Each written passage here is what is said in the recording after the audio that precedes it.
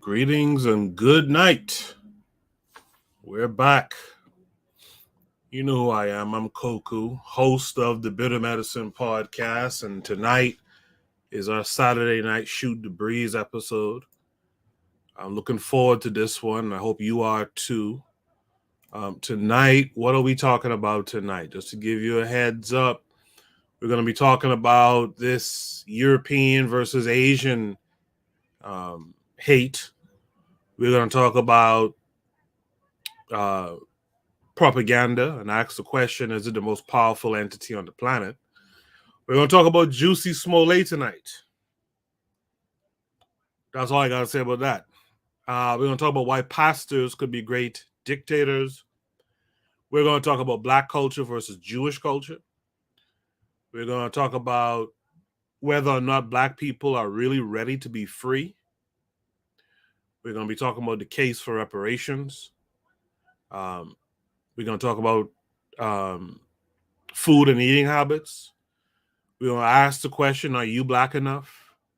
And if time permits, we'll talk about banking, another case of banking while Black.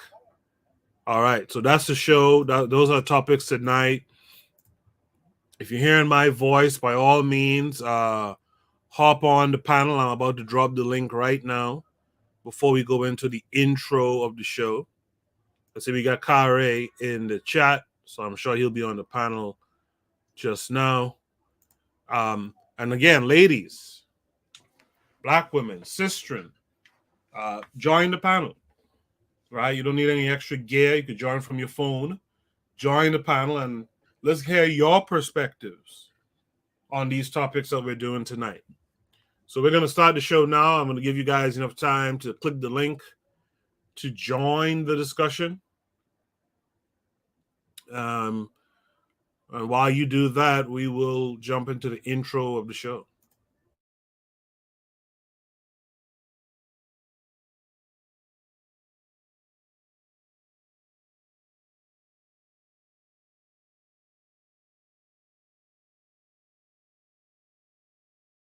You are listening to the Bitter Medicine podcast on KWAZ Radio.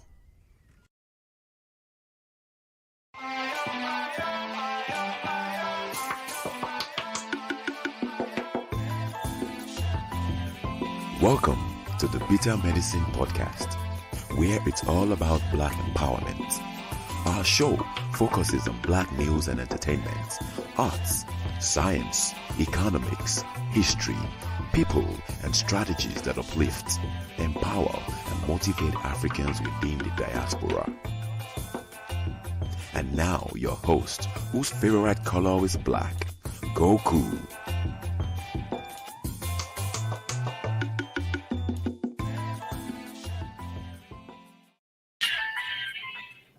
Welcome back to the Bitter Medicine podcast. I am your host, Koku. Just want to remind you guys before we get the show rolling that this show is part of a podcast network called KWAZ Radio. There are other shows on the network you are invited to tune into. This is D Webb with the Harsh Reality Podcast, asking you to tune in where we tackle the news of the day that affects our community, only on KWAZ Radio. Peace, family. This is Oni, inviting you to listen to the Pro-Black Perspective, where Black problems are addressed with Black solutions.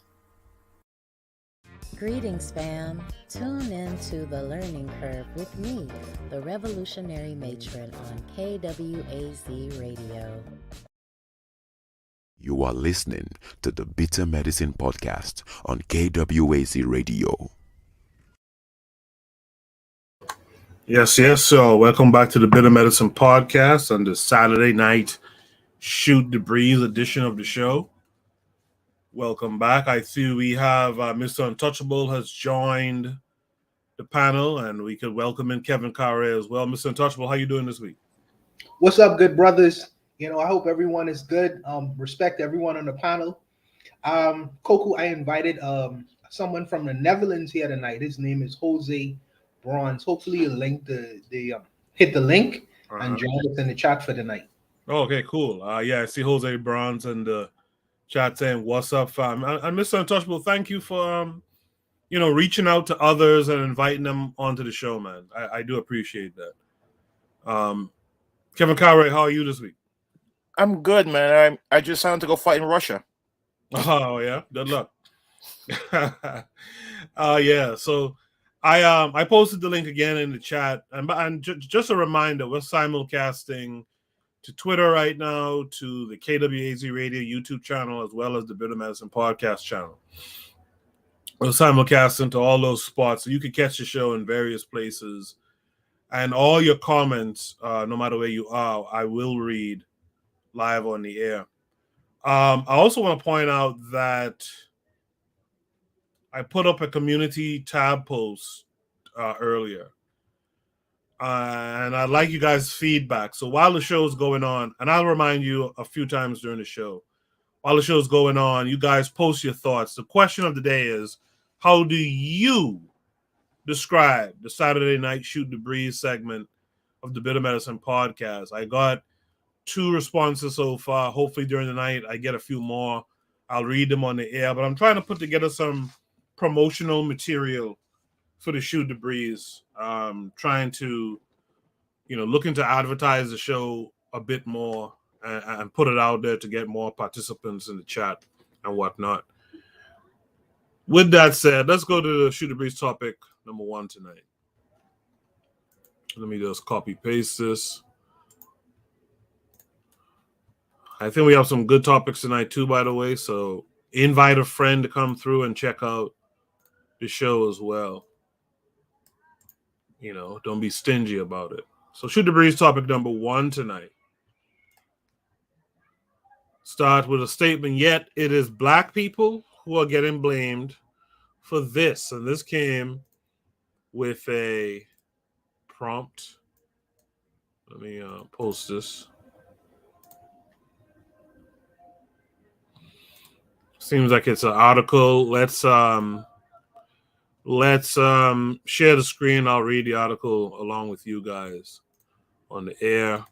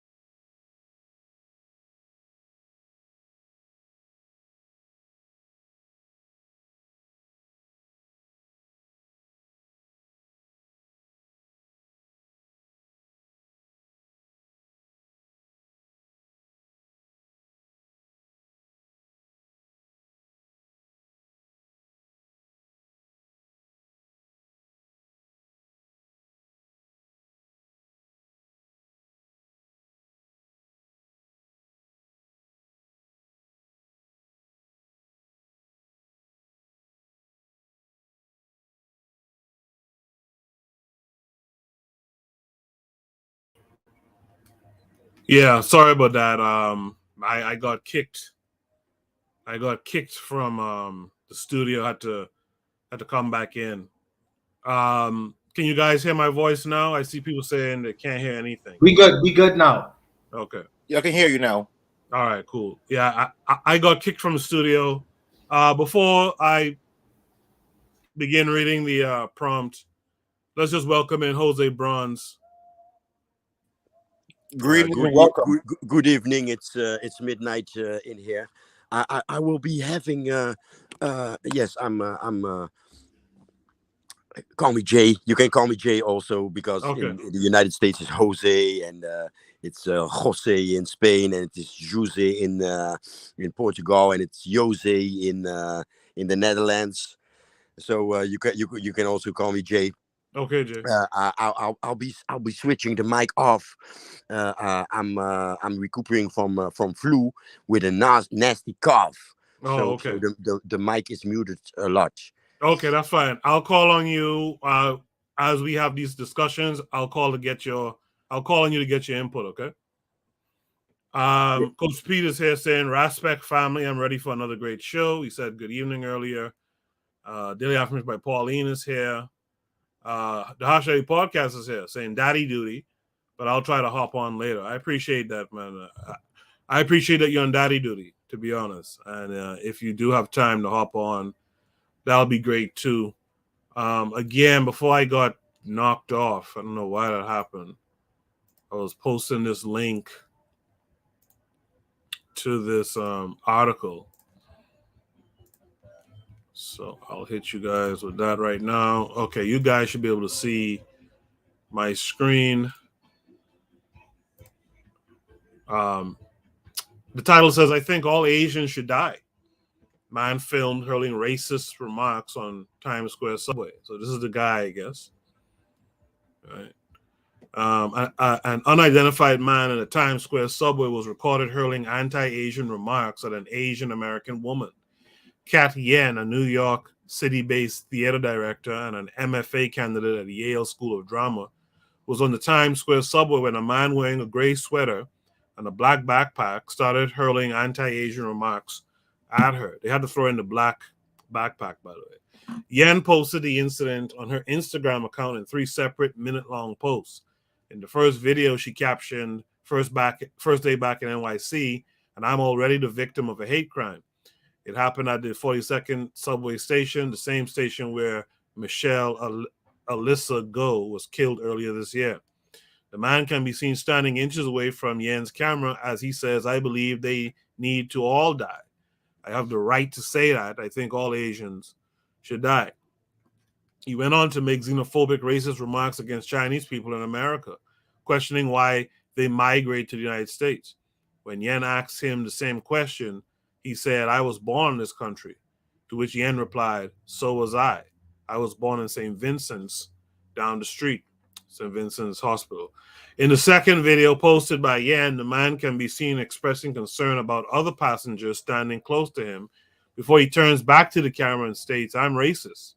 I'm proud about what I say, but I'm only racist towards Asians because they were the worst thing. Why can't you live freely in your own country and say what you want to say? He then argues with another Asian passenger on the subway and calls him stupid for claiming, I'm Asian, but I'm not from Asia, to which Yen retorts that he is of Irish descent. In the third video, some passengers can be seen surrounding Yen as the harasser continues to speak about China before he is dragged out onto a subway station. This is not the first time this man has targeted Asians while being on the train.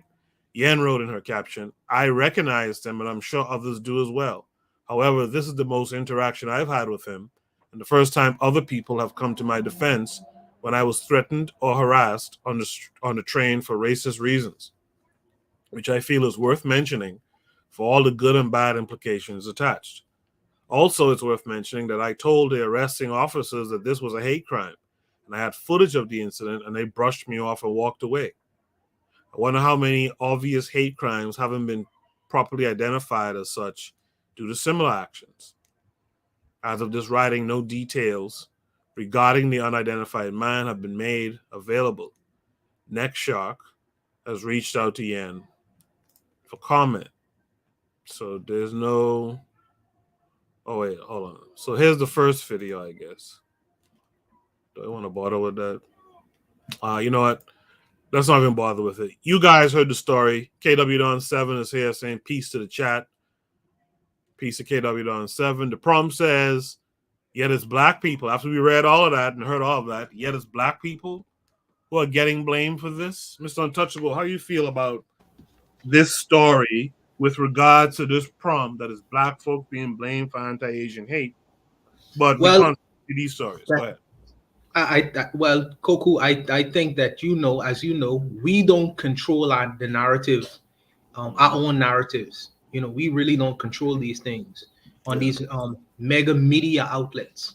So they could create a narrative where we are seen as the face of anti-Asian hate, when in reality, it's really counter to that. So until we control the narrative, with these big multi-mass media stages, we're always going to be perceived as the face. But we know who what are the usual suspects of skin hatred, where that lies. We know where that lies. But I think that what's happening right now is Um, ever since Trump created this idea of the Chinese virus, Mm-hmm. you know, it's a like a it was a dog whistle saying like sick 'em, sick 'em. See them there, sick 'em, you know. Mm-hmm. And now these people are coming out of the woodwork with all manner of different kinds of hatred, and this is our country, and we're taking this country back. You seen these manifestations of that ever since he's really come. But it's not to say there's never been there before, because it's always there. But I think that these people are becoming emboldened. Man, I mean, not only the Asians, but they're like that with everyone, all immigrants. Anyone with an accent, Yeah. is big targets. But that's how I feel about it. Anyone can get it, apparently. Jay, what say you to this? You're on a different part of the world. How do you feel Yes. about this? Well, I am 1,000%. How funny that make sound. I'm 1,000% sure that the ones that surrounded this Asian to protect her, him, whatever, most of them most probably were also black. Why not mention that? Right. We are used to defend everyone that is being attacked. So yeah, most probably most of those people were black. That's true. That's a good point. That's a good point. They mentioned a black backpack, but didn't have time to mention that the people protecting her during that time was probably black. That's a great point. Kevin Carre, what say you to this? First, let's say a prayer to the sister that was lost 31 years ago to an Asian woman, Latasha Harlins. It was 31 years this week. Mm-hmm. But as I say, they can lie on us all they want that we're the face of Asian hate. But during that time, you live in a black community, Koku. I live in a black community in different boroughs. Mm-hmm. The businesses after hold on a second. Look at their businesses. Their businesses are in our community and no one's attacking them, but yet we're the face of it. Had they only come to our community and see that, oh look, black people are so supporting, but this is for them to get their money. So they got their money now, but now it's back to the grind now. You're back to being N-word again to these people. These Asians got to quite understand that these Europeans don't like them. You can kiss up to them all you want and do this and that. End of the day, this is tribal warfare. It is what it is. Carre-san, he eating some Chinese food right now, saying that, by the way. Can I ask this question? Do Asians deserve some of the dislike that they get? It's like the Jewish folks, right? Small hats. They deserve some of the backlash that they tend to get. Do Asians follow the same pattern? Do they deserve some of this hate they get? Let's start with Jay this time.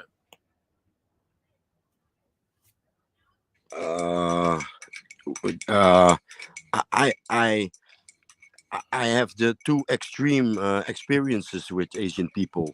The one and only friend that never did something doubtful or whatever is actually Hong Kong Chinese. Okay. And on the complete other end of the scale is a Korean girl and an Indonesian guy that absolutely betrayed me on every level that they could. So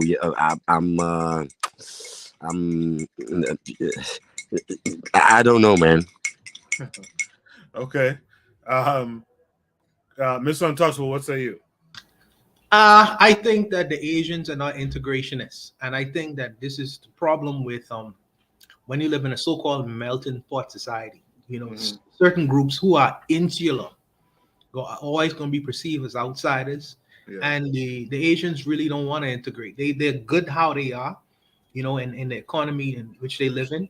Mm-hmm. They created their own separate economy, and they live separate and apart away from even within America. Yep. And they have been able to become powerful economically within America. And some people look at that and are jealous of that. Some people look at that and feel a way about that. But they're not integrationists, and that's how it looks like. That's what it looks like. Asians patronize one another. Asians build with one another. Asians go to Asian schools if they have any, but they have this idea of collectivism that the outside America, outside America and even the rest of the world, they look at.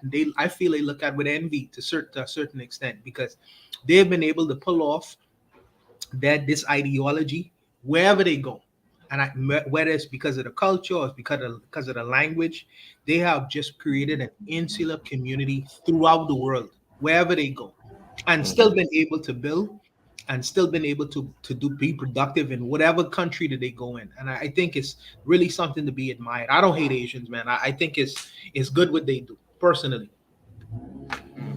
Kevin Conrad, do they deserve? And by the way, Mr. Untouchable, that was a real good breakdown there. Kevin Conrad, do Asians, in your opinion, deserve some of the disdain or dislike? Well, I'm not one to perpetuate violence. I don't like to see people getting hurt or whatever. But just as Jay said earlier, I've had good experience with Asian people, but the majority, it was always been bad, But what you call it? I said I have no dog in this fight because when it's us as black folks, just like I said, when that Korean guy punched that woman in the mouth, in Oklahoma, when here in New York, when that grandmother was beaten up for $5 in that nail salon, and those nail salon people got away with it. I mean, it is what it is. I can't feel bad at this point. I got to worry about what's going on with black people. I can't feel. They have to hold their own, whatever. Okay, their own egg roll, huh? Let's go to Shoot the Breeze topic number 2. Shoot the Breeze topic number 2 tonight is propaganda, the most powerful entity on the planet. This also came with a link.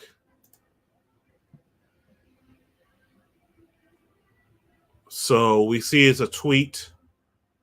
If you can see the screen, is a tweet from some Tom Foudy.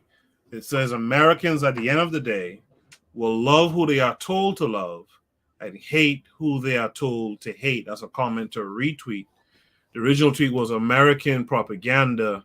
It really does work. Unfortunately, and as a caption, it's a screenshot of a headline that says, American voters now view Ukraine as favorably as France, Germany, and Japan. American voters now view the Ukraine as favorably as France, Germany, and Japan. Mr. Untouchable, let's start with you this time. Is this an example of propaganda being the most powerful entity on the planet? And is propaganda the most powerful entity on the planet? I think it's one of the most powerful entities on the planet. My good brother last week, Urzuli, he said some very profound. He said that the art of storytelling is one of the most powerful things, that really one can do, beyond science, beyond technology, the power of storytelling. The person who is a storyteller or the person who controls the narrative. And I think that is a very important thing because within storytelling, you could create any ideas about the world that you want, any ideas, and then put it out there and influence the minds of many people. So I think that propaganda really comes within the whole umbrella of storytelling. Mm-hmm. And the people who control the microphone, as far as storytelling is concerned, whatever their biases are, they control the minds of millions. So I think that it is a very powerful entity on the planet. Bobby Wright is in the chat. He says, Habri Ghani to the Bit of Medicine podcast panel. Thanks for coming through, Bobby Wright. I dropped the link a few seconds ago to anyone else who wants to join the panel may do so. Just click the link. Jay, what say you to that prompt after seeing that tweet? Is propaganda the most powerful entity on the planet? I try to tell our people that propaganda is the only weapon of mass destruction that we have in our reach, Mhm. and that we are constantly shooting ourselves in the feet with it. We it's like we have no shame when we come on this, for example, YouTube, or I don't know where this is broadcast besides YouTube. When we come on this social media, that in the first place is already not ours. Mhm. None of those streamable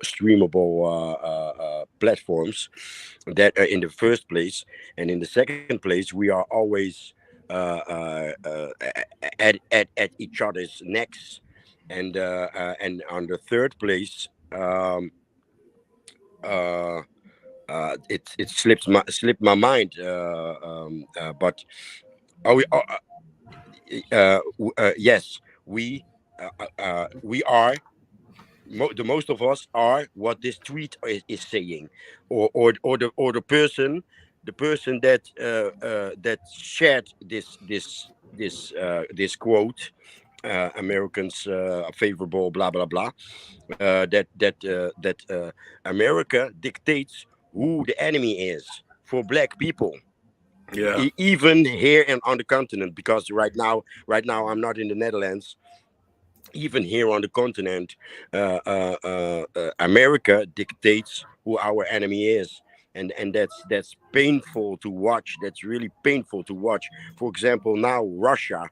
I'm even today I raised my voice at somebody that I actually respect, because China and Russia are the supposed enemy, and we should look out for China and Russia, and that's someone that is in the United States. I mean, you know what I mean. Yeah. Yeah. Yeah. That's it's frustrating to learn when your outlook and your tastes were co-opted already. So what you think is your traditional outlook or your traditional taste is really not, it's really not yours at all. Go ahead. Yes. So sorry to interrupt. I just remembered what I wanted to put in there. Russia and China. I don't know for sure, but probably. Um, Russia was a big support in who armed us against in the colonial wars. Who armed us, and I'm having problems with us being careful for Russia, because the Soviets never stayed after the colonial wars, and even better, Cuba forced us, practically forced us to build.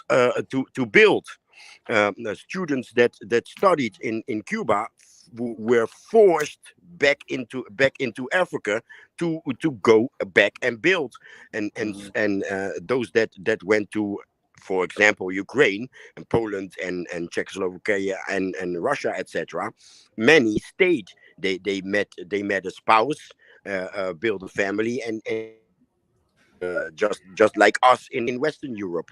So Russia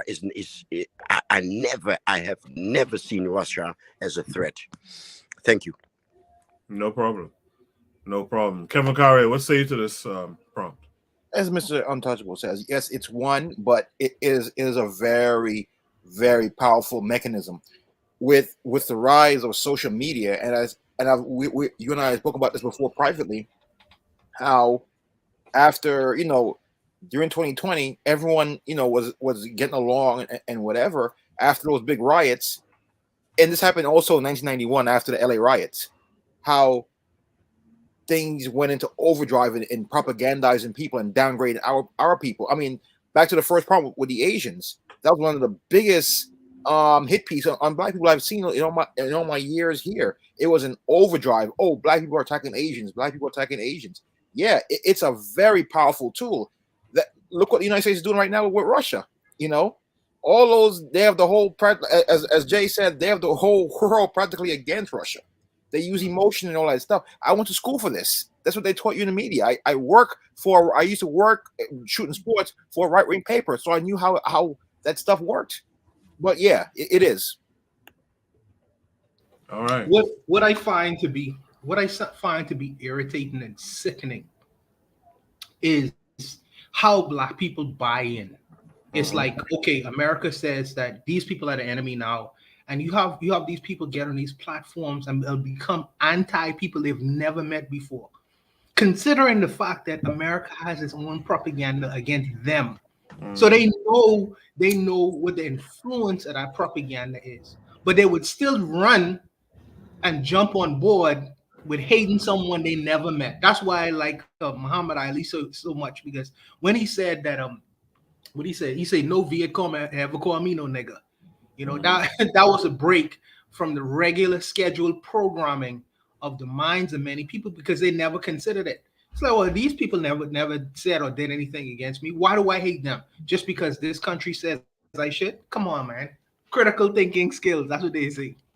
Also, to add to this, like the project I do, right, with when I first started on the college 20 years ago, it's like when I was going through the streets in New York and I would compliment black women on their hair, it would be first they would be taken aback. They think I'm hitting on them, but they're like, "Oh my God, thank you," because all these years you had a media that shows, oh, the standard of beauty is this white woman with blonde hair, blue eye, fair skin, daintily. Look at that banned Disney film. I think Fantasia, where they have this I don't know what they call it, half human, half horse. I don't know, but they had the black one. They're like a little black one. The skin was dirty. You know, her hair was nappy, and she's like shaving the feet of this daintily, you know, whatever they call that thing. You know, with a blonde hair, blue eye, white skin. I'm like, this is it, it's so much. It's like an onion, man. You get rid of one level, there's another level you got to get rid of. Yeah, definitely. We don't understand propaganda thoroughly, and we probably suffered the most of anyone under propaganda. We probably have the most targeted propaganda coming our way, and you would think by now, like even in consciousness, right, in conscious circles, that the conscious would push a propaganda like the U.S. and these big superpowers. They don't care if the propaganda is a complete and total lie. But we get on this moral thing where now we don't want to push things that mightn't be. Man, push it. Push it. Because we'll get so exact and correct about each other, not understanding what could be the motivation behind what this person's selling. You know what I mean? So I say push it. You don't have to correct me. You know, push it. Let's push it. If it's for the betterment, if it has a good result, it doesn't matter if it's true or false. Yeah. It doesn't matter. We used to. There's this document where they talked about with slavery. I think that it was a document was basically saying that to raise a slave in a certain way. What's the name of the document? Willie Lynch letter. Willie Lynch letter. And it was explaining historically how the creation of a slave was made. And many people repeated it. And some people started coming out, in particular black people, oh, it's a lie, it's not a lie. As if first of all, as if what was being said in that document wasn't true. Yeah. You know what I mean? Because you could historically find, but it's because of, we can't factually, so what, we can't factually fact date this stuff. What is the result of it? Does it make us look at ourselves in a certain way? Does it have a good result at the end of it? America is propaganda. Yeah. They propagandize all the time. They don't. You think may I cut in? Come on, man. Go yes, go ahead. May I cut in on the Willie Lynch letter? Yeah. Yes, it's actually a fragment out of a novel that a brother wrote. And I am convinced this brother understood that we wouldn't take it if it was directly addressed to us. So this genius brother put it in a romanticized story, And he gave us the message, and at a certain time, at a certain moment, well, yeah, it's not true, it's not true. Well, it is true. It's in a book that I brought. So yes, it's there, it's out there, it's running in our community. It has become a part of our reality. And how are we going to treat it? Are we going to kick it? Are we going to push it? Are we going to push it away? Oh, it's not true. Oh, so we can continue with the fuckery. Excuse me, with the foolishness. So it's not true. So luckily we can continue with the foolishness. We can listen to America, and when he points his finger, then we'll attack where he's pointing at, because the Lynch letter is not true. You know, I think this brother understood how mentally and emotionally damaged we are after 4 to 500 years of mental Slavery. Yeah. attacks of, yes, slavery, colonization. So the brother understood very well that how to bring storytelling. I don't know who mentioned it earlier, but this brother understood very well. I look at him as a prophet. And another thing about propaganda, do you know a lot of those names that we proudly mention in Black History Month, before this, before the latest trends, where back when Black History was the whole Black world, and not only in the North America. Amilcar Cabral, for example. I'm a Cape Verdean. I was born in Cape Verde, and I grew up in the Netherlands. Okay. Amilcar Cabral, for example, or Thomas Sankara, they understood very well the job after the physical freedom. But I think we, us Cape Verdeans, namely Cape Verdeans, because we were a double state with Guinea-Bissau, but us Cape Verdeans, we betrayed him, by not understanding propaganda. We understood propaganda very well. We were freed by Amilcar Cabral, and what did we do? We went running after the white asses back into Europe. Let's welcome Gas Them Up. Peace, family. Pardon the lateness, man. Driving crazy. And the brother that was just speaking, very, very intelligent brother. I got to build with you. Please put your email in the chat. The brother, I think he said he's from he's one of the African countries, but he's based in Europe, right, brother? Yeah, Cape Verdean. Yeah. Yeah, Cape Verde. Yeah, very, very intelligent brother. Please drop your email in the chat, man. Got to connect with you. Any thoughts, Gas Them Up, on this? The notion of propaganda, is it the most powerful entity on the planet? I'll be short and brief. There's a guy, Edward Bernays. He was Sigmund Freud's nephew. He wrote a book on propaganda. Matter of fact, the word propaganda comes from the Catholic Church, and so very, very powerful. The Catholic Church invented it. Matter of fact, Bernays was Sigmund Freud's nephew, and he used a lot of Freudian theories in his advertising. So you can Google him. I just want to do something real quick, so let me pause. But I'm still in the chat. Give me a second, guys. All right, go ahead. Yeah, in the chat, KW Don 7 just said the book Propaganda by Edward Bernays is suggested for those interested in the mechanics of propaganda. Kevin Carre, you as a photographer. Quick thing, Koku. There is also a documentary on what Edward Bernays actually did inside the United States. It's called The Century of the Self. It's a documentary on YouTube right now. Anyone who have the time, y'all could just watch through it, and it explains exactly working how Edward Bernays, used a lot of Freud's ideas and his own ideas in America to create the modern marketing industry inside the United States. That's a very good documentary to watch. The Century of the Self, right? Right? The Century of the Self. Yes, it's called The Century of the Self, and anyone could find it on YouTube when they have time. Okay, By I think Edward I Bernays. just. Yes. It's like a 4 hour. It's like a Yes, 4 it's a hour long thing. documentary, you know, Yeah. so you can watch it in pieces, bro. Yeah. No, I just want to make sure I line it up. I just put it up on the link in this chat. Oh, okay. And Jay put his email in the private chat as well, so you guys can hit that up. Let's go on to Shoot the Breeze topic number 3 for tonight. We're making some good time. Anyone who wants to join the panel can. You just got to click this link. I'm going to post the link again.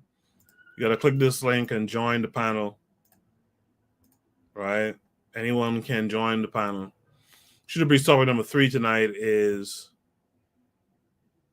should Jussie Smollett, or Juicy Smollett, win an Academy Award for his performance in a Chicago courtroom at his sentencing? Let's take a look.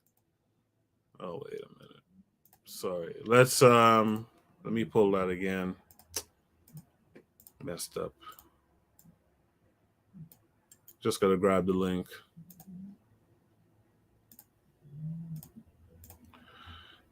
Okay, so let's do that again.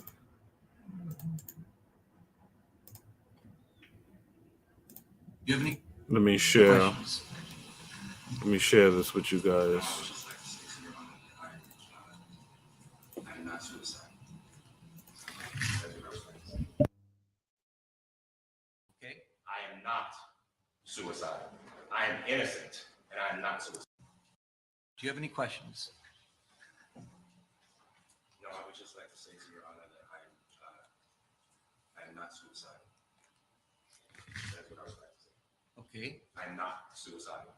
Okay. I am not suicidal. I am innocent, and I am not suicidal. If I did this, then it means that I stuck my fist in the fears of Black Americans in this country for over 400 years and the fears of the LGBTQ community. Your Honor, I respect you and I respect the jury, but I did not do this, and I am not suicidal. And if anything happens to me when I go in there, I did not do it to myself, and you must all know that. I respect you, Your Honor. I respect your decision. Jail time, I am not suicidal. Okay. Mr. Uche, let me inquire, are there any post-sentencing motions you care to present right now? Yes, Judge. Yes, Ms. Widow. The defense would wish to present a motion to reconsider sentence and file it in standard. It is timely filed. Thank you, Judge. And let me say, I've obviously considered the sentence at great length. And it's timely filed, so it's preserved for purposes of appeal. Motion to reconsider sentence is respectfully denied. And is there another, one second, Randy. Anything else? Just a second. Is there going to be a notice of appeal filed? Yes, Judge. We filed a notice of appeal. We're going to be emailing it to the clerk right now, to the office. You doing it in standard? And are you going to be handling the appeal? Judge, as of now, yes. Well, you have to commit to handling the appeal through the appellate court. Okay. All right, notice of appeal may be filed. Charlotte, now I need the prosecutors to work with Charlotte, the probation officer, to work out probation specifications with the conditions I just explained. 150 days in the county jail, the restitution, the fines. Oh, and also statutory DNA and costs are ordered as well. That's statutory. So you have to fill out the probation specifications. And I'm going to get somebody to help you do that, but we need to get that done in standard. Anything else today? Yes. Your Honor, if I may, in light of the notice of appeal, we would ask that you suspend the jail sentence in light of the Do what? filing of the notice of appeal. Did I do what? Suspend the jail sentence in light of the notice of filing of appeal. That will be respectfully denied. Yes, Mark. Mr. Lewis. If it can be stayed in light of our notice of appeal. No, I'm not staying. No. The wheels of justice turn slowly, and sometimes the hammer of justice has to fall, and it's falling right here, right now. I'm not staying this. This happens right here, right now. Okay. Charlotte? I know you sent this to, Yeah, I'll talk to you about it. I'll give you yours. Okay. All right. Any other matters to come before the court today? All right. Defendants remanded to the custody of sheriff. Court is adjourned. I am not suicidal. Stop laughing about Black I am not suicidal, and I am innocent. I could have said that I was guilty a long time ago.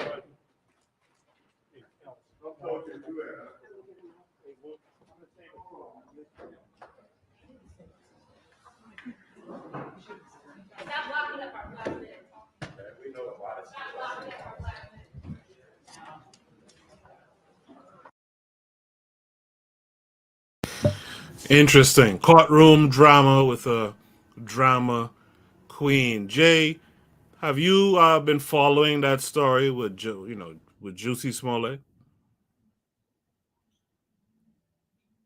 Unmute your mic, brother.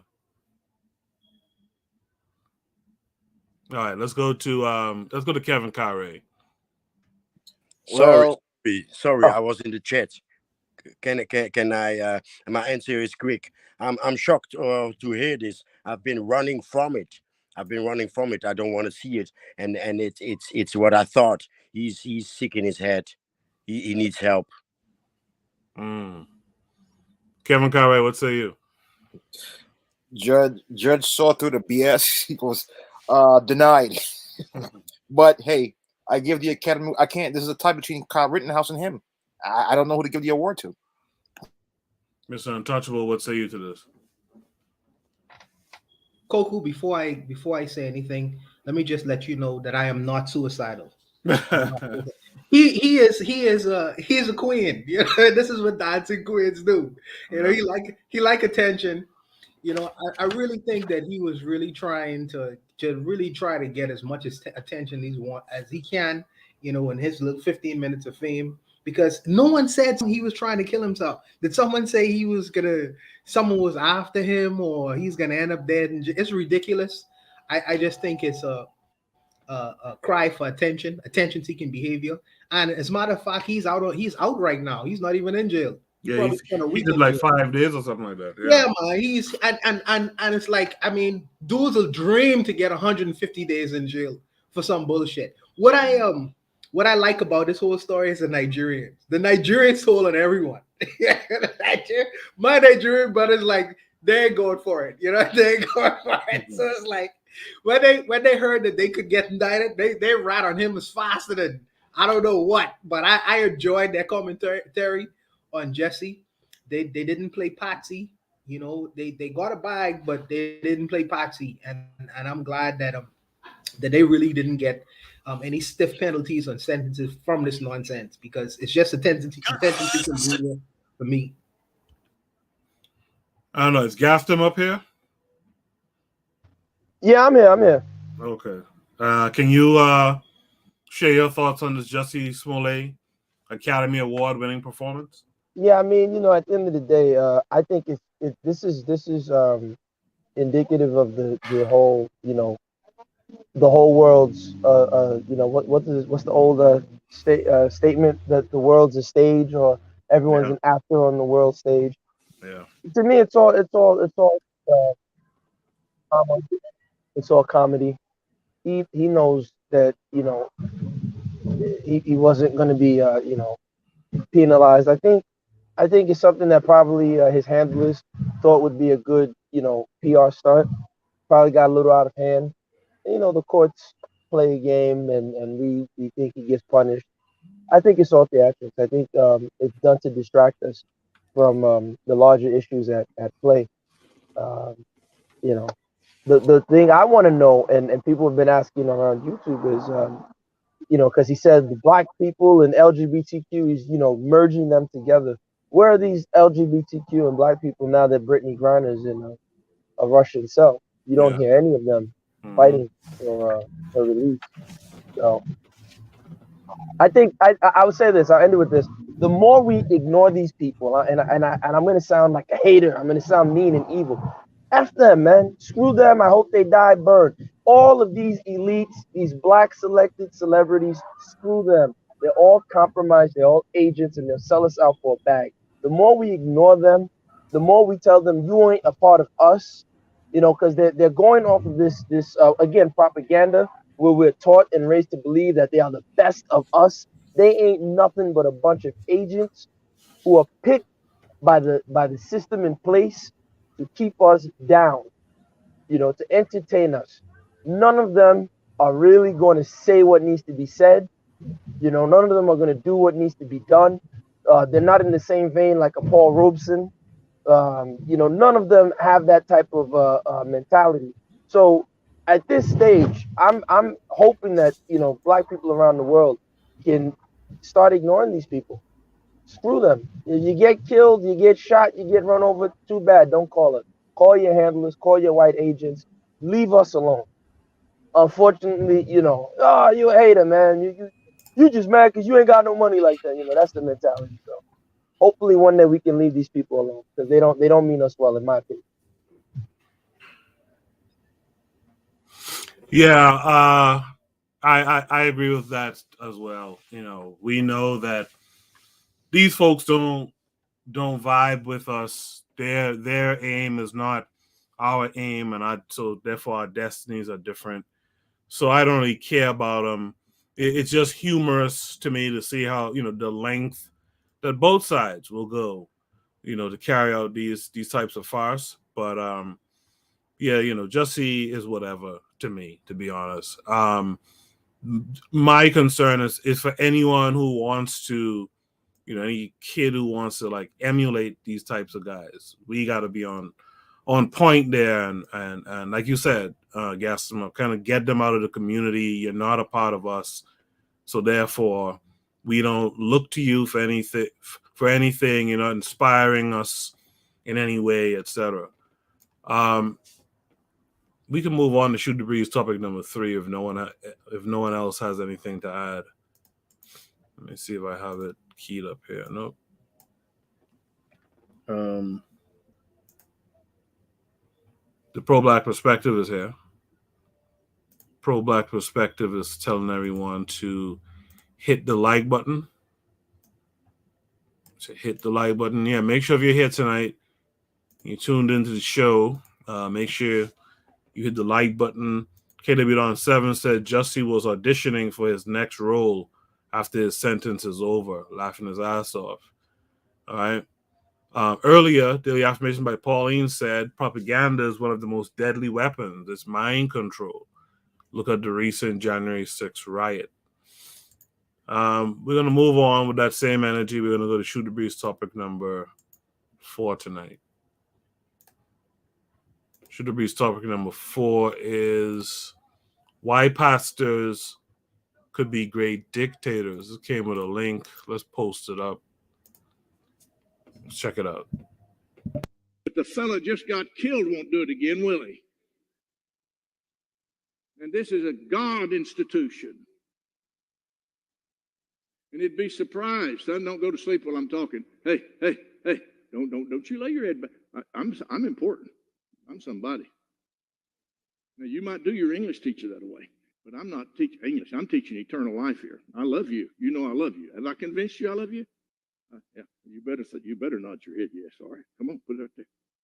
All right. You stay awake and you listen to me. You say, well, he may never come back. Well, he ain't here now.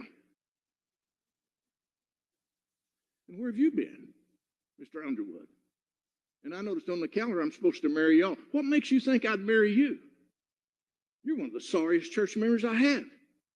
You're not worth 15 cents. And you want me to marry you to her? And you want to marry him? And he don't even know where he belongs? And you don't even know where you belong? Now, let me tell y'all, everybody here, how much I love these kids. Do you know I love you, sir? Stand up, big boy.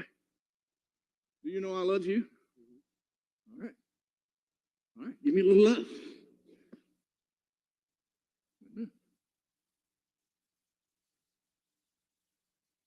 I'm the real deal. All right. I know you are too, but you ain't been here.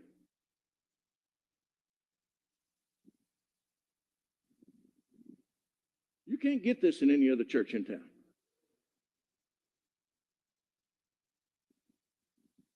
Now, y'all don't want me. All you got to do is tell me. We won't have a church fight because I'll get my little Connie and we'll get in her little Buick Enclave. It's paid for, and we'll sell what we need to sell, and we'll go on down the road, and we'll find some little podunk church that don't know up from down, and I'll find me a dozen Joe's baskets who don't have a pot or a window and who will shout Jesus, and I'll give the rest of my life to them. But I'm not interested in recreating the prostitute of the church. Amen. You remember when I came here, Kelly? You remember where your wife was, where your sisters were? Do you remember where they were? And we made holy war. Do you remember that? Stay with me. Don't quit me. Oh, Brandy's a sweet girl and she's got her children. Yes, y'all are good and y'all are fine, but your children will turn on you if you don't hold up the standard and the banner of God. And if they don't turn on you, you'll just produce nice little whirlians.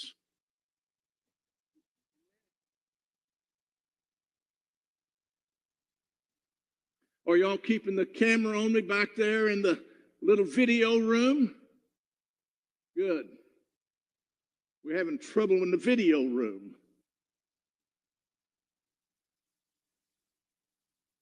There's no one finer than young Cox back there. And he comes down here and spends hours in that thing. But he has a little attitude adjustment that we're going to fix. Brother Cox, you listening? Because, Brother Cox, I can fix your attitude adjustment. Now, I don't care what your mama thinks and your daddy thinks. And I don't have a better friend than your mama. But, Mama, you get out of my way when I'm messing with that boy, because I'm his preacher. I'm yours when I'm talking to you, but I'm his when I'm talking to him. And last I checked, he's a grown man. And that video room ain't going to be a youth hangout. We might as well just fix this thing.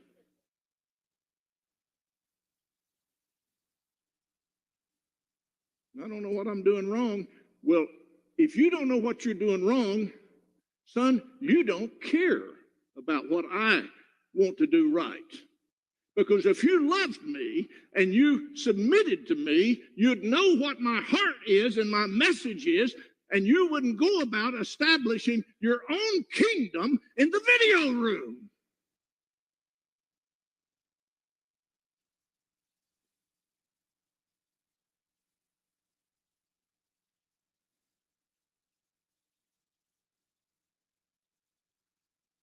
I really feel good now.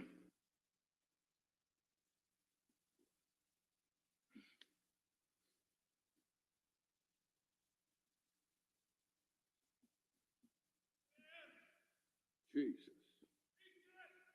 Jesus. Huh? Exodus 20. And where have you been, Mr. Underwood? And I noticed on the calendar I'm supposed to marry y'all. What makes you think I'd marry you? You're one of the sorriest church members I have. You're not worth 15 cents. And you want me to marry you to her? And you want to marry him? And he don't even know where he belongs? And you don't even know where you belong? Now, let me tell you, I really feel good now.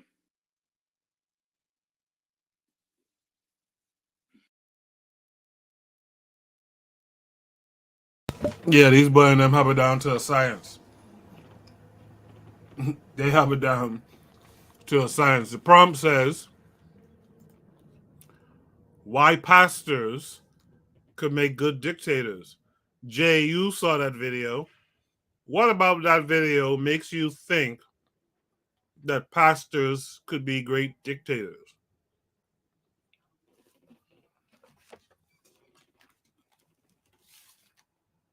Are you there? All right, Kevin Kyrie, let's go to you. They hold a audience's mind, man, and the look of his flock. He has a lot of people, and people knows people, friends, family, whatever. This guy, he just looks like, he's going through early stage dementia, man. There's like so much problems. That church to me looked like it's full of so much damn drama. But yeah, this guy, you just need to retire. Daily Affirmation by Pauline says they told him all of their personal business, and he is ticked. LOL. Jay, are you there now? Yes, I'm there. I thought it wasn't me because the banner was still active, but I guess the banner is not part of the video, so it was me again. with a bitter connection. Okay. uh, Okay. uh, I was looking at somebody that knew everyone in his church in the first place, and I don't know, man. This was a special kind of demon, man. It I'm A special kind I'm of demon. yeah, I'm flabbergasted at what I was watching. This was a special kind of, I don't know, man. I mean, he knew. I'm always impressed by people that know. For example, a CEO that knows all 500 workers in the business, for example, and I have experienced that in real life, and he knows everyone birthdays, if they have a spouse or married or a girlfriend, etc. And this guy looked like that, but in an evil way, you know. I don't know, man. Crazy, crazy, and people don't run away from that church. Crazy. Gas him up. What say you to that? I mean, I'm gonna echo my brother who was just speaking, man. Listen, this stuff is it you know, and I hate to say it, I have to be careful because people take offense, you know. But no other word but to say more demonic in my opinion, because you know, like I was on a show the other day and I was telling them, I said, you know, it's so interesting how these people will say, "Oh, the Africans were doing voodoo and it's evil," but they go to a room every Sunday or Saturday if they're Seventh Day Adventists, and they eat his body and drink his blood. They're performing symbolic cannibalism. The musicians are, you know, playing chords that affect your chakra, raise your vibrations, lower your vibrations. Like the gentleman was saying, he knows everything about you. You tell him all your business. You know, it it's just it's crazy, you know, that, you know, people sit down there and enjoy that type of flagellation. But, you know, there was one French philosopher, Baudrillard, he said that Christianity is a cult of suffering. Look, and I get it, you know, I'm not against anyone who needs it. You know, I'm not saying it to insult anyone's religious choice, you know, so please don't be offended, anyone. But, you know, at a certain point, when are people going to say, hey, man, enough is enough? You know, these people, you go to Nigeria, for example, these pastors, I mean, literally, you want to see a dictator, the prompt is accurate. I've seen pastors who will tell people to drink gasoline, and these people say it tastes like pineapple juice. You know, there's a Ghanaian pastor where the women are naked and he's bathing them, and they give him his underwear. And I'm sitting there saying, and I tell my friends, I said, you know what, listen, man, in 5 years, when you see that I start my own church and I'm sleeping with the women, don't say you know me. I'm enjoying my life. Stay away from me. I'm going to start it because but again, do you blame the pastor who's doing this stuff, or do you blame the people who willingly go there every Sunday to swipe the credit card of Jesus, you know, so you can sleep around, have sex with whoever, just swipe that credit card of Jesus and put some real money down on the payment, and then that all will be good. You know, I don't know. I don't know. It's scary. You know, I've stayed away from people because of stuff like this. So I don't know. What do you guys think? Mr. Untouchable, we've been talking about this, but I'd like you to also tackle what is it like itemized? What are the things that a pastor and a dictator share, which makes pastors so perfect for that role?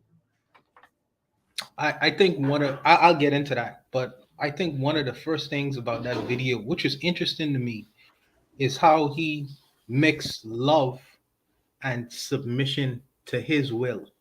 He mixed the two things. I think that he's a masterful magician with his words, and how he hypnotizes, really, that's really the word I want to use. Hypnotizes his audience to really bend to his will. But the thing I find with dictators and people like him is, you could, if you well, people say Fidel Castro, it was a dictator, and if or these big personas like a Mussolini, was dictators. But if you see the fact that their ability, first of all, to win the minds of the crowd, what I mean, that's a difficult thing, because in a room with varying different opinions, maybe 500, some people have churches where it's 4,000 people, they are able to get large amounts of people to look in a particular direction if he wills it that way.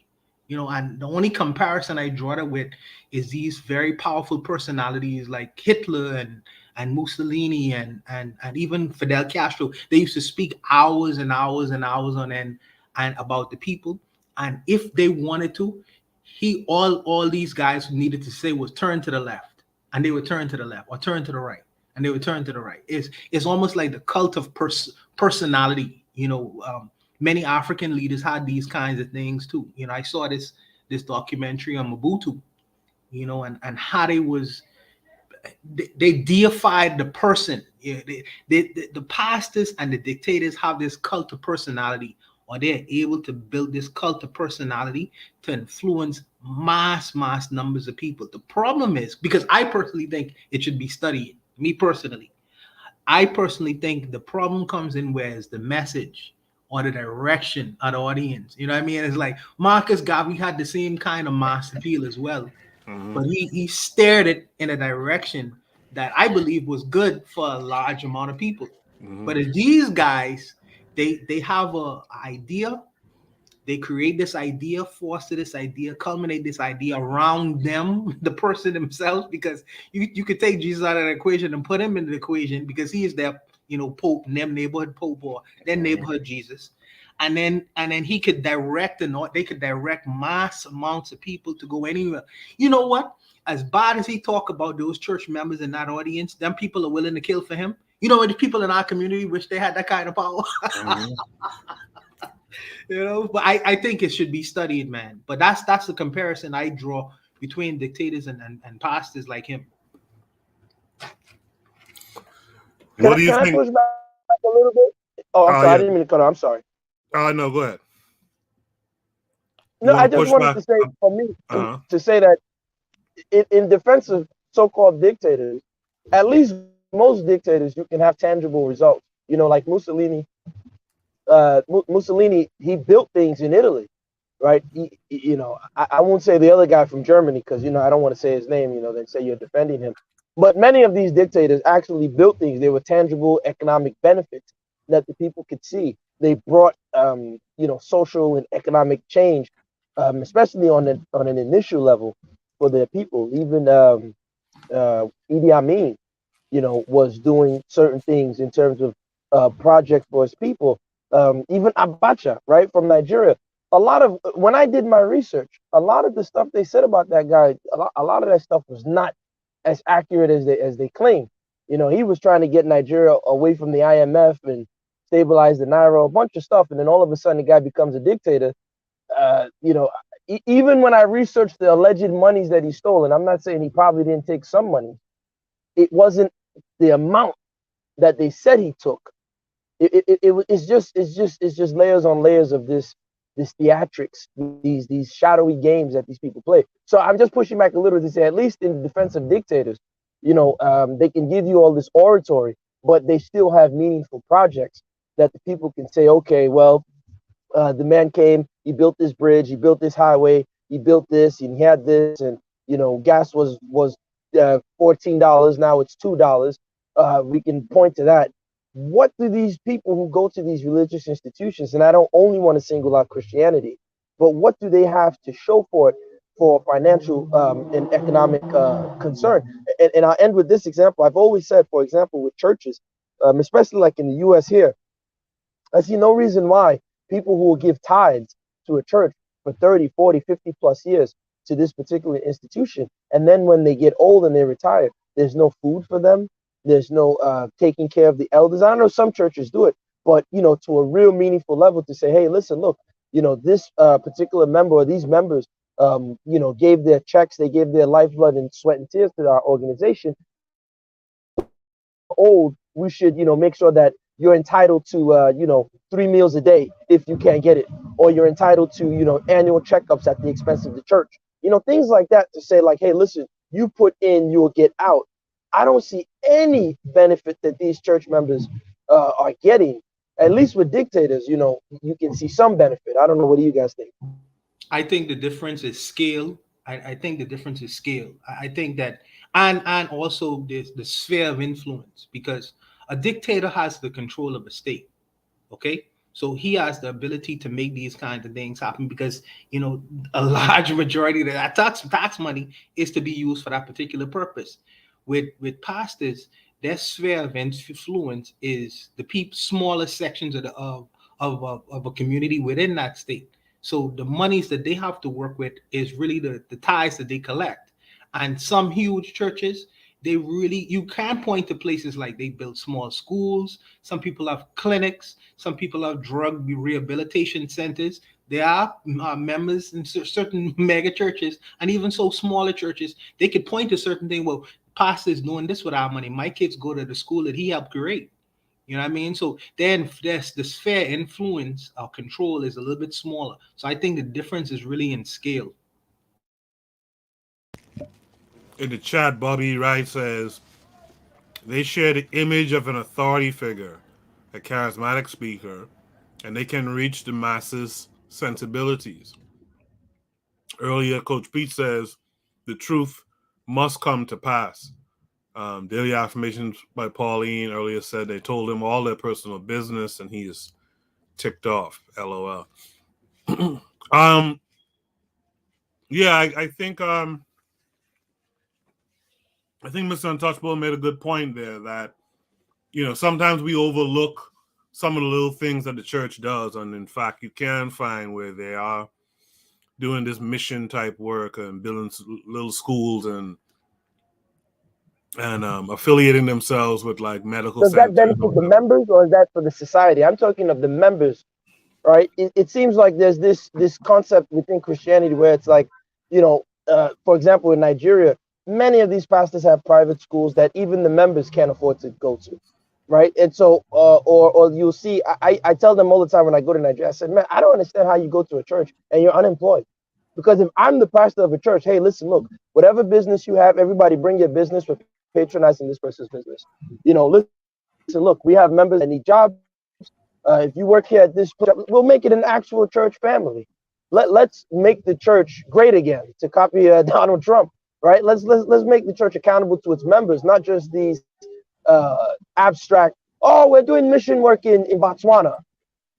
Listen, man, you got your members here in Atlanta that are homeless or that are one check away from starvation. Man, do something for your members. Now, I'm not saying all of them are like that, but I'm saying a lot of them are not. In my opinion, I don't know every church, but from the little that I see, I don't really see members that can point to their church and say, "Hey, listen, look, my church takes care of us from grass to grace. If you didn't have a job, you put your name in the place, we'll get you a job. If you don't have this, we'll do this." Now, some churches may do it. I don't know. But I'm saying, it does seem like give your money. You're doing this for Jesus. You're kind of this abstract, disembedded concept of selfless giving, which is cool.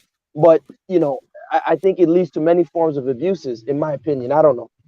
Yeah, I think, yeah. So, yeah, like I was saying, I agree with Mr. Untouchable in that we do overlook, some small things that are done. And I was just about to say, but then again, we have to look at the impact of those things done, right? And I think you bring up a good point. If I'm a member of a church, and most times membership in churches is like a lineage thing. It's like your grandma and them went to that church and all that kind of stuff. And if we've been in this church all these generations, and we've been putting in these tithes all these generations, there's something that the church is supposed to present. So the church is supposed to be like that community center, that incubator, that that safety net. Even folks lose their jobs and they can't feed their families. You should be able to go to the church and get that no problem. But for the most part, when I look at especially black folks going to these churches, These churches don't uplift them in the physical, in the real world, not one bit. It's more of these folks on this whole struggle thing. You know, we hear that in the conscious community all the time, the struggle. That's all you see from these church folks is church folks struggling. Where is the church to bring them up and let them live a better life? You know, a little better of something. I think someone was trying to say something just now. Who was that? Yeah, yeah. I want to put. I have a bit of a different view because my thinking is, and this might just be me, you know, the church is not a commercial enterprise, nor is it a corporation.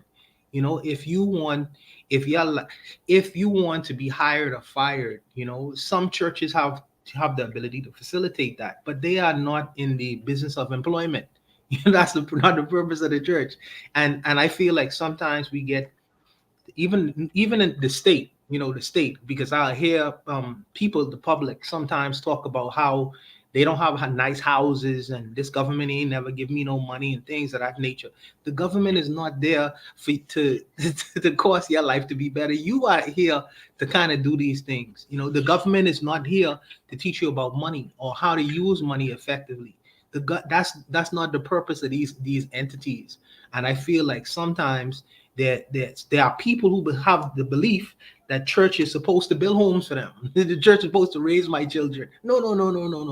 You know, I feel like that really is the job for you to do. And I think that the church is maybe supposed to influence you to make soul decisions or spiritual or social decisions, but not economic ones, or not ones that teaches you how to create a good business. You know, and there's some churches that do that, but I don't think that the church is really primarily there for that specific purpose. But that's the key though. It's that word you used just now. That's the key though. It's not primarily. It might not perhaps be primarily the job of the church. Yes. But supplementally, it is the job of the church. Is it Koku, or is it on the onus is on the individual himself to learn about how to build a good business and how to learn about how? No, that's primary. That's primary. It's on the individual to get the knowledge and put in the work. Like they say, faith without works is dead. It's for the individual to get the knowledge, put in the work, etc. But what I was talking about is the church should be that thing that carries you in down times. So like feeding you May in I down may I times. may I share my experience? Go ahead. In the Netherlands, Turks. I use Turks as example for our people. When somebody starts a business, it's announced in the mosque. Like the son of Mustafa has a car. Um, uh, uh, Whatever he has a grocery shop. It's at this and that address, so now you know, and people go and buy there. They do it like that, and their loyalty is outstanding. And yes, I believe a church should and could do that, announce sister Marjorie, her daughter is a lawyer, and she wants to help those and those people. Her address is there and there and there, and if you want a business card, I've got 50 copies here. So be quick. Yes, churches should do that. Yes, I agree. Because the Jews, their is it temple synagogue, it's their synagogue is central to their community affairs and their community economics. It's absolutely centered there, you know. So if we're going to be so search centric, right, the church supposed to be, you know, has its hands, has its roots, has its branches in the community. Like Jay just said, when I start my law practice or my medical practice, I should be announcing that in the church. since that's so central to the community, and since it is meant to be some uplift, you can't just uplift me in death. Uplift me in life too, man. You No, know. I agree with that. Yeah, Go Mr. ahead, Touch. go I'm ahead, sorry. Dixon. No, go ahead, brother. No, go ahead, sir. I'm listening. Go ahead, No, Mr. Untouchable. I agree. What I would think is that people who have the ability, the people who may have information and know-how, could approach pastors or whatever and arrange a time if he is community centered, or the pastor could initiate it. So, well, I have a financial planner. They want to give a class about finances, or if I have a lawyer, I want to educate the young people and the older people about the rights that they hold in the society, or if any person with some know-how and knowledge could give a class to an audience within the church itself. But I don't personally think the onus is on the pastor himself to do that. I think that the initiative should also come from the individuals who go there. You know what I mean? Or it's in any organization. In any organization, you have the privilege of being within that organization, but you also have an obligation if you are in that organization as well. And I Right. don't think that you should just sit there and expect the one person. This is why I feel it's dictatorial. I don't think that you should sit there and expect one individual to have all the answers to your personal needs within the community. That we've been doing that historically. This one personality to have all the answers to everything, and I think that that's very dangerous. I believe that. No, he doesn't have to have all the answers. He has to be a facilitator, though. He has to have the connections. He's a businessman just like everyone else. He has to have those connections with the community. I agree with that completely, and you're right. He should make introductions, and he should like you use the word facilitate, just like the government facilitate and say, well, listen, I am open, I am here. Whatever you have to offer, my audience, my members, or whatever, I hear for you, and I can facilitate an audience. People who are interested should come and help and participate. But you know how we are, you know what I mean? We want to sit there, and a lot of us want to sit there and be entertained and have all the privileges from what happens within that organization with no obligation whatsoever. And that's what I feel is dangerous sometimes. No, that I could agree with. That's why we can't OD on any one person, being the fallback guy. But the church, just like we see in a lot of these other groups, in fact, Bobby right in the chat is saying right now, the Islamic faith has a principle called zakat, in which the community gives resources to help the poor. I've done work with some of these Arabs in the recent past, and when I talk to them, and they're talking about marketing like a business idea, they always mention, when we have mosque, that's the day after mosque, after they do their prayers or whatever. That's when they're outside soliciting customers. They have their flyers and they hand out flyers and all that kind of stuff. This is what these other communities, these other religious or religion-based communities, so to speak, that's what those institutions do. That's the leadership role, that pastor, that priest, that rabbi, whatever it is. That's the role that he takes, and he gets his cut too. By the way, gas him up. You want to add something to the conversation? Yeah, brother. The thing is this, right? Mr. Untouchable, I get what you're saying, right? But I will say, and I might be a little bit winded, but I'll try to shorten it. First, I want to quote two of my favorite philosophers in the world. I know you guys must know them, right? Bob Marley and Fela Kuti, right? So Bob says, "Preacher man, don't tell me heaven is it's under the earth," right? And Fela said, "Suffer, suffer for a world, enjoy for heaven." Basically saying the preacher is telling us suffer on earth and enjoy in heaven. Now, when we look at the history of this thing called Christianity, there's a reason why initially they had to do what? They had to ban the priests from having families, because what was happening was the priests were collecting the money and pretty much using that money for their families. So now they said, oh, the priests must be married to the church. The nuns must give themselves to the church, right? That was the template that was set. So for me, if Mr. Untouchable, while I'm speaking, if you don't mind, I don't know if you have a Google chat with you, a Google link, or anyone in the chat. Google the word spiritualities. When you Google the word spiritualities, you'll see that spiritualities is actually a word that comes from the monies received from the church's activities. So while we think of spirituality as one woman in the pew falling down, screaming, and hitting her head on the wood, saying she has felt the spirit.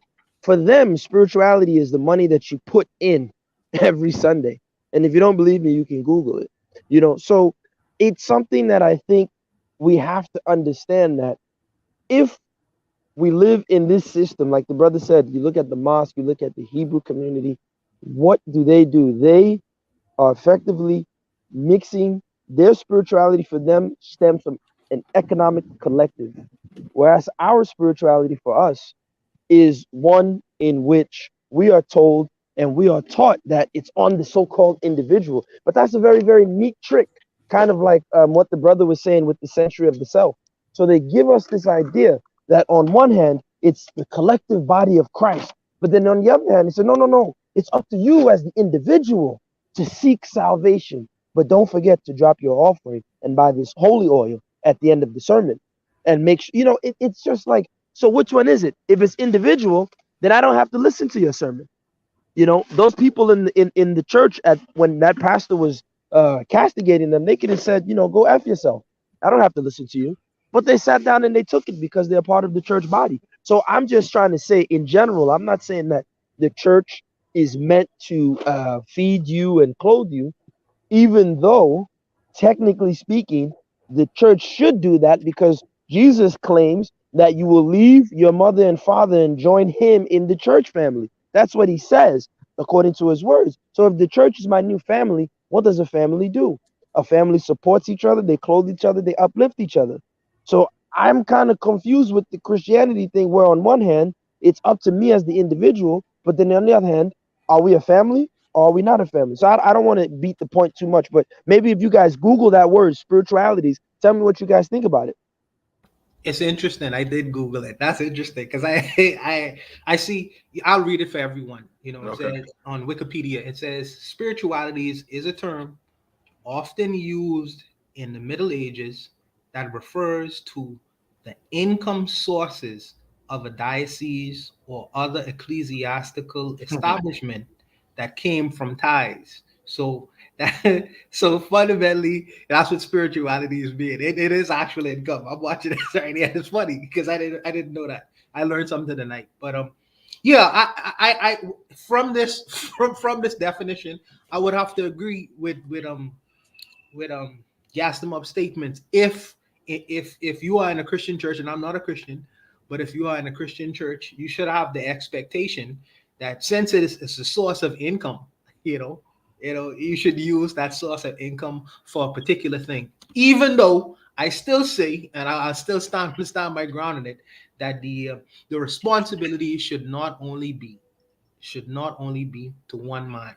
It should be to the community, the people who patronize his organization and things of that nature. I don't see. Let me take it out of the church realm. Let me take it out of the church realm. I found this channel, the Better Medicine Podcast, and I found it to be something that is substantial. So, but I don't leave, and this is Koku thing, but I don't leave all the responsibility and the onus on Koku. If he has a message that he want to push forward, I want to aid and assist that message. So I help him in any way that he suggests that how this thing what he created, because I wanted to grow. So the thing what he created could grow further. So we're gonna use this. I'm gonna use this thing, this instrument, to push and help him push his agenda. So we could both push this agenda of Pan-Africanism together to push it further so we could get a larger audience and influence more people. I'm just not going to sit in the audience and wait for one Koku to entertain me for 4 hours and walk away from it, not giving nothing to this this vehicle that he is presented to us every Saturday. I'm gonna assist him in any way possible. I'm not gonna sit down as an individual person and not do nothing, bring nothing to the table beside my human voice. You know what I mean? But that's just me. That's just me. Oh, I like that.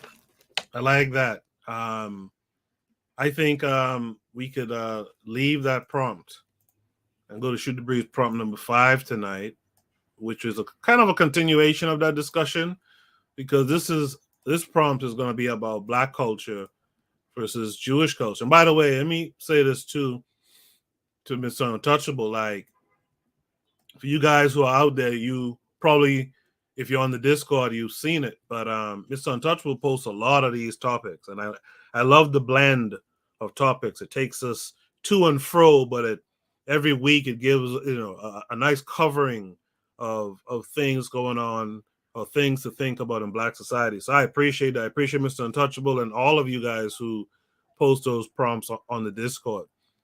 This is is honestly the thing I look forward to the most during the week, is to come and hang out with you guys on Saturday night. Shoot the Breeze. Shoot the Breeze topic number 5 tonight is Black culture versus Jewish culture. I also want to put it out there too, you guys. We want to see more Black women involved on Shoot the Breeze, so invite some of your female friends as well. Let's see what this video is about.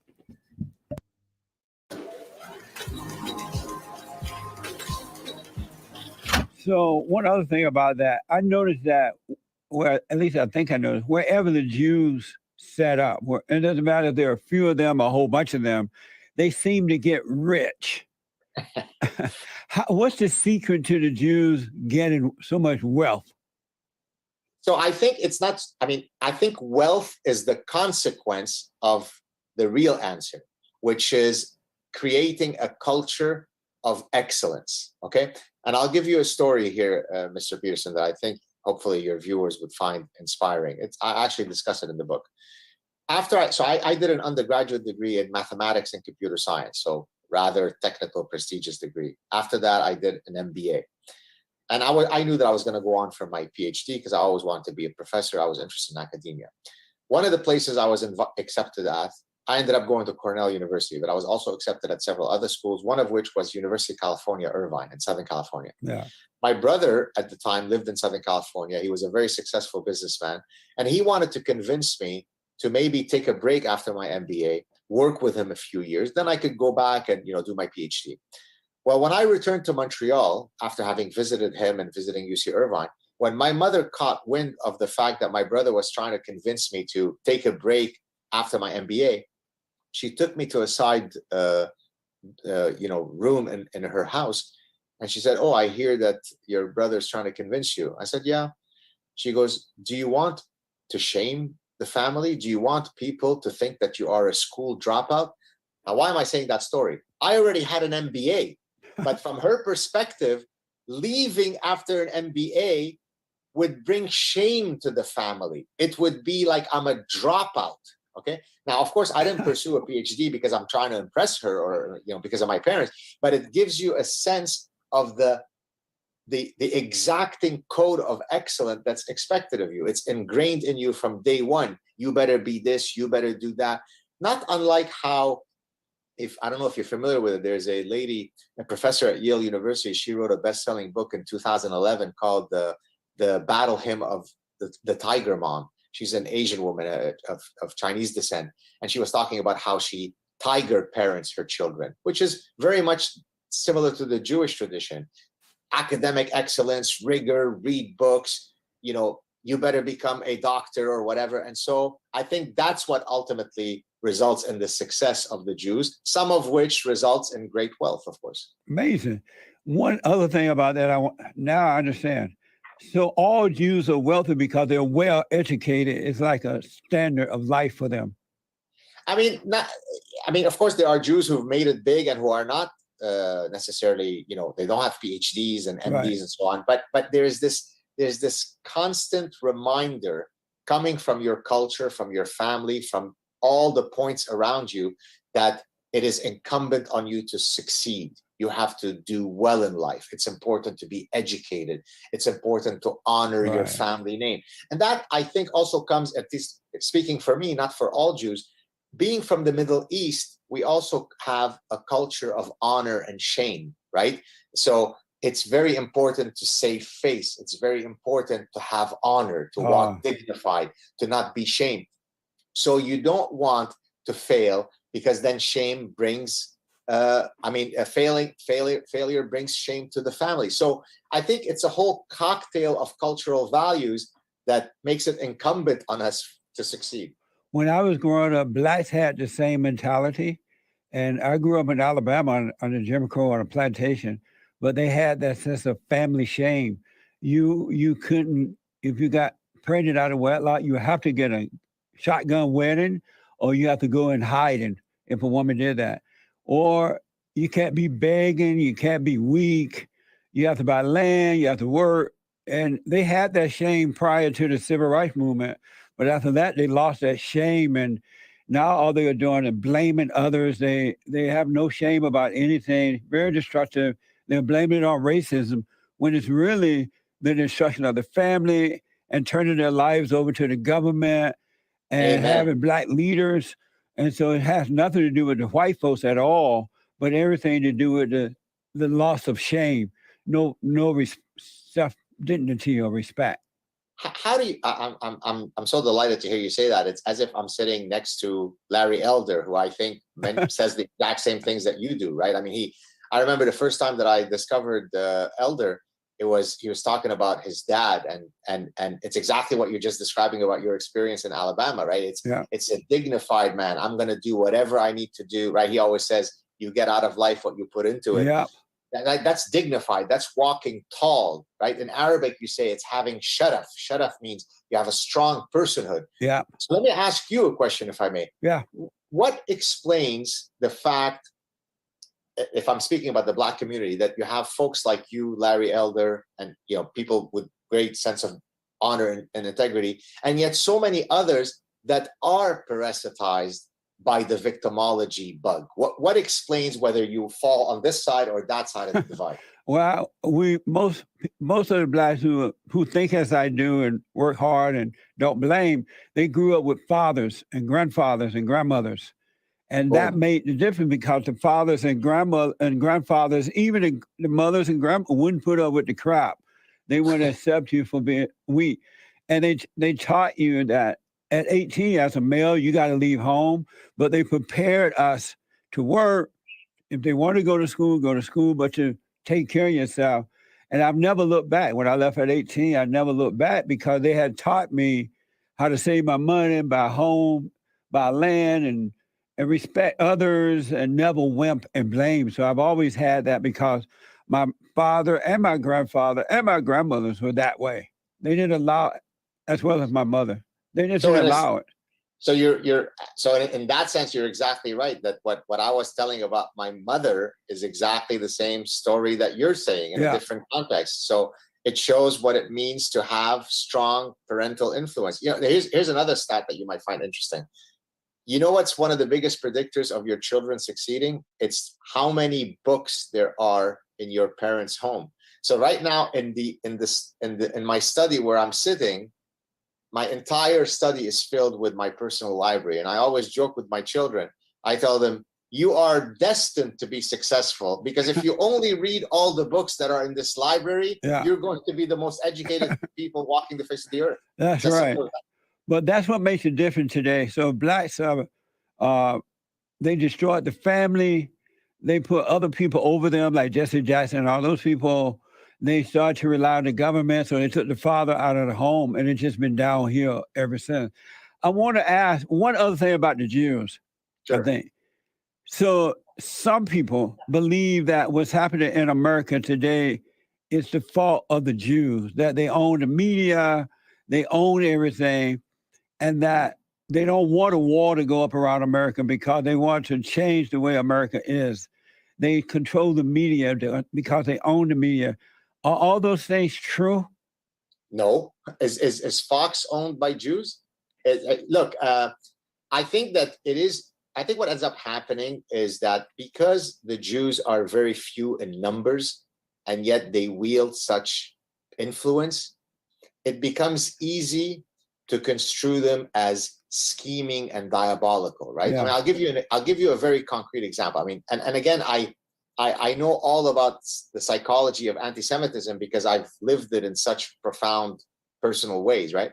So let me give you an example that's not a manifestation of anti-Semitism, but it speaks to the point that you're asking. I've appeared on the Joe Rogan show many times. He's a very good friend of mine, and he's certainly not anti-Semitic in the least bit. On one of the shows, I had asked him to estimate how many Jews do you think there are in the world, Joe? And maybe, I don't want to put you on the spot, Mr. Peterson, but do you mind if I ask you that same question? I don't mind, but I have no idea at all. I have not Can even. you give me the biggest, give me the first guess that comes to mind. Just give me whatever number you want. Oh, okay. Around the world. Around the world, how many Jews are walking the earth? Don't worry, I won't embarrass you. 500,000 or so. Okay, well, that's the opposite of what I was expecting you to say. So usually what people say is that they greatly overestimate the number. So in the case of Joe Rogan, he said, oh, how many Jews? I'm going to go with about 1 billion. And I said, okay, is that your final number? He said, okay, no, 500 million. I said, is that your final number? He said, yes, 500 million. I said, well, fasten your seatbelt. There are 14 million Jews in the world. So then he didn't believe me. He tells his producer, his name is Jamie. He goes, Jamie, I don't believe that BS. Check it. And then he checks it and it comes back. He goes, God damn, you're right. Now, why am I saying all this? Because most people greatly overestimate how many Jews there are, because how come those bastards are leading Hollywood and leading Nobel Prize winners? Well, that's what we talked about earlier. Yeah. It's because we work super hard. Is because from the day we come out of the womb, we're expected to be Nobel Prize winners. So we end up having an overabundance of success compared to our very small numbers. Yeah. And so that then causes, right? Remember, the Bible has one of the 10 deadly sins, one of the 10 commandments, don't covet, right? Yeah. Or the 7 deadly sins, one of them is envy. So what ends up happening is I look at the Jew over there, God damn, why is he so successful? He must be diabolical. There must be something satanic that they are so. And so that's how you create the anti-Semitic tropes. Are the Jews controlling the banks? Are they controlling the media? We're not controlling anything. We work hard. Some of us become successful, others don't. There is no global Jewish conspiracy. At least if there is, nobody's invited me to that. I should just say 5 million, but I don't see many Jews. If I do, I don't recognize them, so I don't know.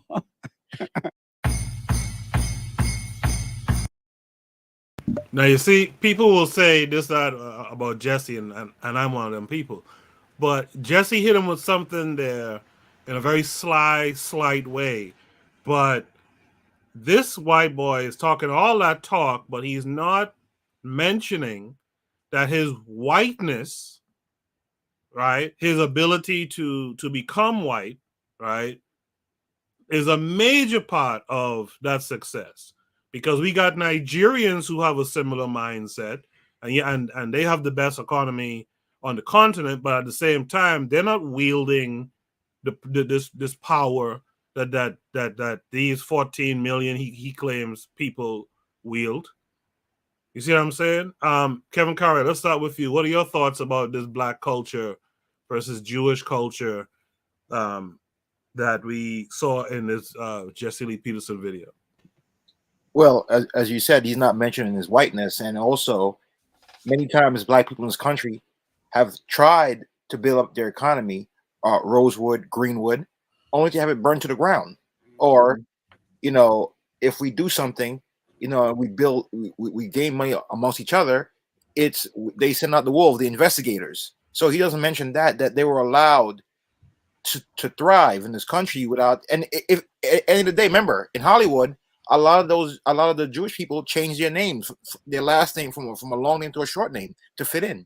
Yeah, we couldn't do that. I said I'm proud to be black, but he's got to really say the full message. Your skin protected you all these years. But I digress. Gas them up. What say you?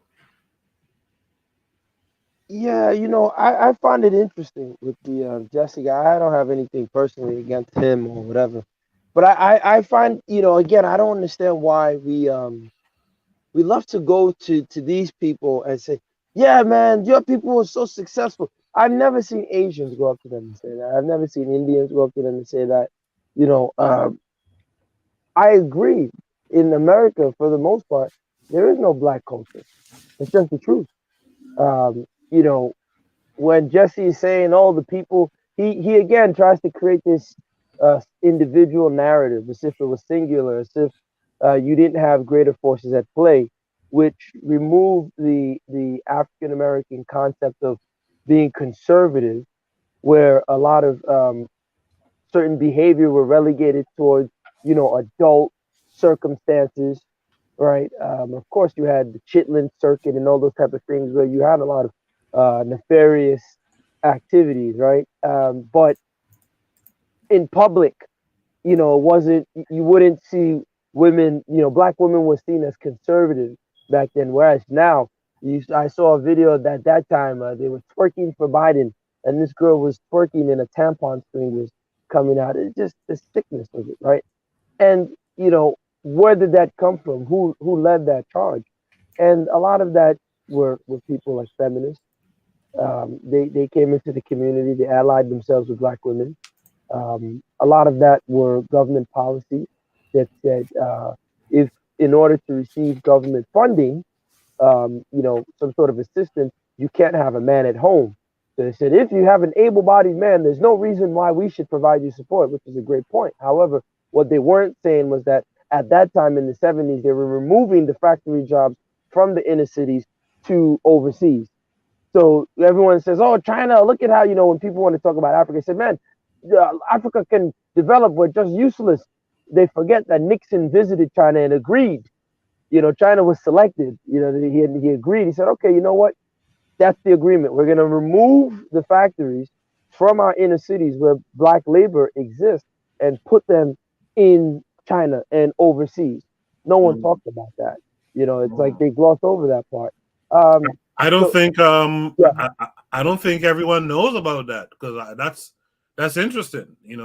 yeah, because look at it. When Nixon visited China, right at that time, what was Mao Zedong, I believe, had just passed away. So China was pretty much not doing anything. They were a relative backwater. Hong Kong was still owned by the British as at that time, and Nixon visited, and the agreement then was, look, listen, in order to reduce it was a business decision in order to reduce our capital costs because it costs money to hire an American worker. With an American worker, you have to pay health insurance, you have to pay life insurance.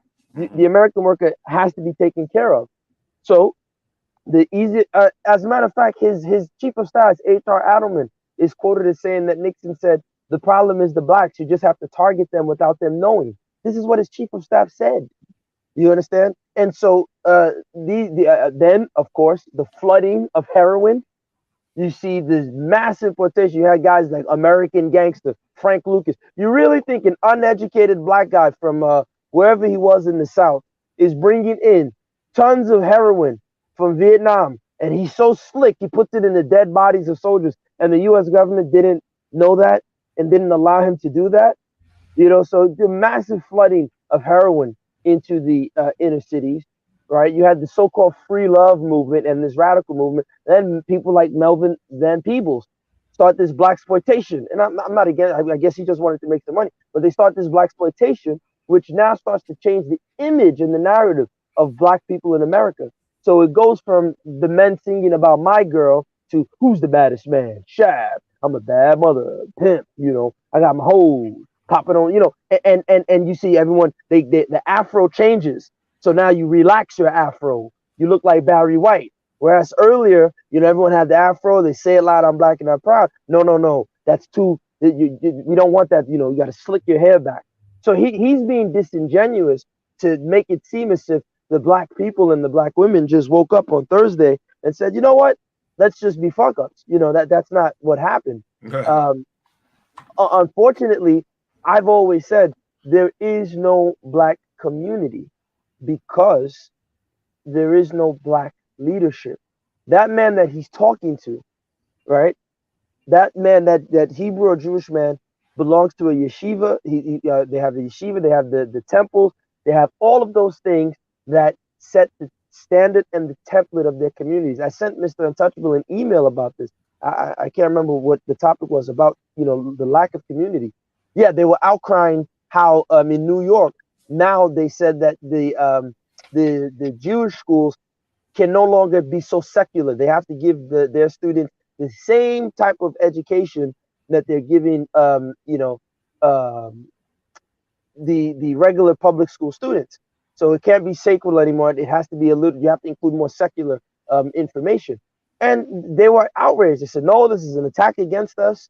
This is an attack against our culture, our way of life." And that's what community is. The men and the women are fighting, and you have leaders that are accountable to you. I had no idea that the rabbi, until I researched it, a rabbi is paid. He's under contract. I didn't even know that. A rabbi is under contract. If he doesn't do what they want, the contract is ripped up. See you later. Bye bye. That's why I say I said that earlier. They get their cut. Yeah. So I didn't even know that until I researched it. The black church isn't like that. These Al Sharptons, all this, they eat chicken for 40 years, sleep with the women in the congregation, or they're like Eddie Long, sleeping with the boys. This is not leadership. And I'm gonna say his name, and I end with this. This gentleman, may he rest in peace. And we used to go back and forth all the time. But Grandmaster Amin Ra from Kenya, he said this. He said he had to, because he moved to Kenya. He said he sat back and he had to. It was bitter for him to admit this. He said, as an African American, he had to admit he had no culture in America. He said because, and I'm not saying that, but that was his decision or his conclusion as an African American. He said that black people in America think culture is LeBron James and Michael Jackson doing the moonwalk, or Usher, not realizing that Usher has white songwriters. Dave Chappelle, Neil Brennan has a white comedy script guy who helps him write his scripts. That's not culture. That's all created nonsense. So we think culture is soul. Man, that dude got soul. He got brother, because the white guy could, nod his head to a beat or some rubbish like that. And that's why that white woman, Dolezal, is able to say she's black, because being black is a created entity in America. She can't say she's evil, because we say, Rachel, Kedu, Aduma, and she can't speak. So I've been telling black people in America, create your own culture, do something new, so that white people can't take it from you. Because I can't just wake up and say I'm Jewish. The Jewish community say, no. There's a whole process. There's steps you got to take. I can't just wake up and say I'm Sunni Islam, or I'm Shia Islam. They're gonna tell me, "Whoa, slow down, brother. There's a process you have to take." And I think the closest thing they had was the NOI, and I ended with that. I don't know what you guys think. Yeah, that's several great points there. Gas them up. Let's go to Mr. Untouchable next. Let's switch it up a little bit. Let's go to Mr. Untouchable next. Mr. Untouchable, what says you about this video, Black culture versus Jewish culture? Okay. Before I go, gas them up. What I'm gonna do, because you send me a lot of videos, so what I'm gonna do is I'm gonna put it on the Discord, so we all could just have a look at it and discuss it for Saturdays, because you do send me these stuff, and I think that these things, the brothers could benefit from a lot of the information that you send. But as far as the video itself, I have a few critiques. I won't go long. The first one is when the Jewish, it's like two devils talking. You know what I mean? And I don't want the audience to get nervous when they hear devil. Devil only means a person who deceives, a deceiver. But it's like two devils talking, a black devil and a Jewish devil talking. And one devil says, the reason why we are successful is because we hardworking. These trigger words. And I'm saying, well, excuse me? Oh, screw you. We've been in the country for 400 years. We work from Kansi till Kansi for free. For free. So are you saying because of your hard work, that's why you're successful? We've been working hard. What are you talking about, Negro? And I know Jesse Lee Peterson would never say that. But Mhm. I mean, he should have really confronted him about that. The next thing what started about me is like, well, me and my good friend Joe Rogan, because Joe Rogan ain't anti-Semitic. No, Joe Rogan ain't anti-Semitic though. But when he goes into a black theater, a theater that has predominantly black people, he sees Planet of the Apes. He anti-Semitic though. And it's interesting that them two are such good friends. But needless to say, something that could be learned from what he did say though, what the devil did say, and I would agree with, is the Jewish community, they have the expectation value that they put in their children. It's like he said that the expectation of the parents is to perceive that the child is going to be a Nobel Prize winner. That's a high barometer for children, a high standard to set. And it's interesting that so many Jews are actually Nobel Prize winners. And I think that within our community, there are some things you could learn, sure. And I think that we should, the Nigerians do it, a lot of the Caribbean community does it, and even African Americans do it. We should set our barometers, our expectations high for our children so they can reach rather than just scrape the bottom of the barrel of what's expected of them in the society that they live in. I feel like that was a good, interesting point that he made, and I would agree with that. But that's where I am.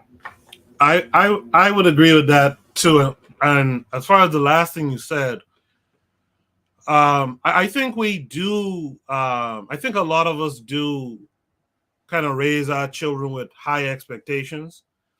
But the problem of it is that you have these high expectations, and you put your children to the task of doing the work to reach those high expectations. But really and truly, you don't control. Your folks don't control whether you will be let in there or not, right? We aren't the gatekeepers.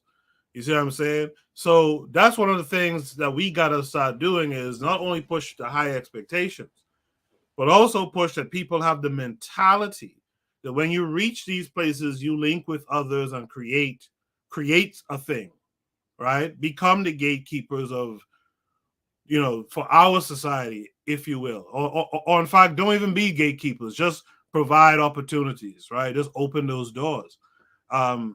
Jay, we haven't heard from you yet. What say you to this? Well, I mentioned earlier the Turks as example, and it's true. I don't go to Turks and tell them you are so fantastic, but among ours, I put them as example, and there's one thing, and maybe I'm going to disappoint people, or may people may feel a certain way about me after what I'm going to say now. But this putting woman on pedestals is not isn't even funny. It's the I always say the pillar in the Turkish community is this old Turkish lady with the long raincoat and the head wrap, and why is she that? She sacrifices herself. She sacrifices her career, because the Turkish women study, etc. And lately they've been falling off for feminism and bullshit also. But the backbone of this Turkish community is this lady with this long raincoat, and head wrap, and that makes men and women, if you understand what I mean.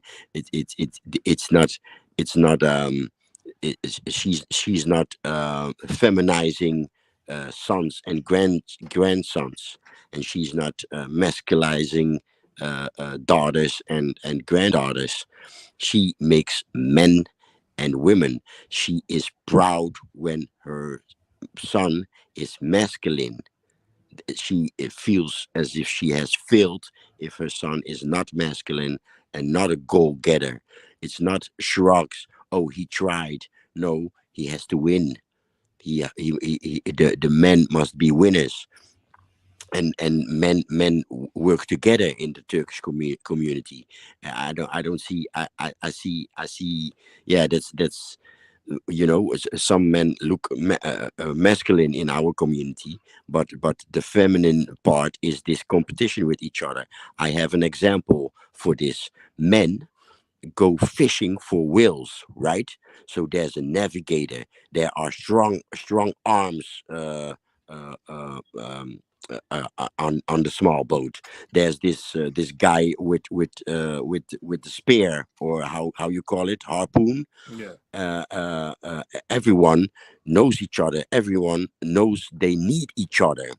So one may have well, one's wife may have cheated with the others, with one of the other men, but they will fight over it, but not kill, because when they go out there in the sea, at sea, behind those wheels, this guy, this navigator is needed. Without him, no wheels. That's my example of men. When men go as a group, they hunt for deers. They go for weeks. They look after them. There's one that follows the traces. So there's one with the bow and arrow. There's one with spears. There's one that can cut it up. The butcher, let's call him the butcher, and he also knows how to handle the leather. So again, men working together. What happens back home? Well, back home, the action radius is a mile around the village. What do women do? They collect. They smell better. Why do they smell better? To recognize the food for the children, and when this cut up deer comes home, to prepare it. She smells when the food is already good to be eaten, or still good to be eaten. She recognizes way more color grades than us. Same reason. Is it ripe already? Is it still ripe, or is it already starting to rot? So, and what happens when two neighbors arrive at this tree with the ripe fruits? They go rolling in the streets, quote unquote. So it's them that are used to fight with each other, and not us. And look at us in the diaspora. It's us men acting like B words, shooting each other up over nothing. And it's women working together. Working together in what? Well, getting into white society. Women cater to the actual men in power. When are we going to see that? And instead of giving them the wheel and giving them the power, we can give them the wheel and the power. We can give them the culture, so that they can maintain it when we have power. Before that, women are dangerous. They will betray us. They will effeminize our sons, so that there won't be a threat to the actual men in power. So sorry if I hurt someone, but that's what I believe. Thank you. Yeah, funny enough, I saw this tweet, I guess it was, or Instagram post of the basketball player D Wade with Gabrielle Union and his son, who goes by a female name. And I'm looking at that, and the only thing I could think about when I see that is I realize that it's the woman who's in the center of this photo. She was at the center of that whole situation in creating this young man who looks like he's about as tall as his dad now, right? But creating this young man acting like a woman. That was a black woman who fostered that, man. And we got to be honest about that. A lot of this feminization stuff coming into the community is really coming through our females, man. But Coco, we created that. When the nonsense, and y'all could correct me if I'm wrong about this, if y'all never heard this before, when they say that the black woman is the backbone of the black community. When we perpetuate that idea, no wonder why she is at the center of the picture. Because the idea is she is the backbone of the community. No other community have that so-called saying. It's a nonsense, but this is the result of that nonsense that's perpetuated out there. I have a backbone. You know what I mean? So, woman is my backbone, but no disrespect to the females. I'm not anti-female, but I have a backbone of my own. Thank you very much. Right. Brothers, I think this is a question that revolves back, like you said, about the culture and what the two gentlemen said is excellent, is spot on. I want to make two quick points. This idea, even in the black church, right? Growing up here in this country, I was back and forth, but the church I went to growing up as a kid was African American. And I always noticed something that was so funny, where they call, I don't care how old this man is, and this is as an African, seeing African American, the man was called brother. And this man could be old enough to be my grandfather. And it was very weird for me as an African child, right? And the women, as soon as she was like 40, she put on a hat, mother. And I say to myself, wait a minute. Because in Africa, any old man, I mean, he's not, oh, Baba, Daddy, Baba. You give old men respect. I saw a video where they were saying these women were even arguing. My kids eat first in the house. And I was just saying to them, what the hell is wrong with you women? You women don't have any culture. And I know they won't like it. Some of the women in the panel may not like it, but just growing up, it was strange to me. I would see Fresh Prince or Family Matters, and the wife would say, you gonna sleep on the couch tonight. And all my African American friends would laugh and understand it. And I'd be like, I don't get that. My father would never sleep on the couch. The house would burn down. What are you talking about? Why? Why would my father sleep on the couch? My mother wouldn't even fix her lips to tell my father, no matter how angry she was, you're sleeping on the couch. Who the F are you? That's the man. That's the head of the house. Now, they may, that's toxic masculinity, patriarchy, sure, whatever. But I wanted to highlight something that Jesse said in the video. It's very interesting. And I was on another platform, and I sent it to Mr. Untouchable, because there's a lot of myths about African culture where, I sent it to Mr. Untouchable, where they're talking about in Africa, a man's supposed to take care of a woman. I don't want to touch on that now because that's another topic. But Jesse said at 18, the children leave the house. That's another myth. This idea, and again, as the brother said, with the century of the self, this idea of the person growing up to 18 to leave their house is a Western invention. The nuclear family is a Western invention. Because in Nigeria, for example, I have people that are my quote-unquote cousins. We just call it, oh, that's my brother, that's my brother, that's my sister. We don't have a word for cousin. Even people that are technically my uncle, they're my nieces. That's what I know they're younger than me, because my grandfather had children well into his late ages. And so some of the kids are younger than me. They greet me, even though in the nuclear Western system, they would be my uncle. No, if I'm older than you, the culture dictates you greet me, and I'm supposed to treat you with respect. You're supposed to treat me with respect. When we see our elders, we're supposed to give them their respect. But back to the point of kicking a child out the house at 18. And I remember when I was older, and I sat down with my grandfather, I said, Grandpa, in America, at 18, you tell the children to leave the house. My grandfather said, no, why would I do that? I'm supposed to support my children. I'm going to make sure my son has enough money so he can take care of his wife. So no, they're going to stay. They got to save money. So when they want to get married, I'm going to add to them. The uncles will all add, and then we'll make sure that they can marry and take care of their family. I can't just kick them out the house. And I said, oh, makes sense. You know, so this idea that we raise our children to 18 and then they go and live on their own, it's a psyop. They created this so our children can be consumers, so they can go and pay rent, or they, you know, it's all a game to me. Now, as I'm getting older, I'm like, this is all smoke and mirrors, man. And here's that guy, Jesse Lee, yeah, 18, and I'm going to say, where the hell is an 18-year-old going to have money to save? You know, this suffering and smiling mentality. Where's an 18-year-old that has no work experience, where every job says you need at least 3 years of experience? Where are you going to get enough money to save to pay for a mortgage? It's sick. You know, I don't know. I didn't mean to rant, but I just wanted to say that. No, that's cool. That's cool.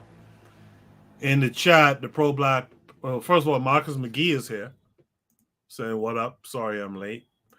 Pro-black perspective says, calling older man brother, and then he has a laughing emoji. But and then he says, but pastor is called father. Yeah, you call an older man brother, but the pastor is called father. That is an interesting concept to see that we succumb to that stuff. You know what? Let's since that's Shoot the Breeze topic number 5.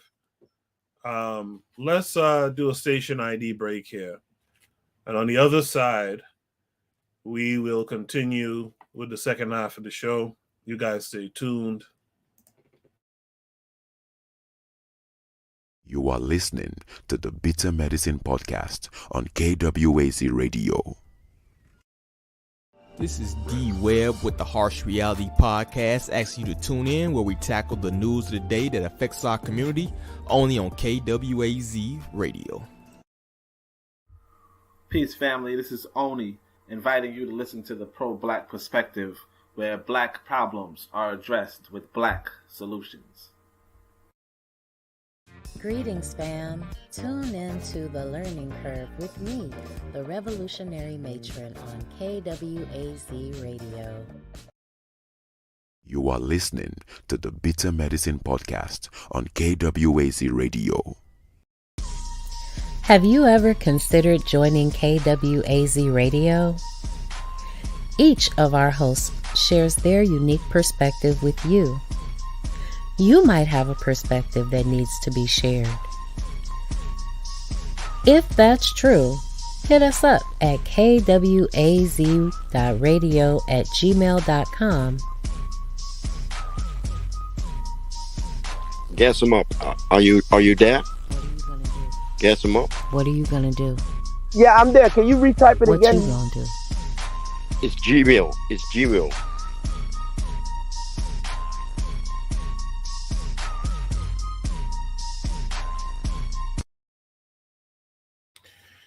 Yeah, I had to mute y'all, brothers. Y'all live on the air while that thing was playing. Let's go to Shoot the Breeze topic number 6 tonight. Shoot the Breeze topic number 6 is, are black people ready to be free? I want to thank all you guys who are tuned in tonight. Make sure, if you will, to hit the like button and share the content with others. But I just like to say thank you guys for being here tonight. Make sure you hit the like button. Let's check out the video that came along with this post.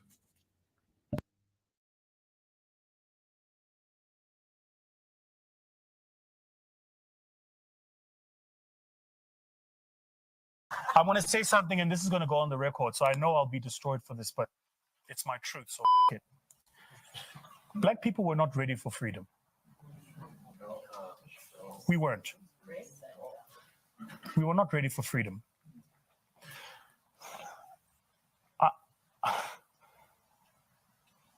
I've studied everywhere we have been liberated, whether or not we were able to liberate ourselves from our own bondage. And it's a deep question. So study us as a people. This is not a criticism, it's a reflection. If you differ, I'm happy to share perspectives. But study us as a people. You notice that everywhere where we are in bondage, we are phenomenal at fighting for our liberation. Once we've received it, something goes wrong. And the mindset is pervasive. And it's pervasive, it's invasive, it's insidious. It's like a virus. And if you try and remove, once a virus takes over a cell, it multiplies. And so the reason you can't remove the virus is the only way to kill it is to kill the host. That's where we are. So when a person amongst us does something, rather than celebrate, we ridicule. Rather than collaborate, we compete. Rather than support, we sabotage. I thought long and hard about why is this? Like it's been bugging me. And then I realized something, that whether it was apartheid, colonization, the Jim Crow laws in the US, all of those systems of oppression had one singularity in communication. They said to Black people, only one. That's it. So in slavery days, there was only one house nigger. The rest of y'all worked in the field. When we negotiated for our South Africa, there was only Mandela at CODESA. All the other political parties had to sit and watch the ANC. When we got our liberation, there was only one Cyril at the board. Only one. So when a Black person makes it, the rest of us go, shit, he's taken the seat. That's why we practice crabs in a bucket. We go, the only way I get that seat is if I'm Tatu Vosimbegala. We don't think multiplier. Make sense? So he's going, I want to make a supercar. Nobody's going, how do I make tires for a supercar? We all go, shit, now he's done it. I'm telling you guys, this is my most honest reflection on, and I've thought about, do I make it do I share it on social media? I was just like, the time will come. This has felt right, is the time. People will see this and I'll get slated for it, I'm sure. But I'm telling you now, I see it with me. The only people who attack are the people who want the seat. But here's what you're not seeing.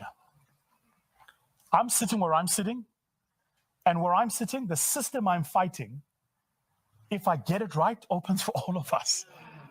So, it's the guy who fights Makosa. It's the guy who fights Tulasindi. It's the guy who fights a Trevor Noah. What you don't recognize is what they are doing in their spaces makes it okay for us to be in those spaces. So don't fight Batu, fight Nike. Don't fight Makosa, fight Gucci. Do you get it? Like your mind, it's all wrong, guys. The mindset is this thing. Hey, man, we must be here, man.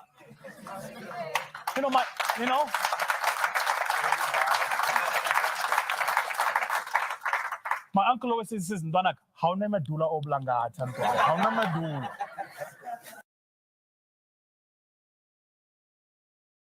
Yeah, that was a good talk. That was a good talk. The prompt says, are Black people ready to be free?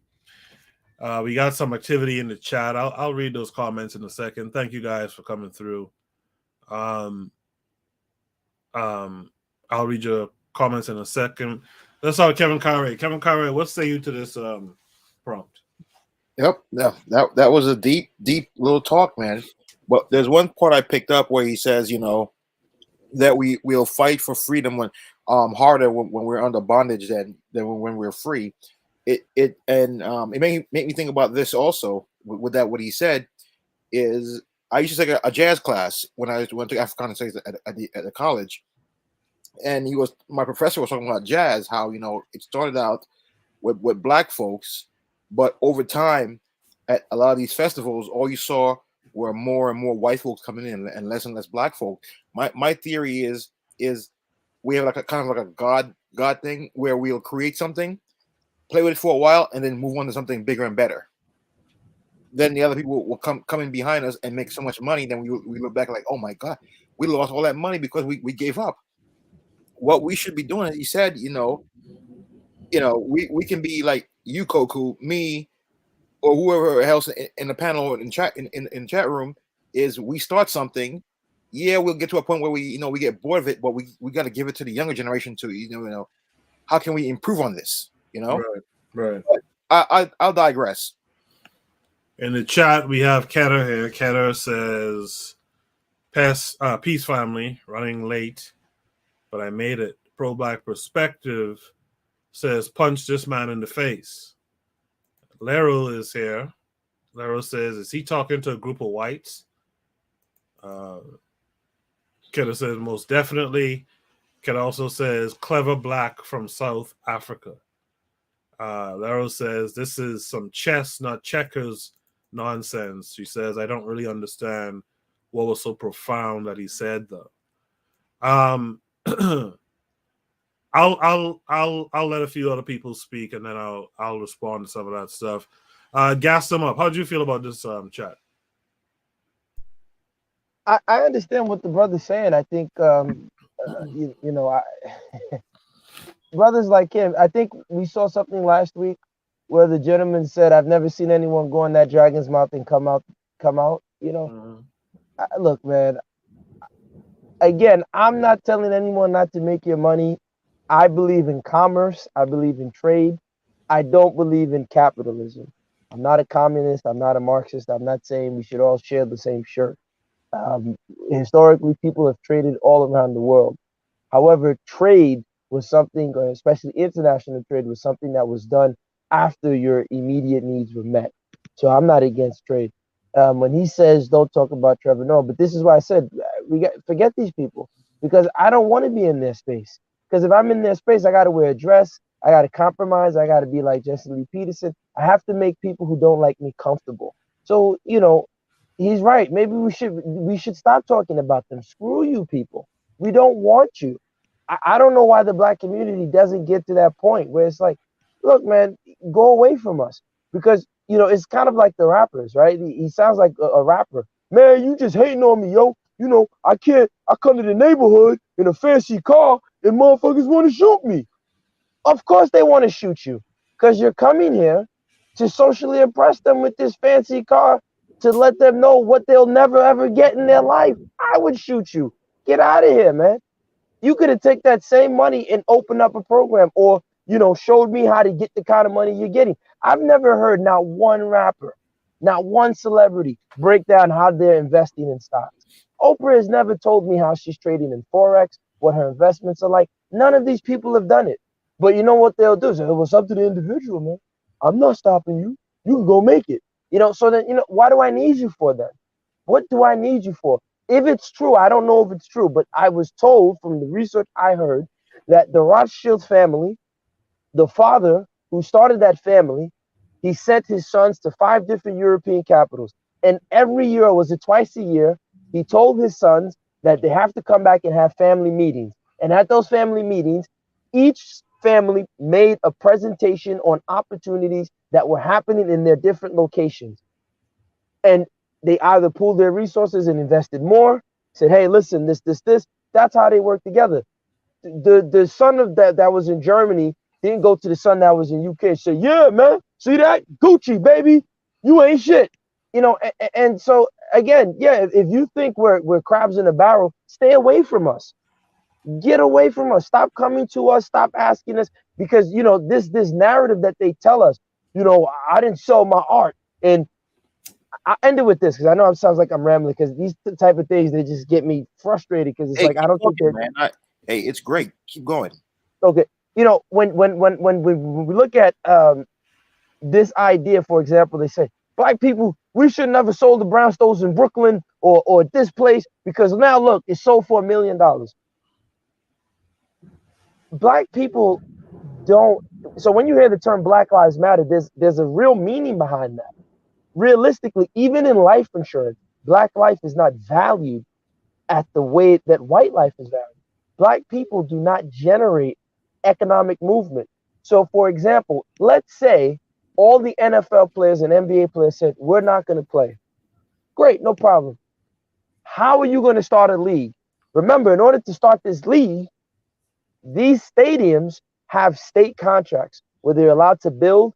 They float state bonds. They float all type of bonds. You don't know the intricacies that come with this stuff. So you're just the talent. So at the end of the day, when they say, "Oh man, black people, we don't understand the economics, and I'm fighting for this space," dude, you're only given that opportunity because the white man feels comfortable with you to give you that type of capital. I know. I've been in the meetings with the former governor of Alabama when I was in sales, trying to do business with these people. Will shake my hand. They like me, but they never did a deal with me. Maybe I was a terrible salesperson. I don't think so. But I know that at the end of the day, it's economic for them, and they're not going to give a black person an economic deal that they know that that black person is going to turn around and spread it to his people. They're going to give it to a black person who's going to come back and say shit like what that dude is saying. So I'm not against his position.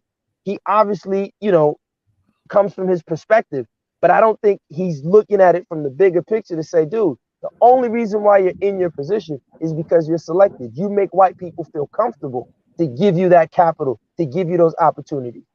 So I don't want to talk too much, man, but I want to hear what the rest of you guys think. Jay, let's hear from you. Are black people ready to be free? To react to the guy in the video, he sounded to me like taking over, so not have just one of us going in, but have more of us going in. That's what I took of it, and also what I took out of it is a good explanation. Finally, a good explanation of crabs in a barrel, because my take on crabs in a barrel was more like people want to stay. Our people want to stay in the barrel, because when a crab pulls another crab back, it's never without defamation. It's never without defaming this person, right? So I think very visually. So I'm looking at a crab pulling another crab back, and covering behind this crab. Look at this loser, look at this fool. Oh, he thinks he's this, he thinks he's that, and so and so and so, and he makes sure that everybody knows what he how low he thinks of this crab, a crab that was trying to get out of the bucket. Why? Because he wants all the eyes on that other crab. Am I still there? He wants all the eyes on that other crab, so he can stay in the bottom of the bucket and do absolutely nothing. And this dude sheds some light on the general crabs in a bucket view, but what you just heard is my crab in the bucket view. And that's what that's all I have to say.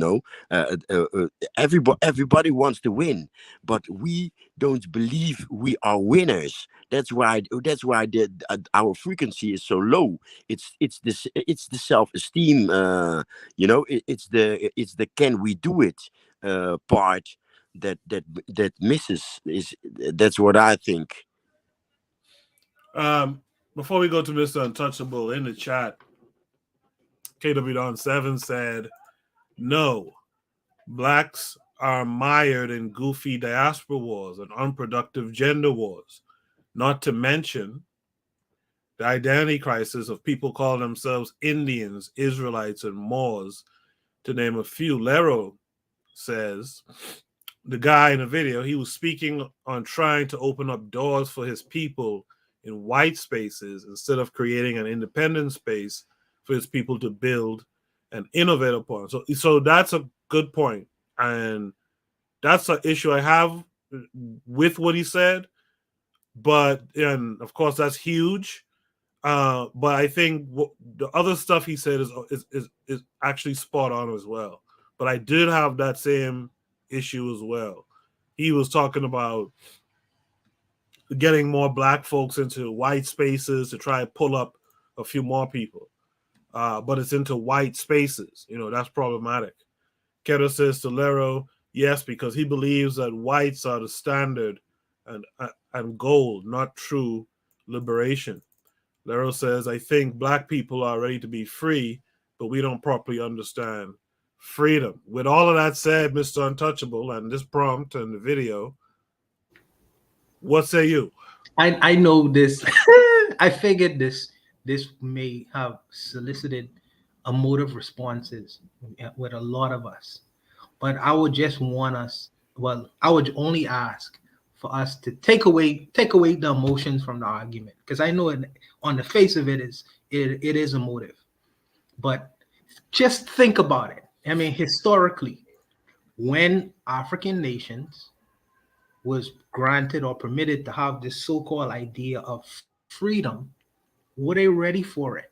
And what in fact occurred right after the fact?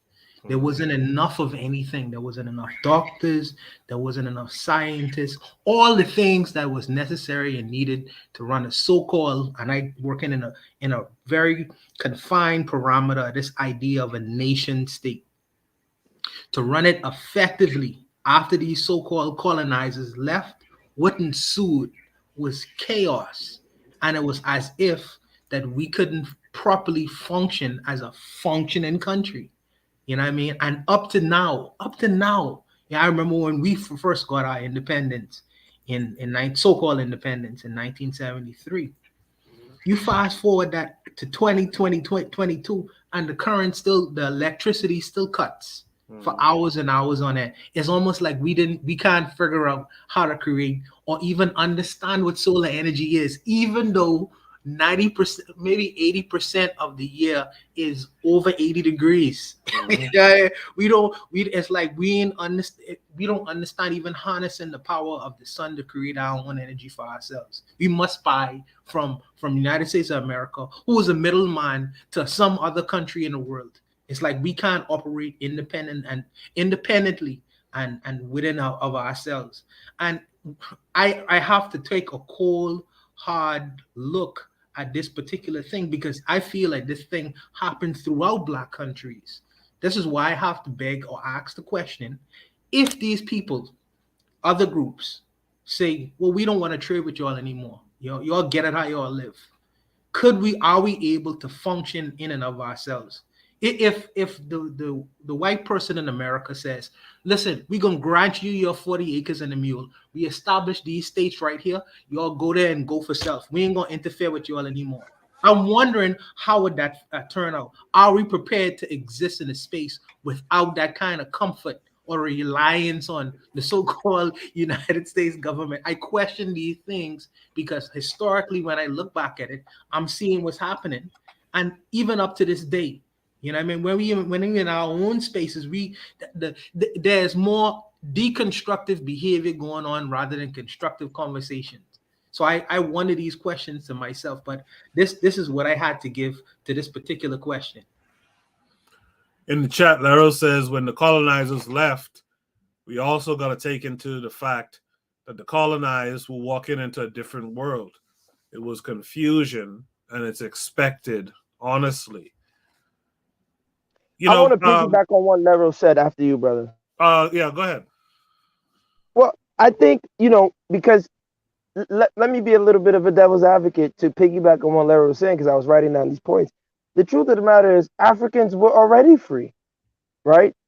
How was it already free? Keep in mind, we're not talking of the transatlantic situation, but let's just say the Africans on the continent, they were already free. So now what happens is, effectively, they took a shark out of the ocean and put him in the jungle and said, be a lion like the rest of us lions.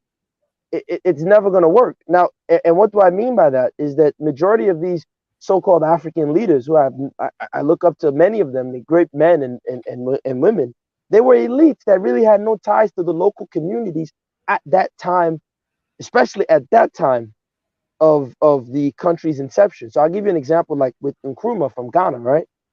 Now, Nkrumah is in charge of Gold Coast, 1950s, they become Ghana. But at that time, realistically, most of the people in Ghana still consider themselves Fanti, Ashanti, wherever they're from, Upper Volta region, Lower, wherever. They didn't owe an allegiance to Nkrumah. Their king, their chiefs were still large in their minds. So you can imagine, like Leroy is saying, is absolute confusion. So now one day, think about it. You know, your grandfather was an Ashanti man. Then he wakes up and finds out he's a member of the Gold Coast Protectorate. He dies. Your father is an Ashanti man, and now he's in this thing called Gold Coast. Okay, I'm in Gold Coast, no problem. All right, and now they tell you, oh, you're not a Ghanaian. You're part of Nkrumah's experiment. All right, you know. So I was already free. I was already an Ashanti man. Now what they've done is they've now come and given me a new design to, you know, act upon, a new way of life to be in this thing called Ghana. Now, of course, in the modern system, yeah, we have to make Ghana work. No problem. I'm not against it. All right, let Ghana work for Ghanaians, sure. But we can't act as if that, you know, the Africans were already not, they were already free. These things are being imposed on them. So now you have a way of living, a way of thinking as an Ashanti man. There's a whole way of your own, even your approach to development is different. Now, you're a Ghanaian, you have to change that. You have to fit the worldview of the United Nations. You have to fit the worldview of the IMF. You have to, the worldview that you have to fit is not even determined by you. So effectively, can we say, and I'll end with this, can we say that those who have been the most successful are those who abandon their cultures the best and copy the white man the greatest? That's my question to push back. The reason why, I'll say this: the reason why I restricted the idea to the modern nation state is all Africa was ready for freedom, but that freedom was interrupted. You know how Europe underdeveloped Africa. We can't go back and undo the Berlin Conference. And I mean, we could try that, but we don't have the military might to try that. You know what I mean? Because we have enemies who will fight tooth and nail to ensure that that never happens. You know what I mean? Until we are able to fight with our enemies to undo that kind of thing what the Berlin Conference created, you know, that would have undeveloped us, you know, to where we are right now, and this whole and fighting into this little small paradigm or what we consider to be a so-called nation state.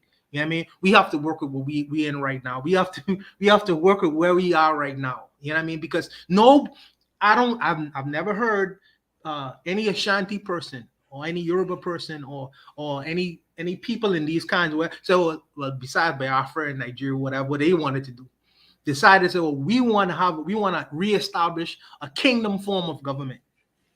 You know what I mean? We want to establish how we used to do things before the Berlin Conference came here. So I'm just trying to work within a very confined space of a so-called idea of what a nation state is and build from there, because this is where we are.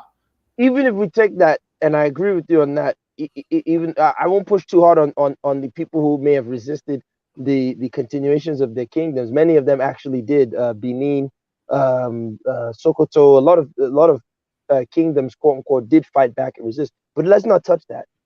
Even if we go along with that, let's say the Africans did what you said.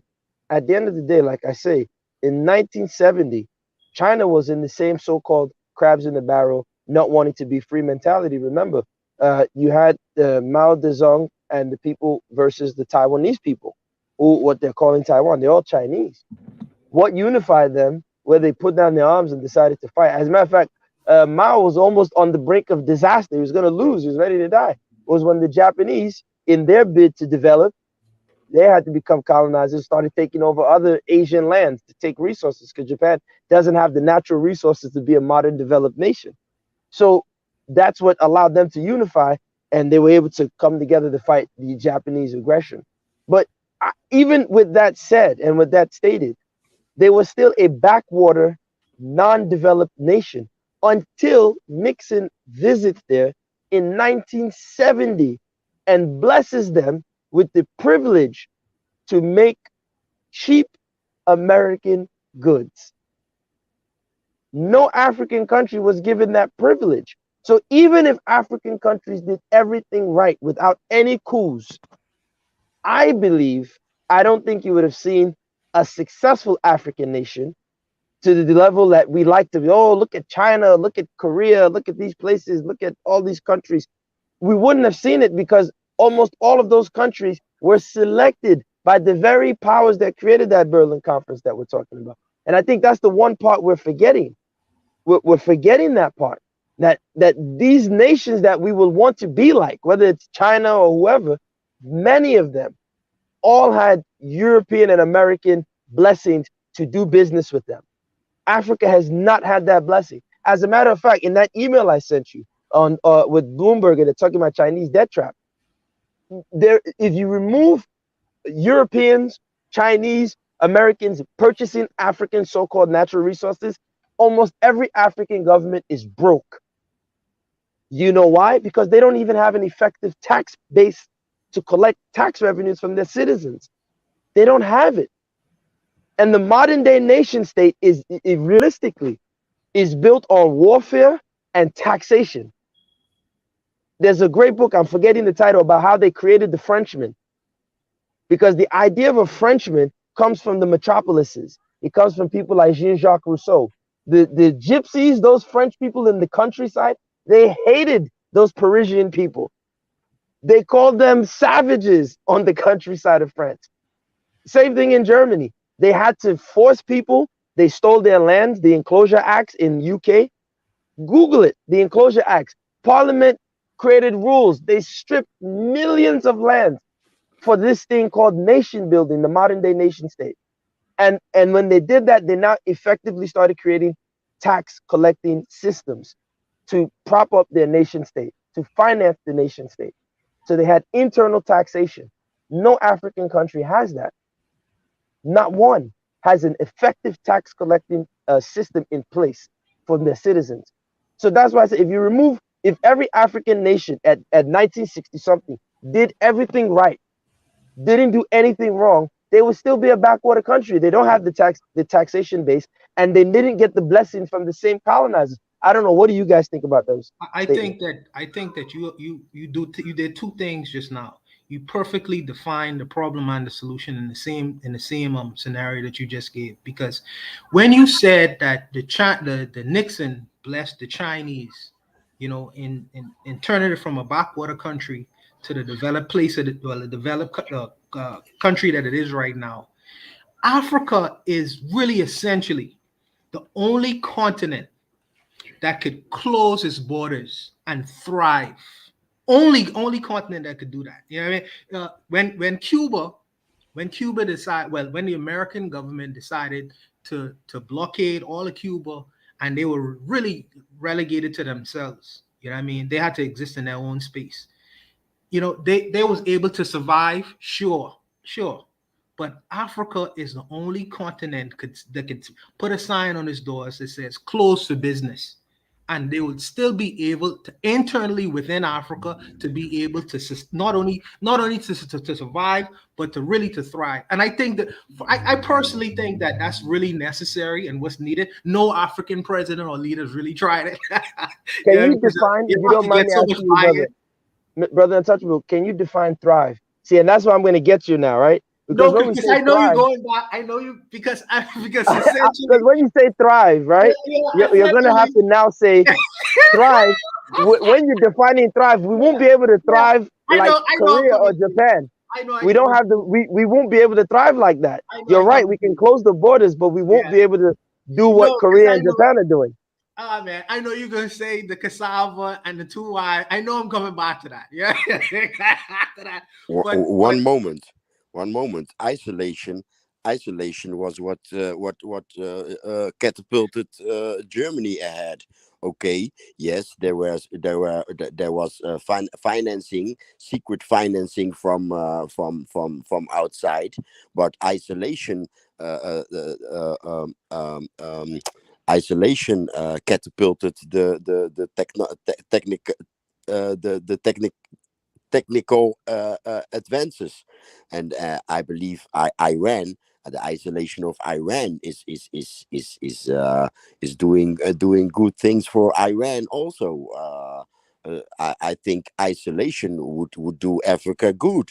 What do you mean? What do you mean with the comparison with Japan and Korea? Japan and Korea. Japan is the United States' largest aircraft carrier, and Korea is now the blessed one.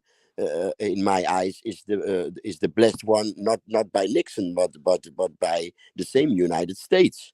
So Oh no, why I agree with you, brother. I agree with you 100%. What I'm saying is that a lot of times, many of my brothers who are from the Pan African bent, and I agree with them in many things. They have to be specific, because if Africa closes its borders, it will have to redefine what we mean by development. It will have to redefine what we mean by poverty. It will have to redefine everything. It may even have to redefine its borders, which is a blessing. It's a great thing. But then that will mean that we may not look like, like you said, Japan, which is pretty much an American military outpost, the same as Korea. We may not look like those countries, but deep down, a lot of people, and I'm not saying Mr. Untouchable at all. I'm not talking about him, but other people I've had conversations with on these platforms. I mean, I think you were on Brandon's platform. Brandon is one. I don't want to say his name, but he's one of those people that for them, a developed Africa is pretty much Atlanta and Lagos. No, that's not my belief, because I'm coming. No, not you. No, not you. Yeah, no, but I'm coming where you are. Let me just say this, and we'll see if we agree. Because, like you say, Walter Rodney did write a book called "How Europe Underdeveloped Africa." So let's just suppose that the natural courses of most countries, like the United States, they wasn't interrupted in their development, or let's say China or other countries in the world, or continents in the world, has not been interrupted in their so-called development stages from whatever is it, technological, agricultural, things like that. That wasn't interrupted in Africa. Let's just say that. So if we close our borders, I feel like that so-called the development stages or levels of human development will be allowed to continue and flourish. Would it look different from the rest of the world?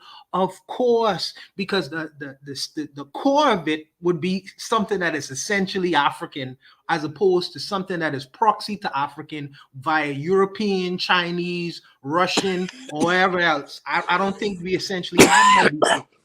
I don't think that we essentially had that before, because our development was interrupted. And it might look like what you suggest. It might look like, that we are in the countryside with nice cassava and 2 and 3 wives and technology out there. Wakanda, who knows? But until we are allowed to exist in a space where we could develop in and of ourselves, I don't think that the world has seen that yet, outside of Kemet and what they was doing in Egypt and shit like that. I don't feel like the world has seen that yet. And I feel like with our interrupted development, until our development is not interrupted, we won't see it.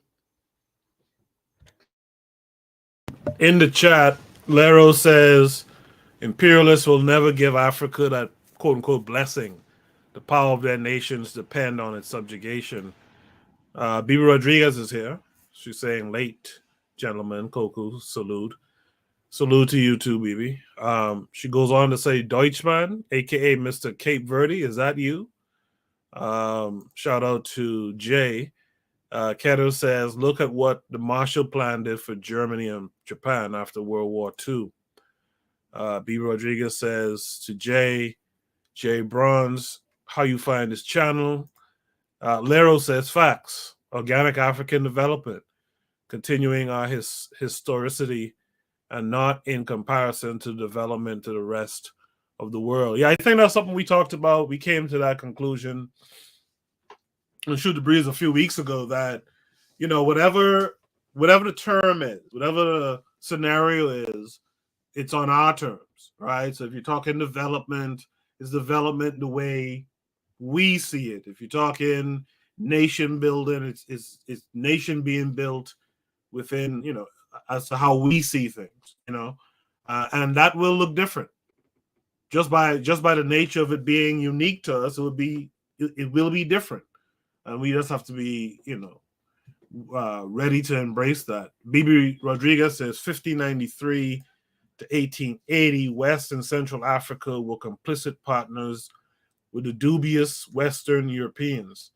They they were betrayed by those same partners during the Berlin Conference takeover. What do you guys have to say about that? To what BB just said? Let me start with Jay. Jay, what do you say to BB's statement right there? BB cannot breathe without Africans as the devils of the planet. So BB, eat shit.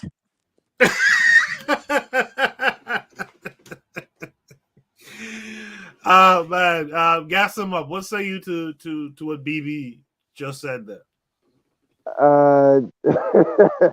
I don't know what's going on. I pray for peace for everyone. But look, yeah, look, BB has to be specific in terms of what she's saying, because a lot of times, people say things like, "Oh, the Africans sold slaves," and I tell people, yeah, you can actually trace those African leaders who were selling slaves. You had Jaja Vapobo, you had the Arachuku, you had Madam Tilimbu, you had they're still there, and funny enough, their descendants, some of their descendants are still in power.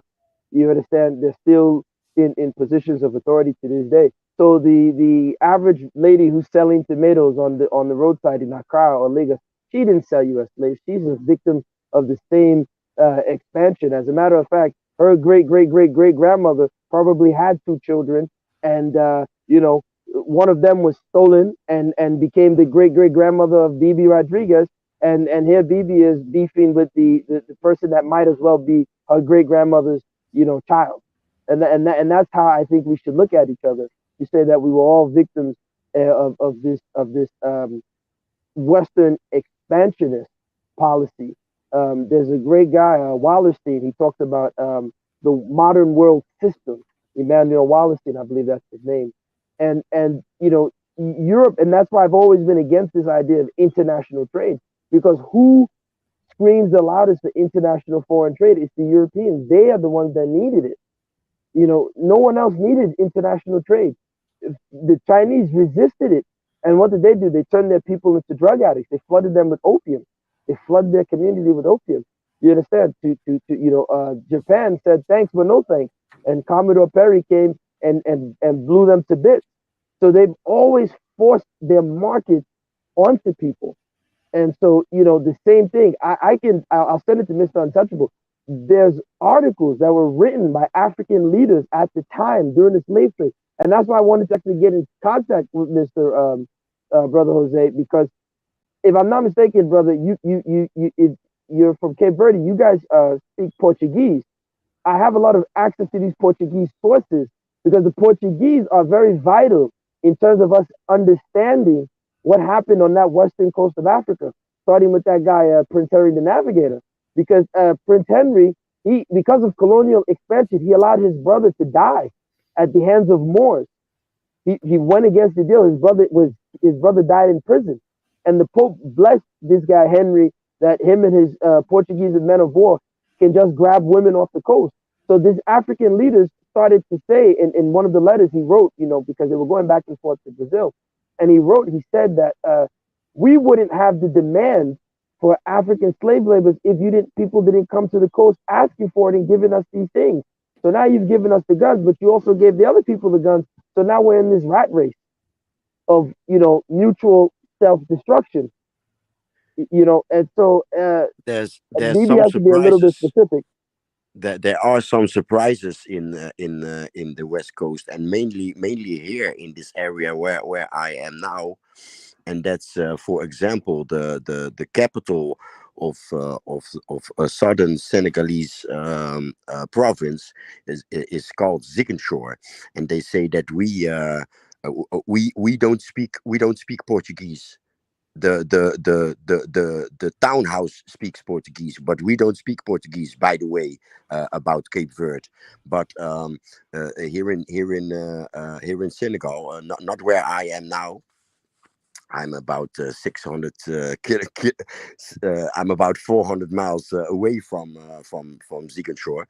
So, but they say that we bastardize their languages, and I am as good as convinced that those languages that they say that are bastardized European languages are we're not that. And the proof one of the many proofs that I have encountered here in this wide area in and around Senegal is this capital, Ziguinchor.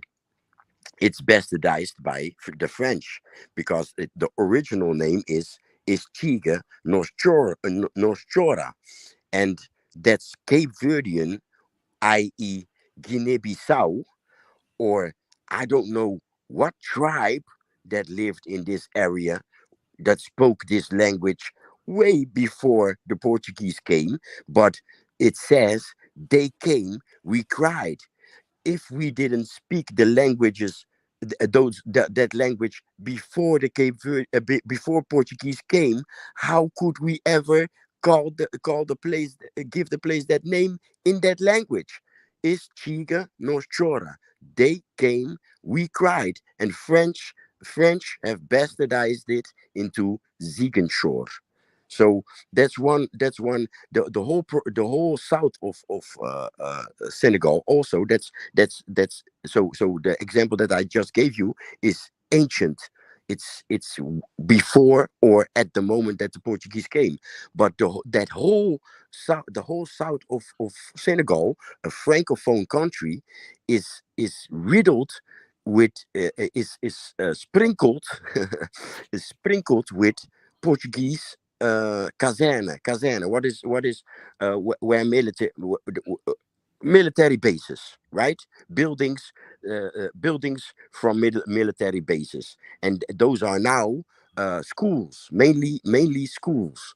So I've visited a few, and they are the oldest.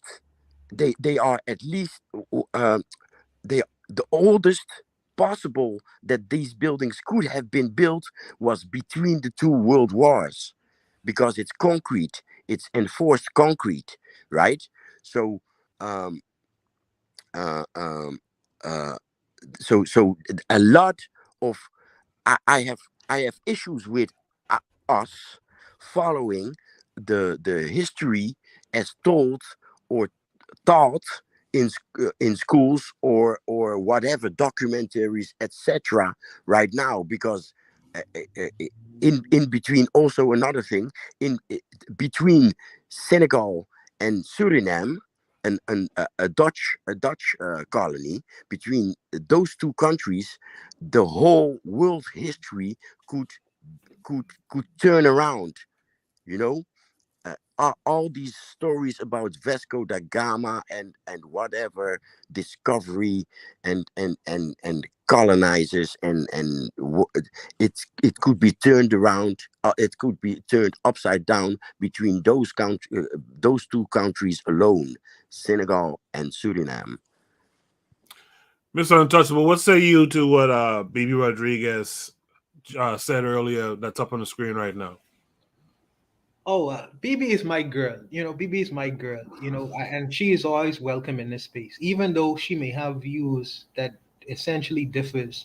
I hope some of the opinions that we carry on this channel is she is challenged by some of the views and ideas that's put out there. But let me say this: BB says that West Africans and Central Africans were complicit partners, but she says that to suggest that there's an all-in idea of this, all West African people or all Central Africans were involved in the slave trade, when the truth is a very small portion of them, in particular the leaders.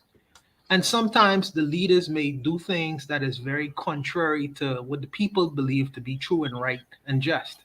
So you can't lump a whole bunch of people in with what a few people did. It's like, because I was living in Germany in 1945, I was a Nazi. Or because I was a German living in Germany in 1945, I agreed with what Hitler did.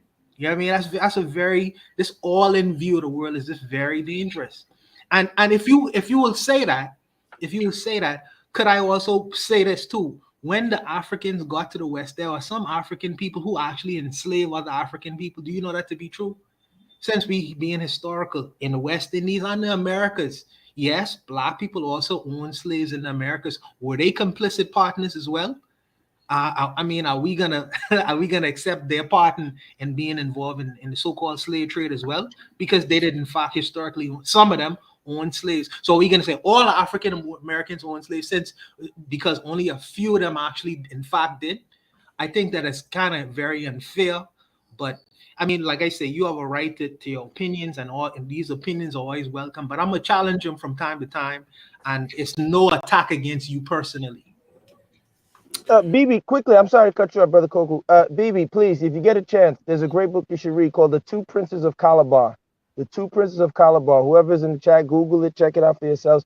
Great book, great context. It shows you the inner workings of what was occurring at the time. A lot of people who unfortunately were victims of this, expansion and ended up being stripped from their land and brought to the diaspora are not in the proper contextual understanding, because even me that's from the so-called continent, when I go back home, the coons in power want to kill people like me too. They don't like brothers like me because I say, listen, you're a puppet, you're a sellout, go to hell. They don't like people like me. So it's very tough when I have brothers and sisters in the diaspora who I'm like, you know what, let me get some land, let me bring my people in diaspora back home so we can fight these coons who've been betraying us since the time these Portuguese left Europe. It's tough now when I got to worry about you putting a knife in my back when you got brothers on the continent who want to get rid of them, BB, not the people in Abuja or the people in New York City at the UN meeting eating chicken, dancing in front of white folks. All of us are not like that. Some of us don't want to be coons. They don't want white daddy, but we got a lot of beef back home. They don't like us neither. Trust me. I got another one that shoot and could turn history around, and that's King Leopold. King Leopold, that's a king pulled out of Dutch assholes. King Leopold is bragging. He has monuments in Brussels bragging about freeing Africans. Is freeing African slaves from Arab slave traders, and King Leopold is the 19th century, right? This respectful approach at BB Rodriguez is a waste of time. Don't waste your emotions and your compassion with someone that is on a crusade to turn Africans into the bad guys. I don't know where BB Rodriguez is, if she's in the Netherlands or Europe or the United States or the Caribbean, because in the Caribbean they also love to say that us Africans sold them, right? I've never heard it, brother. These are liabilities. The Netherlands is full of them. The Netherlands is full of Caribbeans claiming that us Africans sold us Africans. I always speak in first person, and I in my space, in my universe, we speak in first person, and we heal our wounds. And people like Bibi Rodriguez are salt in our wounds, i.e., I am not made out of salt. I am made out of blood and flesh. So salt is not a part of my body. Salt is not a part of the worldwide black body. So Bibi Rodriguez wants to be, who does not want to be a part of our global body that has to heal wounds. So we amputate the Bibi Rodriguez among us. Bye, BB. Bye bye. What are you doing in these spaces? You are all over in these Pan-African spaces. What are you doing in these spaces, girl? With that, I think we'll move on to Shoot the Breeze topic number 7, because time is running. Shoot the Breeze topic number 7. And by the way, there's a lively discussion going on in the chat. So if you're listening live or even listen to the playback, make sure to pay attention to the chat. There's a lot that was going on there that I didn't read live on air. Should be talking number 7 is making a case for reparations. This came with a link. Let's check it out. I wrote a song called Maangamizi on the Thieves Banquet, which some of you may know, some of you may not know.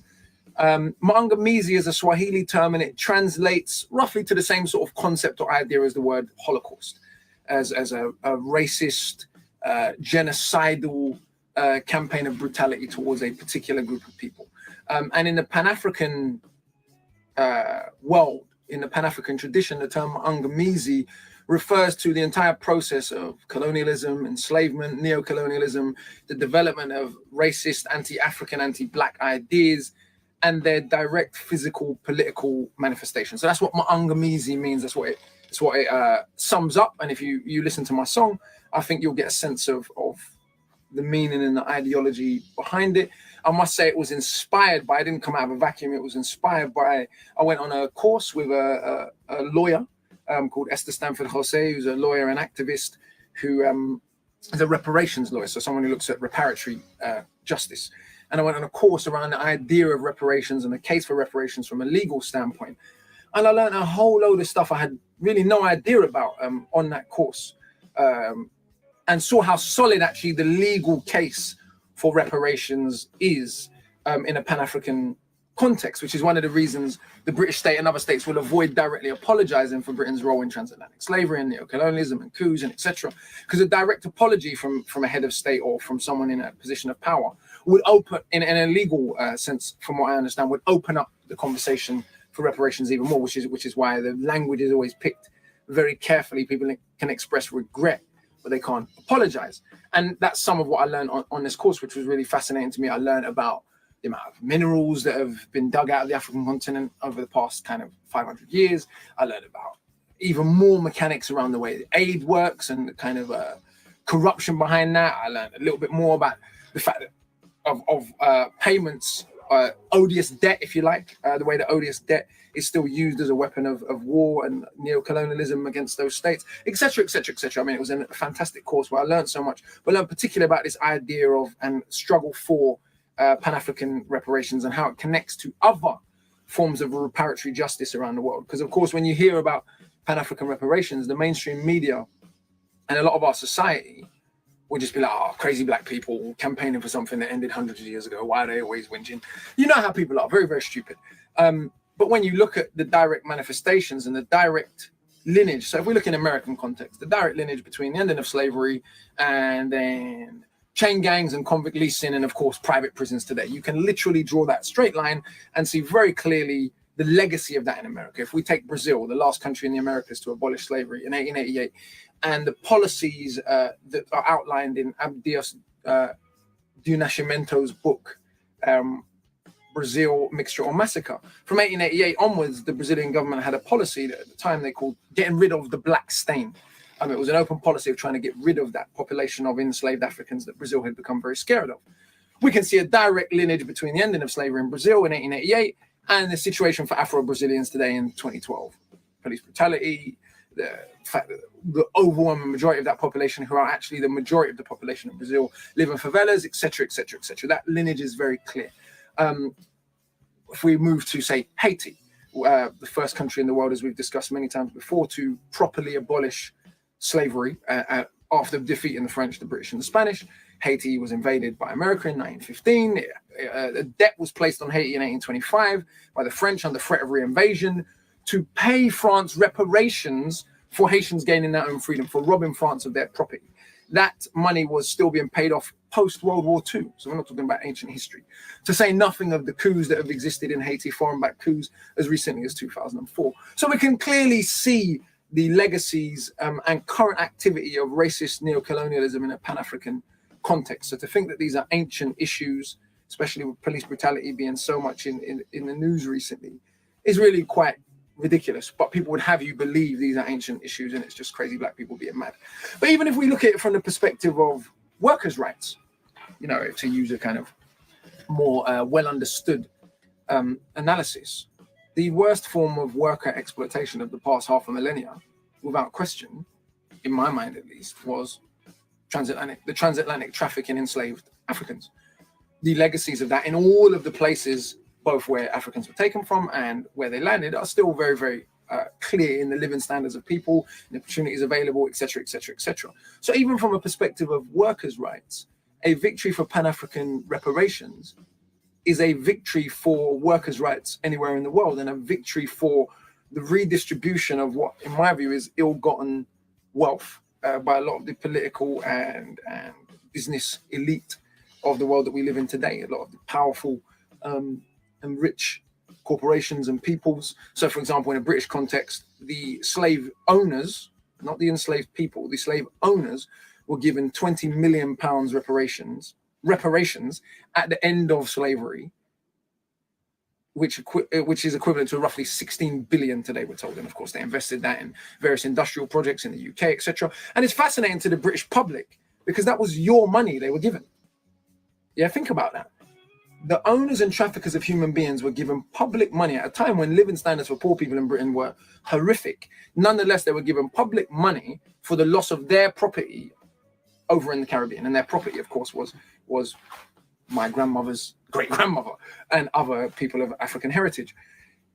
It's fascinating because that was the largest public bailout until the bankers' bailout of 2008. So these things have very relevant contemporary manifestations, but the mainstream media and our universities and the way and the general obscurification, if that's the correct word, and I don't think I pronounced that word correctly, but it's funny, but the general making things hazy and making things unclear and avoiding facts and avoiding any real discussion around these subjects is one of the ways that people avoid what is a very clear context. So to give yourself some context, you could read Capitalism and Slavery by Eric Williams. You could read How Europe Underdeveloped Africa by Walter Rodney. You could read The West and the Rest of Us by Professor Chinwezu. You could read Dead Aid by Adam Bisamuyo. You could read so many books that look at manifestations of neocolonialism and give you a historical context and a legal context. Visit stopthematangamizi.com. Pan-African reparations is part of an international campaign for reparatory justice in the world. I would suggest people do a little bit more research and understand the principles and history of reparatory justice before they pass judgment and make a conclusion. For more information and understand that reparations, reparatory justice, is one of the key components, in my view, of a march toward any form of global justice in the 21st century. StopTheMatangamizi.com. Big up, ladies and gentlemen. Catch you soon. I don't know. I get kind of tired sometimes of Black equals African folks trying to use some type of shaming tactic, using laws and all this type of stuff that these people create and can go around and go under and go through them at will. But we spend all this energy on it. There's just something strange about it. Let me start with Gaston up. Gaston, how do you feel about what you just saw?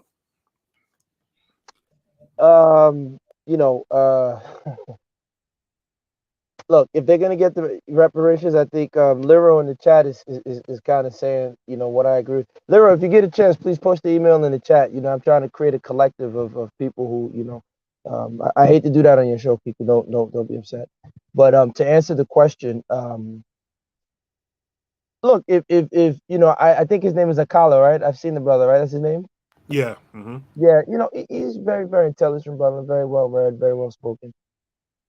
I'm just at the point where I know my enemy. I think we talked about that a few weeks back, where I pointed out that if we are American, right, for the American context, and we are citizens of this country, then treat all the citizens accordingly. And you wisely said, which I agreed with, but I was just saying it just for the clarity to say, hey, listen, treat us like citizens. And you said you can't expect that from your enemy. And me personally, I'm past that stage where it's like, look, if you can get the reparations, sure, but let's listen. It's all business for these people, and they will never part with anything that I think that they don't want to. Right? They willingly gave the Japanese in internment camps, not willingly, but they gave them reparations. the Native Americans who were on this land had some form of reparations, even though their genocide can never be repaid with a casino or rubbish like that. So I think the solution, as I've always said, is get in some sort of commerce, get in some sort of trade. Let's build our networks together, and let's do our own form of reparations. If we're able to get some lawyers to come up with a proper legal argument that can get us some money, sure. But let's look at a real world example here in the U.S. They gave us these checks. Now all of a sudden, they claim inflation is at 7%, which is just an indirect way for them to get their money back. Right. We know the game, So I don't know. That's just my opinion. In the chat, Harsh Reality Podcast says, exactly. It's a case of, do Black Americans deserve reparations? Sure. Are they going to get it? Doubtful. Once you understand power dynamics, it's a simple fool's errand. Your oppressors would be fools to empower you. Yeah, that's always my take. B. Rodriguez says Moses has invoked YSLL. I'm not sure what that means. Lero says to the Harsh Reality Podcast, you get it, bro. Sure, we deserve reparations. We deserve much more than that too, and are capable of it as well. B. Rodriguez says Niger, aka Nigeria, was the chief slave traders. Y'all owe me too. You all will pay what you owe one way or the other. Okay. Shots fired, I guess. KW Don 7 says Urugu is not giving any Africans reparations out of the goodness of their heart. They want to freeze the world as they stole it. Let's go to Kevin Kyrie. Kevin Kyrie, what say you to this prompt? I'm just about building with my people, man. I'm just about building. At this point, I'm not begging these white folks for anything. As a brother said earlier, learn a trade or whatever you can do and network with your people. That's how you get out of the situation. Yeah, I mean, listen, these discussions of the laws and statutes and blah blah blah, legality of it, sure there's going to be an argument there for it. Sure there's an argument, but do you have a power behind you to get this thing done, to get to get that justice based on these laws? Like, can you enforce these laws? You can't. So that whole debate just throws me sometimes. Janelle Benjamin is here. Peace to Janelle. I know it's Mr. Untouchable's people. She says, give me my effing money. Reparations. The pro-Black perspective says it'll be crazy for Urugu to pay reparations. It'll be a betrayal of his ancestors. That's a neat way of thinking about that too. Let me read that again. Pro-Black perspective says it'll be crazy for Urugu to pay reparations. It'll be a betrayal of his ancestors. Mr. Untouchable, what say you to this prompt? Just brief something to say briefly. Before I say that, let me just say there are multiple ladies in the chat, and I know you all ladies like to hear our voices, our sultry voices as men, but it would be good sometimes to hear from the ladies and what they think, their voices. So, I mean, if you all don't mind sometimes, just click the link, But needless to say, I would say this: easy peasy. Gangsters don't pay back their money. Gangsters don't believe in fairness. If you understand how America was built, which is really based off of gangsterism, you wouldn't even have the idea in your mind for so-called reparations or fairness or anything close to that. But that's neither here nor there. That's what I believe about reparations. Yeah, I mean, I think that sums that point up well. Jay, what's your feelings about, particularly about the Africans in America receiving reparations? What's your feelings about that? Before I answer that question, I don't think Akala was advocating reparations. He summed up various points of views that actually make it quite impossible. He started with the mixing in Brazil to diminish the black factor, the black stain. And he ended with British slave traders getting paid reparations, and actually he actually I see it as a question to people that beg for reparations. I see it as a question for I see well, he was posing the question at people that want reparations, how they are going to approach all these various results from the slave trade. So I don't think and if you want to wake up every morning, he's also a rapper. Just play Marcus Said It every morning before you drink coffee. Maybe you'll skip the coffee, and you'll do your day in a full 100%. But okay, that's that's that's the commercial break for Akala's music.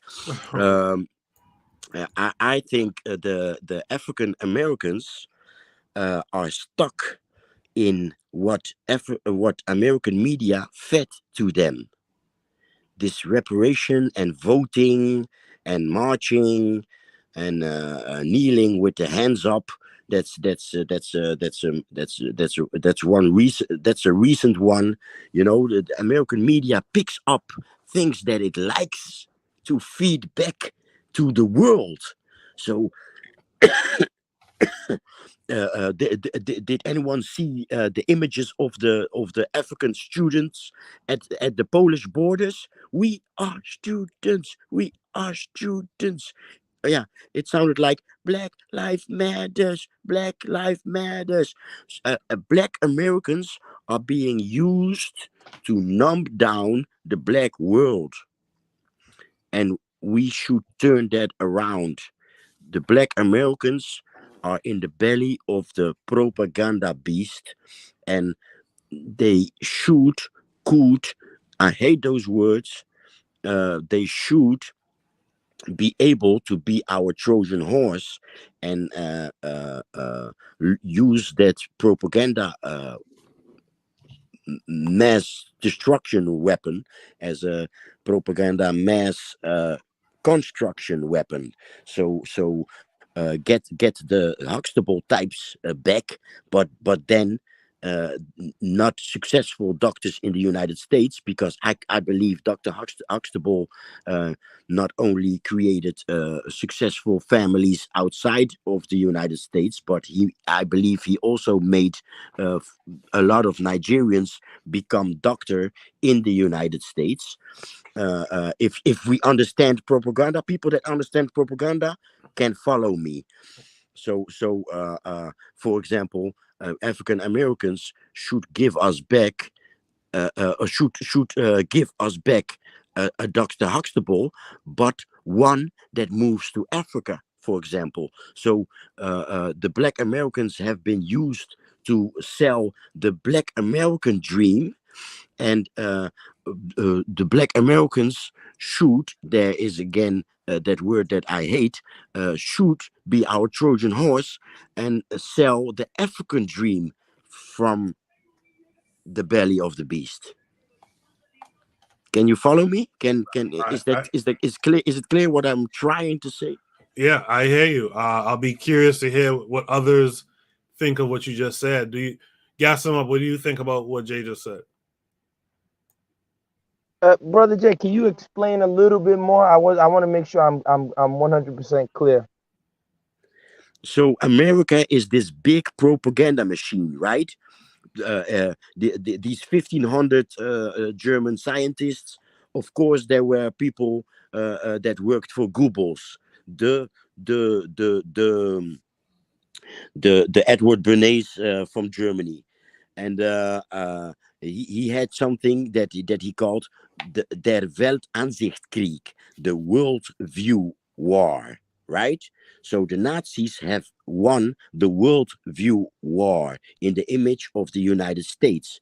So the United States is selling the white world view to the world, and it's called the American dream. And black Americans have been the mannequins in the black American dream. So the whole world has fallen from for the American dream, the American way of life. It doesn't exist. It's just there to turn us all, the whole world, into consumers, right? So black Americans are inside of this machine, this propaganda machine, and we are ballers. There I go again, speaking in first person, but we are ballers. We are the greatest entertainers, uh, uh, and the third one we're missing there, and that's Trump, the Trump lifestyle as American dream. But America has been selling that with propaganda, and Black Americans has been a tool to turn blacks outside of America also into these consumers, right? I believe my parents, for example, came to Europe not because what they believed and said that they came to do, and that's for a better life for me and my brother. No, they came to become consumers, right? They came to have that car, that big car and that big house, and etc. And that happened via the image of black Americans, successful black Americans, black exploitation, uh, uh, uh, uh, uh, and but also just Hollywood, the ballers. What I said, I'm maybe I'm using too much words right now. I hope you get it right now. I Yeah, hope you get it now. yeah. So with that said, gas them up. What do you say now? So if I'm clear, you're saying that basically the Black American has been a part of the American empire, used as part of the American empire's propaganda machine. Yes, yes. And I so believe in I believe response, I believe what should they do? sorry. So so because they've been used as the American propaganda machine, what should they do to respond to that? That's the part I wasn't clear about. Make media because they are the superheroes. Everyone in the United States is a superhero to the rest of the world, and especially their own race, their own image. So black Americans are superheroes anywhere they go, but especially where blacks are, especially the blacks that are there where they go. For them, they are especially the superheroes. So black Americans coming to the Netherlands, they are superheroes. Oh, I know this American. I know this American. But as blacks, for as blacks, it's 10 times stronger. You know, so so that's the power that this propaganda machine has given black Americans. So what black Americans could do with that power is create images of an African dream. So they have been used to sell the American dream. What they could do now is sell the African dream. So make images of successful uh, um, uh, uh, business with Africa, successful repatriation images. Uh, um, sell, sell the African dream, just like how they have been selling the American dream. I understand exactly what you're saying now. And Okay. you're absolutely right. That should be done. But I'm going to say something controversial. The truth of the matter is, in this Babylon that we call America, in this belly of the beast, the Black American, African American, whatever you want to say, they're under a mind control that is so devious. It's a vampiric form of mind control. It's very, very scary. I always tell my friends in Nigeria, I said, listen, the strongest juju voodoo I've ever seen in the world is in America. I haven't seen more diabolical voodoo than what I've seen in America. That whole California, Los Angeles, that place has some powerful voodoo, and the minds of the black people in America in general, not all, I hate to, generalize. You're right that it should be used to do those type of efforts, but uh, you know, many don't like Africa, many don't like being African, many don't even realize part of what you are saying, that exceptional African American, that exceptionalism is because they are in America, as much as they are the downtrodden or the second or third class citizens of America. Part of what gives them that advantage over other blacks around the world is because they are a part of that American machine. And I think I said this a while ago that it also plays into the hands of the narrative, because you're in Europe. And so as a European African, you're able to experience, I've never been to Europe, but I have family members that live in UK, Italy. As a matter of fact, I have some family members that just left Italy, running to Canada to go stay with family in Canada because they're like, well, they're done with Italy and the racism that they face. So, the Africans face a lot of racism in Europe. But when the African American goes over to Europe, like Tina Turner and Nina Simone, all these African Americans, Kanye West, N-words in Paris, they love Europe because the Europeans say, oh, we love you. We love your rap. We love your jazz. I think even in France, they have a term about the Bronx, which is so crazy, right? But the flip side, the white American man, because he doesn't like his black person in his backyard, when the Caribbean or the African comes to his land, what he does, the mind control, the juju that he does is he presents it that, oh, I like you people because you people are not complaining about slavery. You're not complaining about racism. You're working hard. We like you. And so I agree with you. That should be done. But the voodoo that's occurring on the minds of black people worldwide is very, very strong. And I pray that the ancestors are able to intertwine and do something. Maybe we should ask Urzuli to help us, do some rituals. I don't know. Mr. Untouchable, let's bring it to you. Making a case for reparations. I would say this. I would say this, Coco. The thing about a dream is that you have to believe. You have to be asleep to believe it. And if there is a solution to the American dream or any European dream or any kind of other dream that we have in our minds and our heads, is to wake the fuck up. You know what I mean? And understand that we are in a real world with real life consequences, and there are real things that we need to do. You know what I mean? We are a global collective of people, because make no mistake about it, we are treated or mistreated the way we are in this world is because our enemies see that it should be done that way. So we have to be proactive in our actions and the things that we do. No more spending billions or multiple billions of dollars buying fake hair weaves and what is bleaching creams and all these other things that put us into the delusion that we are included right now because we managed to burn the blackness off our skins, or we have straight hair, so we are inclusive and we are something separate and apart from a peasy haired person speaking with a so-called accent. You know what I mean? All that good diction goes out of the window. We are just as Negro as we were before we come here 400 years ago. And ask me why? Because we are treated as such. We are treated as such. Just like how the Nigerians protest and saying, we students in the Ukraine, like the brothers say, the Americans protesting in the streets of Alabama and Mississippi and all over America saying, Black Lives Matter. Back in the day, Martin Luther King, when they was protesting, they used to have the same kind of placard saying, ain't I a man? Yeah. And you fast forward that decades later, and we still holding placards marching in the street for justice. The idea is we need to wake up from out of this fucking dream of inclusion and integration, because it not gonna work. It ain't work back then.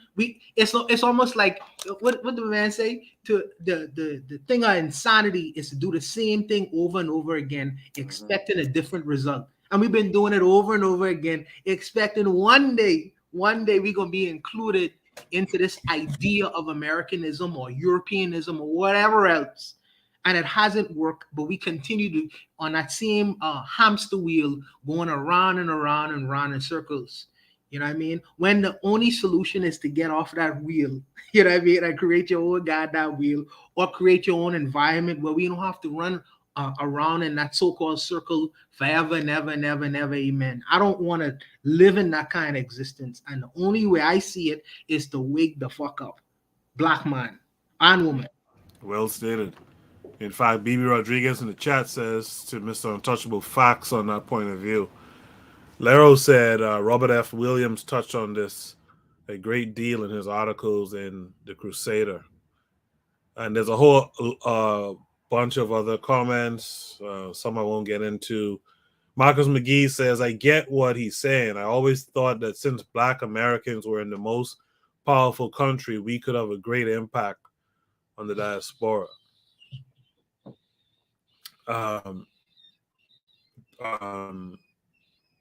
Marcus McGee also said, but instead, we let them create our images, shaking my head. Yeah, I think we did a good job with that discussion. If anyone wants a last word, say it now, or else we'll move on to Shoot the Breeze topic number 8. Shoot the Breeze topic number 8 tonight. So we're almost at the end. I hope you guys are enjoying the show. Drop a 1 if you are enjoying the content tonight. Also, hit the like button. Make sure we get all the likes we can from this, and share the content. You know, let other people know what you were doing on Saturday night. Shoot the Breeze topic number 8 is, can Black mothers co-signing their children's actions go too far? This came with a link. Let's check it out. Drop some really good secrets, something. Copyright disclaimer under Section 107 of the Copyright Act 1976. Allowance is made for fair use for purposes such as criticism, comment, news reporting, teaching, scholarship, education and research. Fair use is a use permitted by copyright statute that might otherwise be infringing.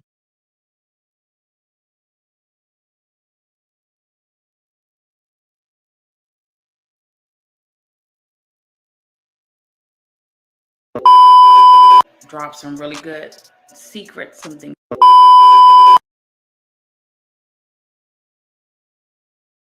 Come over to the side here. I got to talk to you. Yes. I mean, this is a little fucking weird, right? I mean, you're gonna watch your daughter take 2 loads to the face. Yes. Have you ever done that before? No, I have not. No. Have you ever done porn back in the day or anything? Yeah, right in my bedroom. No. Now, your daughter spoke very highly of you. You were her rock, is what she said. Like, you're her support system. This is weird, though. Mm-hmm. This is really fucking weird, man. Like, my mind is blown. What's your take on this? Do you approve of your daughter doing porn, or do you just support her because she's doing it? I approve of it because it's her decision, her body, and her choice. And anytime when you have one of your kids make a decision like that, you can shut them out or you can support him. And I choose to support him. You know, that's great, because a lot of girls come in here, they don't have that positive reinforcement from their mom. Most of them don't even know who their fucking mom or dad are that come here. You're probably not familiar with our site, are you? No, I can't say that I am. Okay. If you were, you probably wouldn't be sitting here. We're heralded as one of the more like degrading, humiliating, basically the last stop on the fucking road to throwing your life away. You know, so congratulations on that. Thank you. But having your daughter sit there and being called names like bitch, whore, slut, I mean, is that something you approve of, or do you wish maybe she chose a different style of porn? You know, again, in porn, everybody has to start somewhere. Mm-hmm. And so this might not have the place where she wanted to start, but this is where she started. She's not always going to be at the bottom. There's always the chance for improvement and moving up in it. So again, in any profession, You have to start at the bottom to work your way up to the top. You got to make your bones. There you go. I'm actually a little upset your mom's calling us the bottom now. You know, I'm going by what you said. You know what I'm saying? Like, I kind of think we're the best at what we do. Hey, and if that's what you think, then that's what you think. Somebody has to think that, right? That's right. I All like right. her. I wish, you know, maybe we can get both of you back for a full scene, because I think your mom can fucking make it happen, man. I think she's pretty freaky. All right, you ready to take 2 cum shots to that fucking face? I'm ready. Mom, you ready? She's got this. I'm behind her. All right, yeah, literally, I'm right? behind her. I've got her back, literally. Hey everyone, I just want to mention a few important things just so that you can get the concept of what I'm about to tell you. About to drop some really good secrets, some things that's going to help you guys be more successful and win. So go ahead and click the like button and subscribe. Okay, that was a interesting story. In the chat, KW7 says there's no way there's a father in that household. Lero says, look at her daughter's face, bro. There's some kind of toxic dynamic going on. This is sickening. I can't believe it. Ibi Rodriguez says, oh my God, what did he just say? Yes, he said what he just said. Kevin Carre, what do you think of this story and its prompt? Hey, as I said with the photo I sent you earlier today, right? Hey, they're not kinfolks, man. We can't keep supporting people like this. It's like we got to keep moving on, man. We're losing.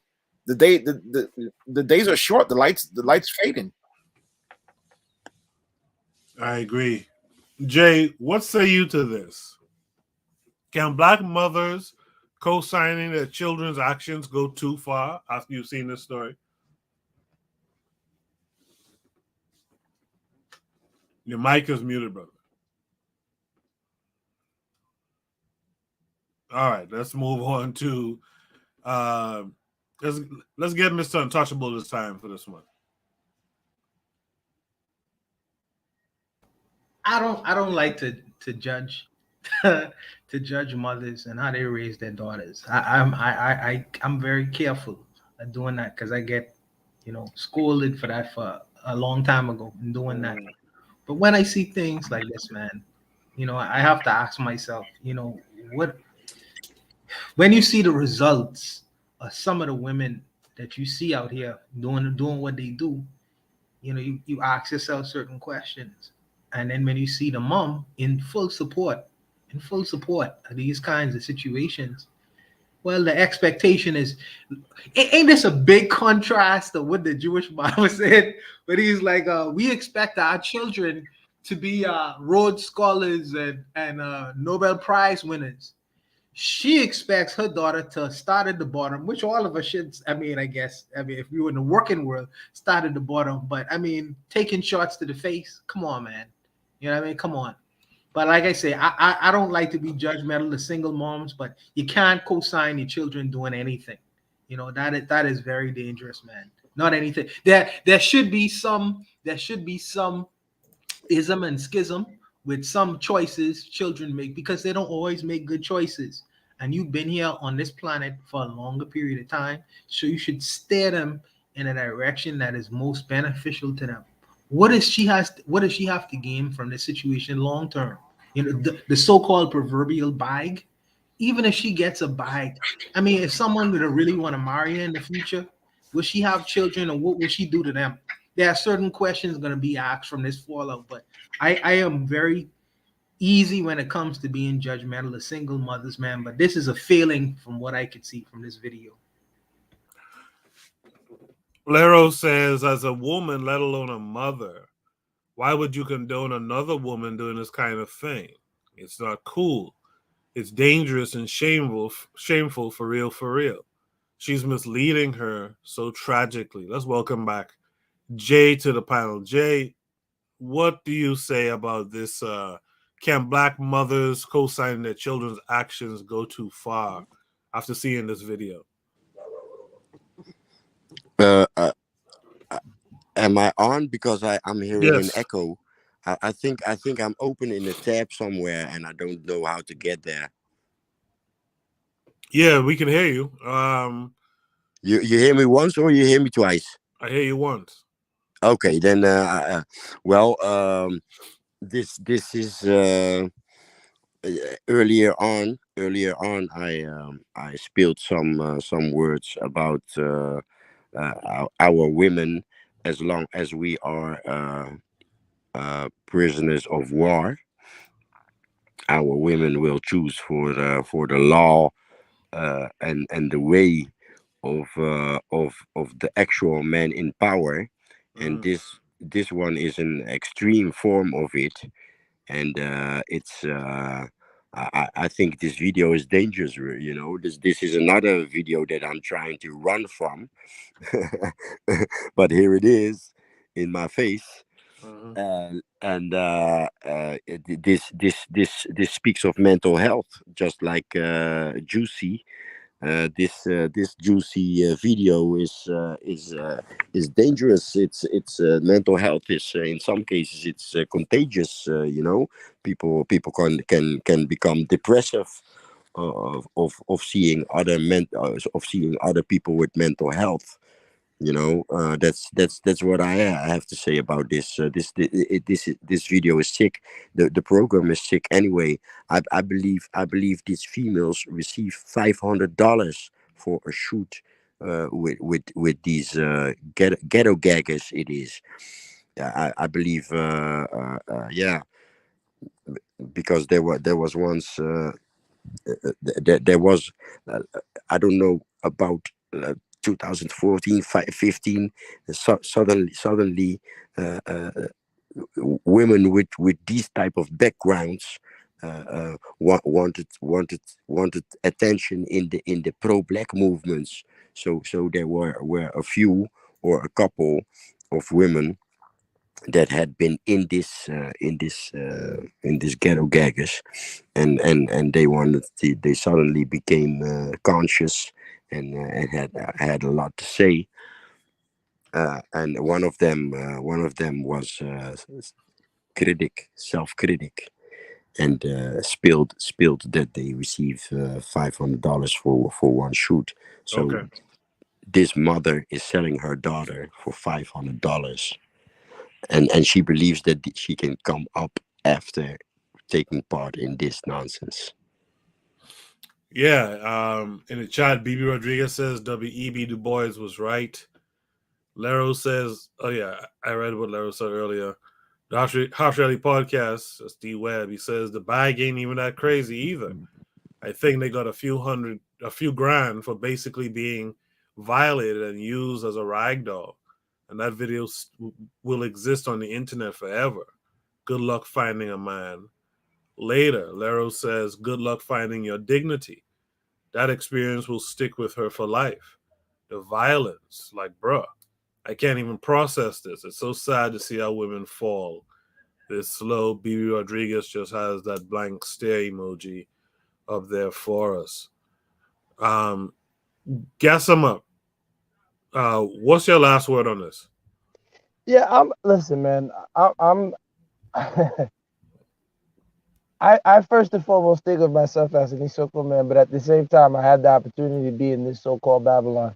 And in this country of Babylon, they have a saying, treat them like they want to be treated. You can't turn a hoe into a housewife. I know some women in the chat may not like those statements, but it is what it is. I'm not in the business of seeing a woman who behaves a certain way and you're going to treat now. And Kanye West is learning that the hard way. I'm sorry. I know it may seem like I'm ranting. This is to all the fellas. You can't teach these women nothing.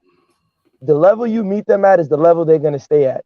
They're only going to pretend either because you're financially so-called successful, and when they get tired of you, they'll divorce you.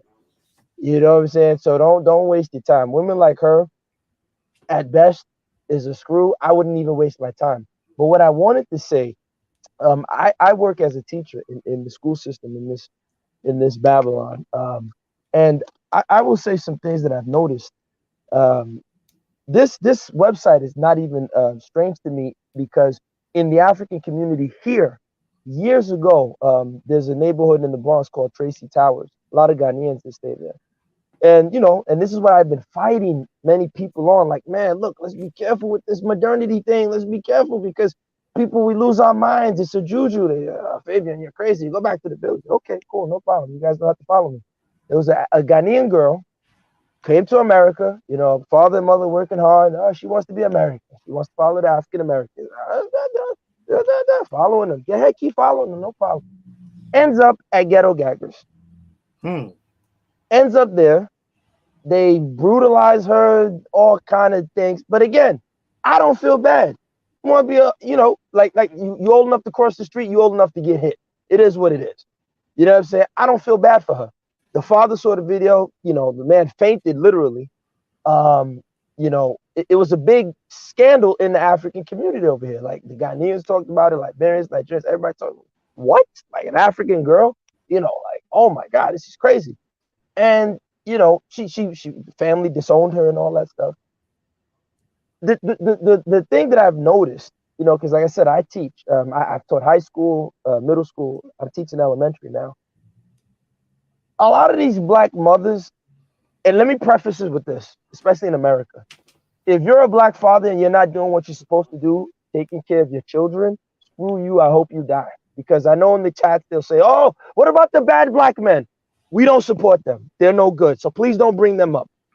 But my beef with black women, especially in this country, y'all don't open your mouths and check each other. For example, if I go to a barbershop, and I think I said this a while ago, I said this last week or 2 weeks. I said, if all of us were men, we're in the barbershop, we're cutting hair, the minute I say, yeah, you know, my wife, the chicken was cold and I slapped the shit out that bitch, stomp their chest. Most men would tell me there's something wrong with me. Some might even want to fight me. If I said, yeah, you know, my daughter, I punched her in the eye, I kicked my son in the neck, they would say something is wrong with me. But these women, especially in this country, will hear the most effed up things that their women do in the hair salon and their sisters, their cousins, and they don't have a word. The most they'll say, maybe that's, baby, yeah, that's messed up. That's messed. Stop saying that. Call them out. That's what culture is. Call them out and tell them we don't rock with them. Same way I've been screaming, let's get rid of these goddamn celebrities. Let's call out these people who bring a bad name to us. If you out there touching kids, you ain't taking care of your kids, you misbehaving, you are not a part of us.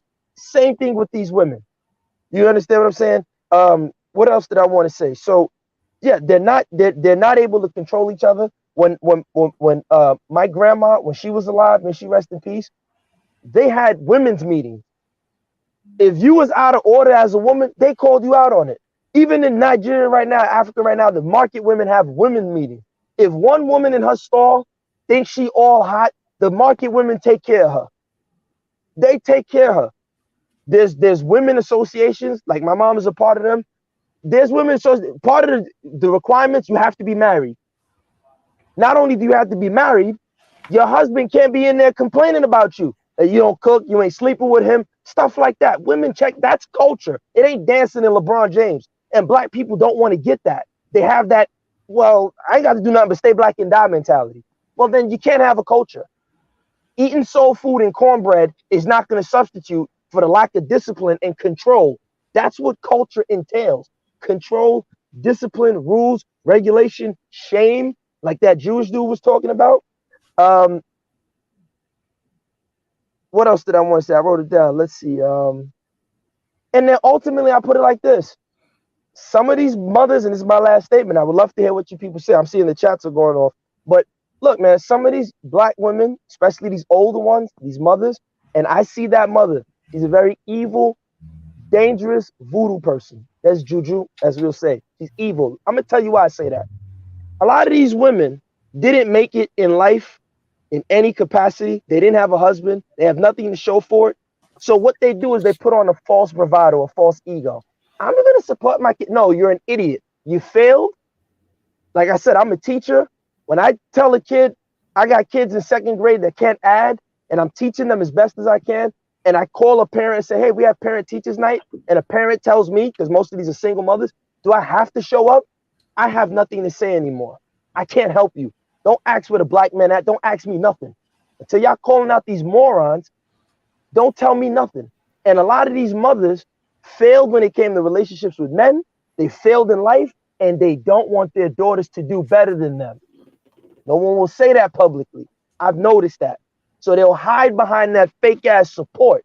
Because when you see a child doing something wrong, you call them out on it. No, you're going to support that child to continue doing the stupidity that you did because you don't want your child to be better than you. And I tell a lot of these young girls that I've come across, if they got that type of mother, stay away from her because she's no good for you. Yes, she's your mother. You think that's a lie. Stay away. That woman don't mean you well. Because any real mother that would stand by her daughter to be used and abused and degraded like that ain't somebody that should have had kids or should be accepted in our community. So I think Black people in America need to look at examples like that and say, we need to build our own culture with our own rules. And if you doing stuff like this, you ain't a part of us. That's just all I want to say. I would love to hear what people in the chat and what you guys have. In the chat, KW7 says, once a woman does porno, she essentially has a scarlet letter and is no longer marriage material, though there are some exceptions because of some simps. BB Rodriguez says, wait a minute, y'all. You're not going to blame West African behaviorism on freedmen descendants. That's at ADOS FBA talk. Lero says, I grew up in women's groups and the link, religious-based, of course. But with the decline of religion, we see a decline in these groups. But bro's preaching, and it's truly needed. Lero also says, as a woman, it hurts to hear, but we need that for real. Jay, what were you trying to say next? I want to thank the brother, man. He said it all. The women should call each other out. I as a son of a troubled mother, let me put it that way. And I didn't understand. I thought she was just a strong Black woman that was very strict and wanted her sons to succeed, right? And it was all except that. And in the days that I didn't understand it, I was screaming for help in the Black community, like hey, what's happening with my mother? And when I saw similar behavior, I would ask the women why they wouldn't call it out. And well, thank you, brother. And to Bibi Rodriguez, I'm sorry that you took part in ghetto gaggers and that you're mentally ill now and since then, but do something about it, man. Find a psychiatrist or kill yourself or something. Fix yourself, man. All right. I mean, I think we had a real good discussion there. Brother, if you don't mind, BB made a point in the chat. I don't know what her issue is. Maybe she's running to some bad African. BB, you got to understand. You said that freedmen are cultureless, yet West Africans lived amongst us for over 30 years and shared none of the traditions and customs. I mean, that's a great point, but keep in mind, everybody's lived amongst African Americans and they don't associate with them. I love African Americans. I grew up here with African Americans. You know what I'm saying? Many Africans will see me and not even think I'm African. I mean, when I'm on other platforms, you should see the comments that the Nigerians write about me. They can't stand me.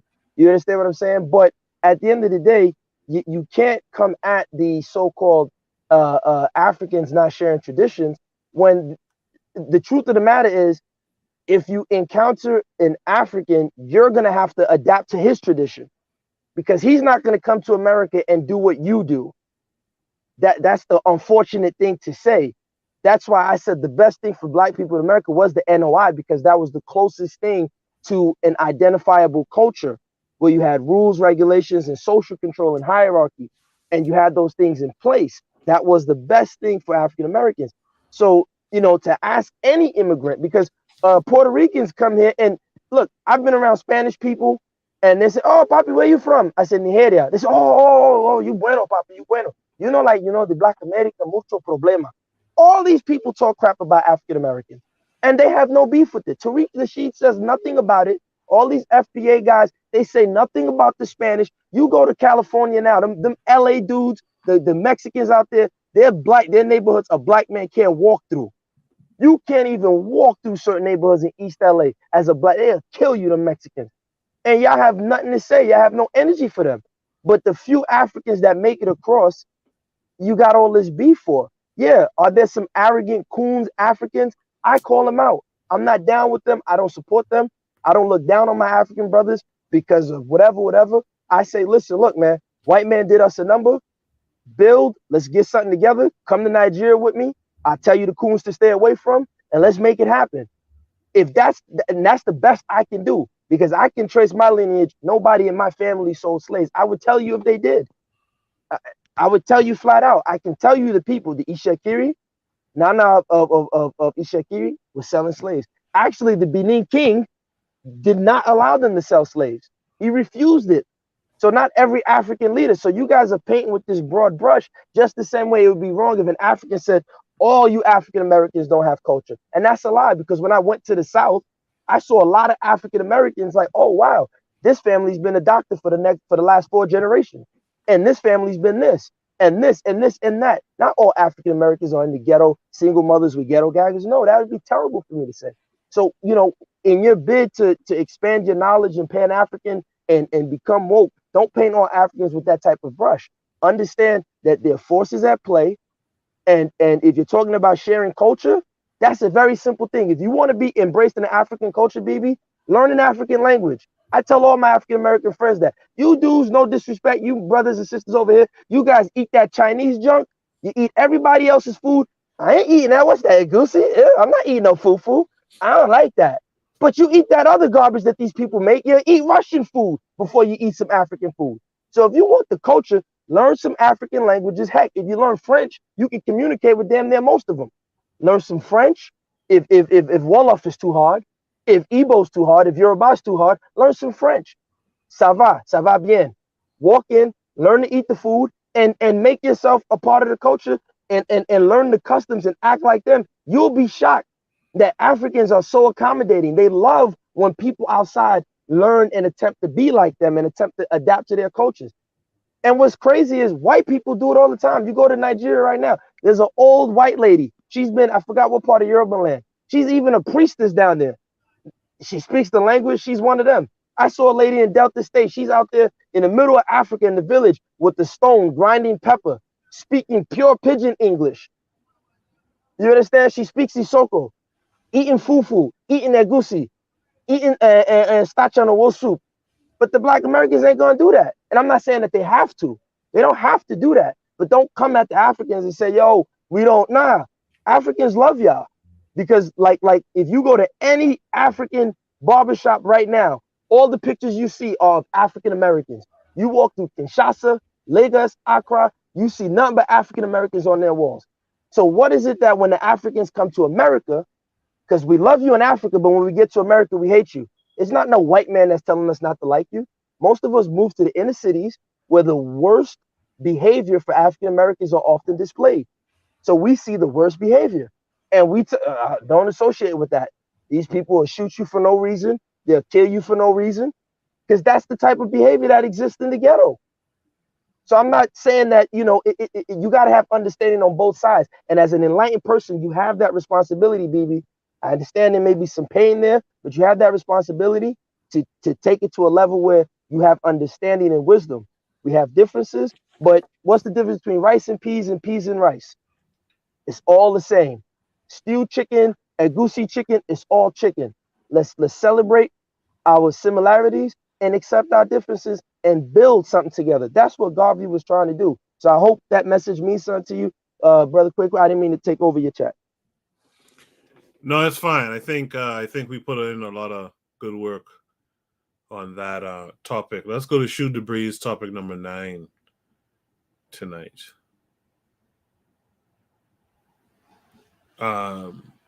Shoot the Breeze, topic number 9 tonight is a discussion on food and eating habits. This came with a link as well. Let's check it out. If you're looking at how to become sensitive to life, how to become perceptive, then what you put into the system becomes very important. If you watch the body with what sort of food the body is most happy, you will naturally notice vegetarian or plant-based food. I do only one meal most of the days. it'll keep me going the entire 24 hours.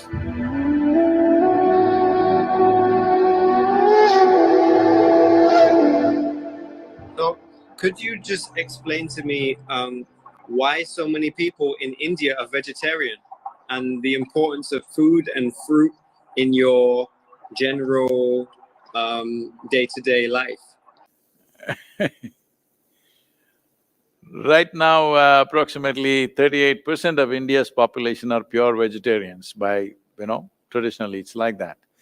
Let's say about 50 years ago, nearly 60% were vegetarians, but Western educated doctors have been telling people, if you don't eat meat, you won't get nourishment, you have to eat some meat. So, because of that, some meat has come in, but still in India, meat eating is not like how it's in the West.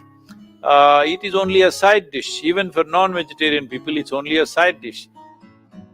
But why vegetarianism is, you see, if your survival is under threat, your entire life is about survival. Once survival is taken care of, now you wonder, what is this all about? Because when survival is in question, it looks like when your survival is fulfilled, everything is going to be great. But once survival is taken care of, you realize that is not the truth. Your life is longing for something else. So survival was very simple and easy, it was a rich land, people survived well. Because of that, they started looking inward and it started developing various things, and one important thing is nearly 70% of the country's population was always actively spiritual.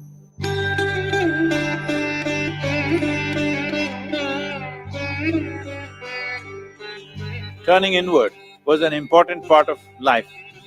Because of this, when they turned inward, they realized that what they eat matters. If you just want to be all beefy brawn, then you can eat lot of meat and just grow muscles and fight with each other. But if you're looking at how to become sensitive to life, how to become perceptive, how to be able to perceive things beyond what is considered normal perception, then what you put into the system becomes very important. So what is it that passes through the system with least amount of resistance, with least amount of struggle in the body? So to put this into perspective, let me put it this way. See, if you eat raw meat, for example, in the human system, compared to carnivorous animals, in all the carnivorous animals, the length of the alimentary canal is only 3 times the length of its body approximately. In all the herbivores, the length of the alimentary canal is 5 to 6 times the length of the body. So in a human being, it could be anywhere between 24 to 28 or 30 feet, which is nearly 5 to 6 times the length of our body. In this kind of alimentary canal, if you put meat, it will travel through this very, very slowly. Approximately, raw meat would take 70 to 72 hours to pass through the system.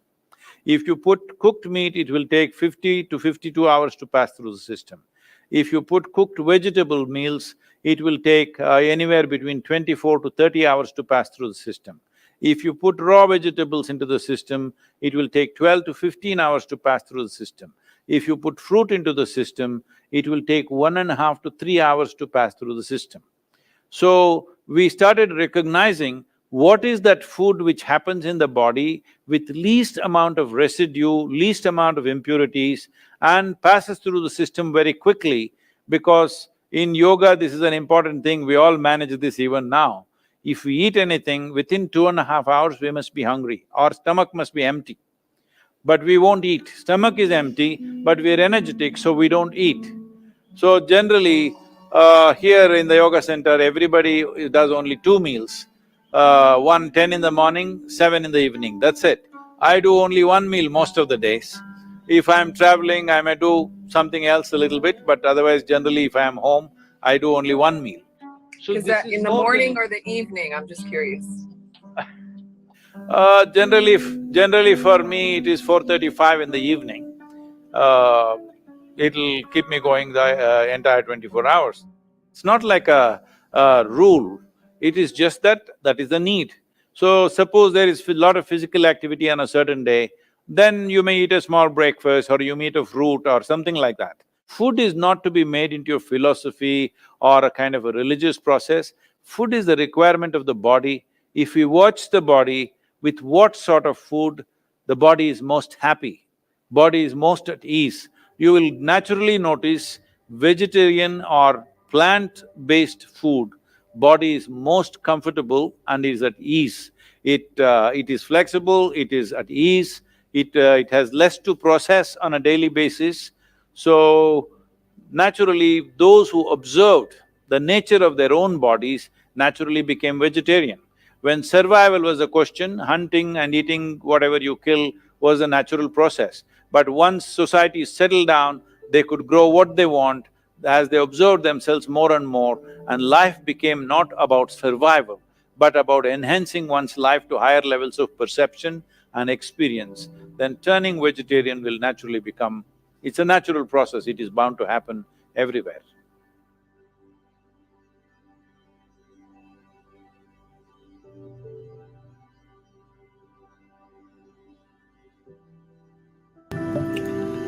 Yeah, this is a reminder of something I used to talk about years ago on the podcast.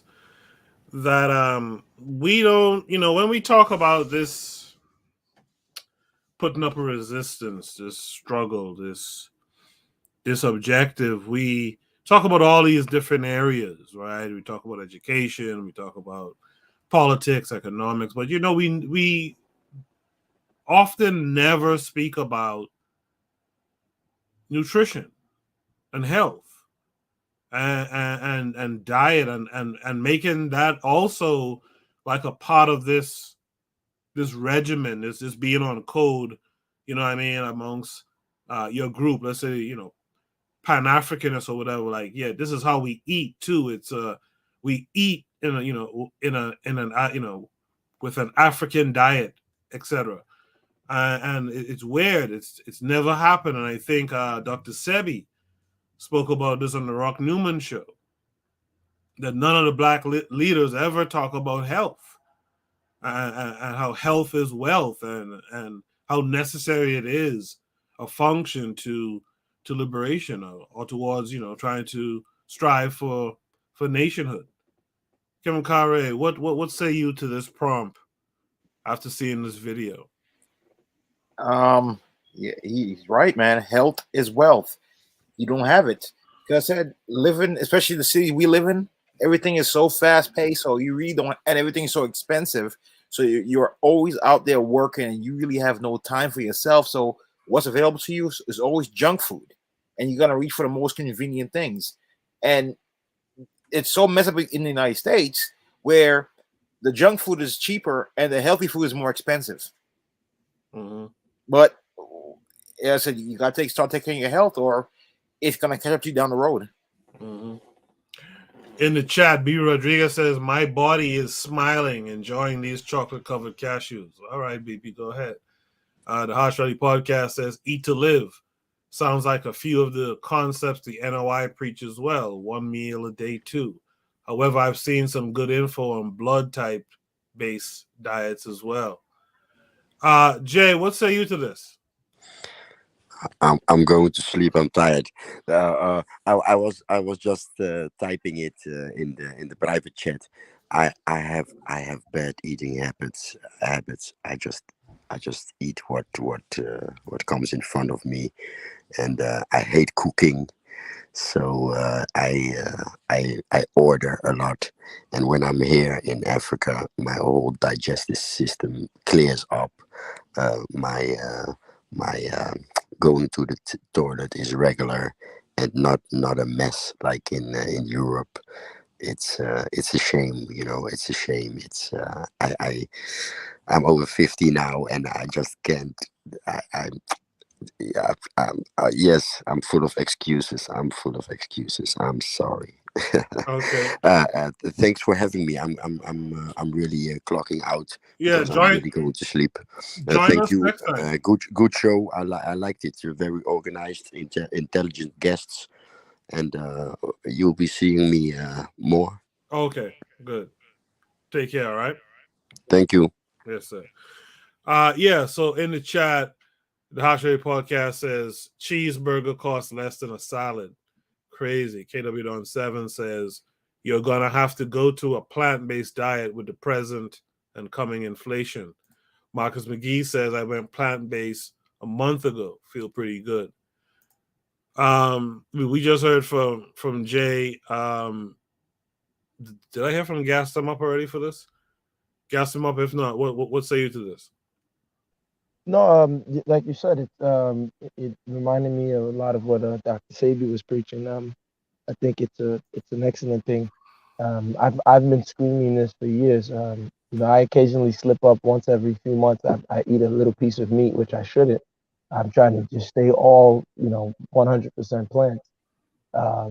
But even like the foods that we eat as Africans, our diet was altered.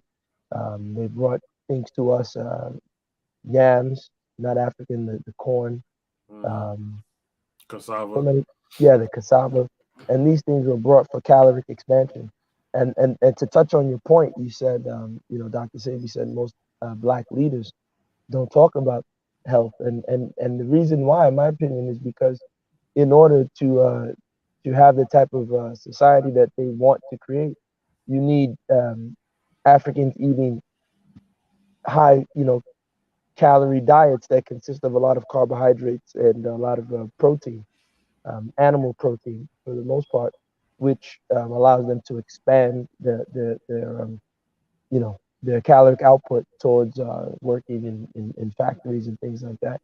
So yeah, no, the guru was spot on in terms of food being passed through the body and cleansing. And these are things that, again, when you go to the villages, people still remember those roots and things to eat. But you go to Lagos and the cities in parts of Africa, no one's eating like this. I've told fans, hey, don't eat that meat. I don't want you to look at me like I'm crazy. Like, what? You don't want meat? Like, no. I just want all vegetables and plants, and they're not understanding. But it's funny, little by little, some of them are slowly getting to it. But these are the types of information that the African governments don't even provide to their citizens. Many Africans are now suffering from things like diabetes, things that 20, 30 years ago, you never heard an African having this problem. But now, because they're eating the corned beef, the sardines, they're drinking the beer, they're going to, Quilox, the clubs. I'm not against, partying, having a good time, but they're living a lifestyle that's very sedimentary, no exercise, no fruits, no vegetables, because eating the local fruits is frowned upon. Eating the local vegetables, I think Azuli put fonio, coacha. They don't want that. And it's actually cheap. They want the rice, which spikes your blood sugar and things of that nature. So like I tell them all the time, like, hey, who gave us this rice that we're eating in West Africa, other than the people from the Senegambia region where jollof rice comes from? We weren't eating jollof rice in Nigeria, and that's not what we were eating. They get angry when I tell them that. So I agree. So I'll end there. Pro Black Perspective says, my brother once told me that the NOI had prohibited pork more so because it's way cheaper. I didn't know the merit there, but I went to grocery store and saw pork for cheap. So I can see why someone would think. B. Rodriguez says, poor Yose, a womanless sucker who eats Euro parasites. Okay, baby. Pro Black Perspective says, they follow some tenets. Sorry, the Harsh Reality Podcast says they follow some tenets of Islam. The cheapness of pork has nothing to do with it, LOL. Although I still wonder why they say avoid sweet potatoes. Pro Black Perspective says, yeah, my brother is a coon, so I take with grain of salt. Just interesting that idea is out there. Let's welcome in Azuli to the panel. Azuli, what say you tonight? Hey, good night, guys. Yo, I think this is one of the most, like, changing your food habits in the community is one of the most important ever, because that will change how you think and everything. I read, so I try to be, for the most part, on the Dr. Sabi's diet and stuff like that. Like what the brother was saying, like fonio, like certain stuff that we don't know, like rice. The rice that we have right now is bleached, and it's like the whole shit is bleached. So I just said to say this: the Haitian people make something called black rice, right? how they turn it black is they do it with mushrooms. But guess what I found? I'm not saying it's true, but this is in my opinion. This is what happened. So I got introduced to what Dr. Sebi called wild rice. Do you know? Do you know that the wild rice and the Haitian black rice have the same smell? So I'm thinking maybe we used to eat the wild rice, but when these people came and just switched the whole shit in order to keep the food the same, in our mind, we thought using mushroom because it smells the same. But little that people know, the Haitian black rice is just white. It's white rice turned black, so it's still bad for you. You understand what I'm saying? So I started eating the wild rice, which smells the same, but it tastes different than the white rice. So, what this guy said, they lied to us, bro. Talk about, I did a fast for 52 hours, bro, off of one meal. All this that they say you need to eat 5 meals a day, that's BS. You don't need that. All the thing is, to lose weight, you have to eat fat. All this stuff is this European a science type of eating, and it's to make money for the milk industry. I used to have something called lota. I don't know how they say it in English. I don't know if any people. Lota is like it's like a mark on your skin that's darker than your regular skin color. So I used to have that, and I used to have plenty of pimples. When I tell you I cut the freaking milk out and the cheese, bro, all the doctors was giving me to clear my skin, nothing happened. But when I stopped eating the meat and then and the milk like that, so everything cleared up. But I feel that all the food is already contaminated, even when you're trying to eat healthy and all of that. But I stick to the plant-based diet. The cheeseburger is cheaper than the salad. Not if you buy the salad at the supermarket and make it yourself. But then again, this rat race keep you running to work, running. Yep. So it's designed for you. This food is made for slave, meaning us. And I don't care what people say, we get paid. Yeah, okay, paid slaves. Because like you have to get to work at 6 o'clock in the morning. Why? You have to wake up at 4. And then this food system, like microwave, all this rapid instant meal, all this is to make you a better worker for the system. So I get what he's saying, but I think the black community is at worse than everything. Like nobody wants to eat healthy. When you tell them, they look at you funny. When I said I was going vegan, the Haitian people look at you like you retarded. Like, who are you? What, you don't eat meat? I said, no, I don't eat meat. And I said, they was like, what do you eat? Bro, I follow the Dr. Sebi's. People talking about, you need to eat meat to build muscle to be strong. It's all BS, bro. So I agree with what this guy is saying, but to implement that in the black community, shit. And I don't know, man. I really don't know. Kevin Conway, what say you? I said, he reiterated what I said. This city is made for us to fail. You can't. The only people that you see eating a very healthy meal is when you go up to Park Slope, the Upper East Side, Upper West Side. But us, we're always running around. I mean, look where the college is, for God's sakes. It's all, majority of it is fast food. There are restaurants in between, but it's not made for us to live a healthy life. As Ojuism said, is there an echo? But even Kari, Kevin, even the restaurants, we are really not eating healthy at all, bro. Yeah. They're under those hot. They're refried or whatever. So much. Yeah, there's an echo, I think, coming from Razuli. I guess it has something to do with his setup. Mr. Untouchable, what say you to this?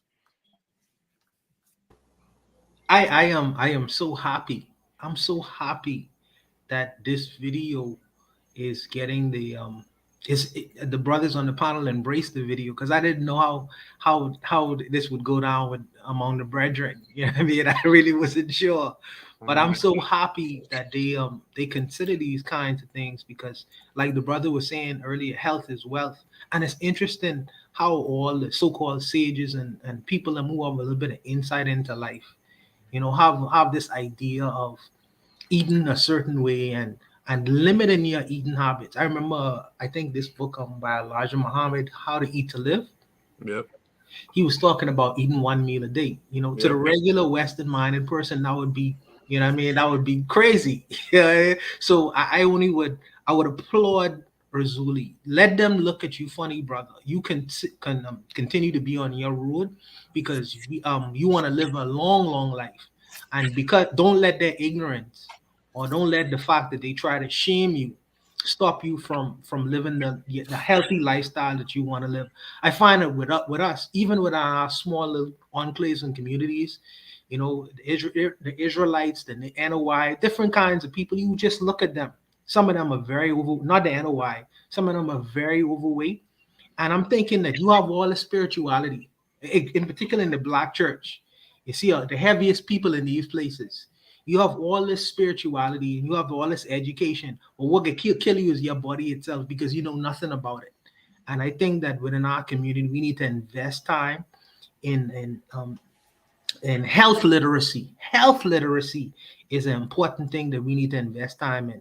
And I understand that time, they take away our time and limit us. So we Yep. find that we don't have enough time to do certain things. But let me tell you something. When you're in a hospital bed, you're gonna wish you'd spend that extra time making one salad or eating one salad or fruit or whatever, rather than eating McDonald's and Kentucky Fried Chicken and all that nonsense. Because health more important than anything. If they sell you a hamburger cheaper than they selling you a salad, and you thinking that it's cheaper, in the long run it could be more expensive because hospital bills can wipe you out before anything else. You know what I mean? And hospital bills alone. But I think that health literacy is something that we should take a second look at in our community. Hey, I got a second what you say, Mr. Untouchable. A couple of years ago, I did an experiment. I didn't eat meat. I didn't have to eat any sugar or anything. I started out with a detox. You know that thing you drink, it tastes disgusting, right? But it helps clean out the system.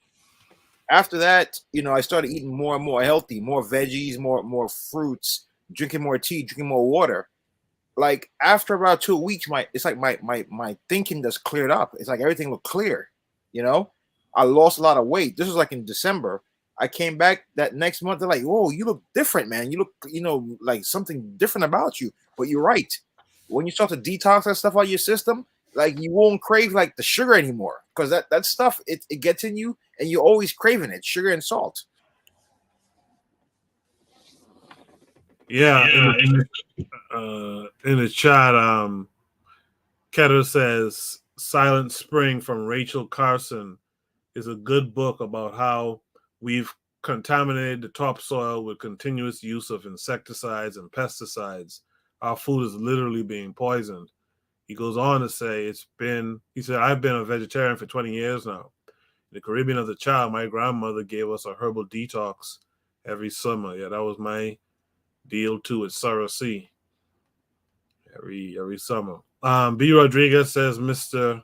Untouchable, very good point on health literacy. However, it's promoted heavily. Something. I don't know what that means. Yeah. Who did I not get to on this prompt? Yeah, I think I got to everyone, right? Okay. Let's go to Shooter Breeze topic number 2. Oh, and KW7 made the point of the silverback gorilla is one of the strongest animals in the animal kingdom, and it's a vegan. Yo, can I say something real quick? Yeah, go ahead. So I watched this thing. I'm glad whoever said that comment. They even made an experiment. There was a gorilla in the zoo, and I forgot what it was. The gorilla caught diabetes and had everything. But once they started giving the gorilla the food that he was supposed to eat, the diabetes shit went away.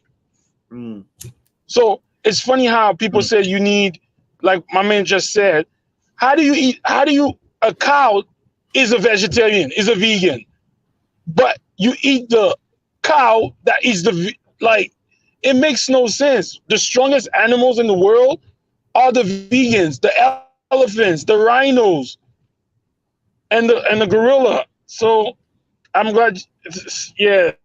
he mentioned that and stuff like that. So that's all.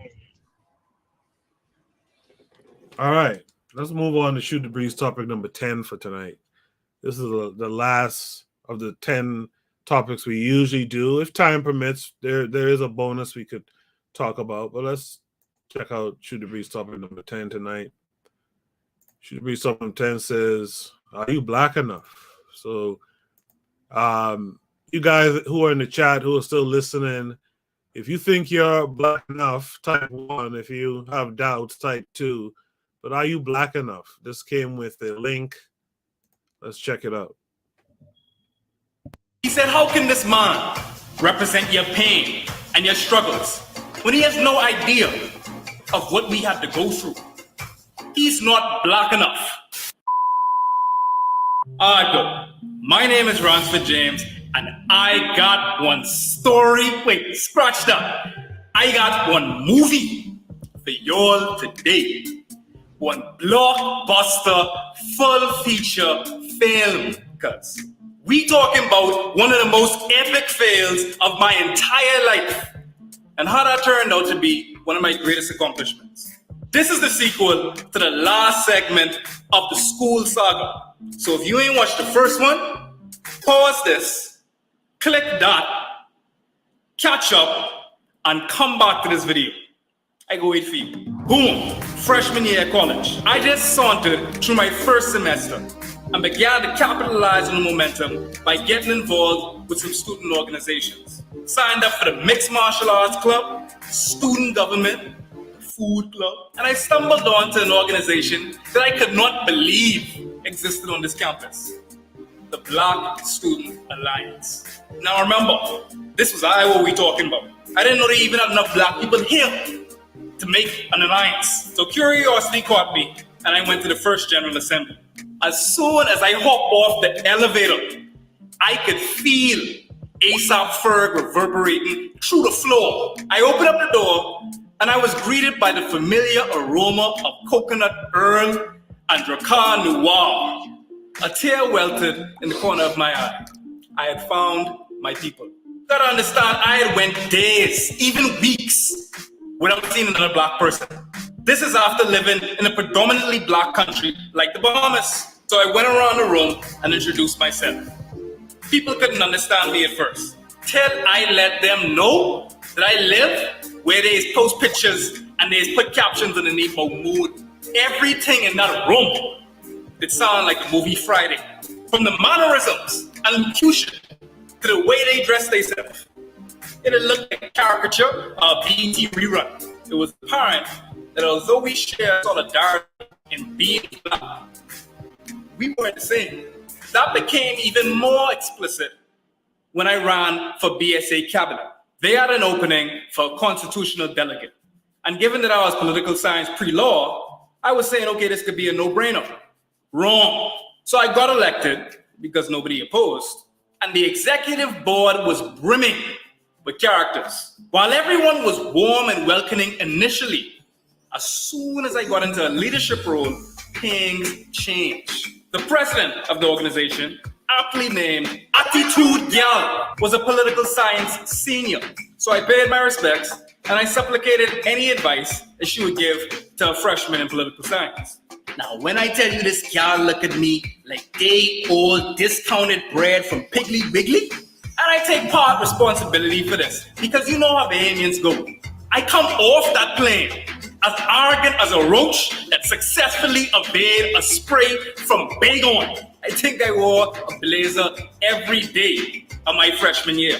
So in retrospect, I could understand why some people wouldn't receive me in a way that I thought I should be. But anyway, my first duty was to check the Constitution. And when I tell you all that this thing did read like a creative from Spirit, all I saw was a bunch of errors and grammatical mistakes. I brought it up to the attention of the board, and they met it with such nonchalance. I could tell that the culture in this executive board was lax. People on their phone, they getting off topic. People wasn't taking things serious. So I took the initiative and revamped the Constitution. I drop it in the group chat. Crickets. And that set the tone for the entire semester. So you know what I say?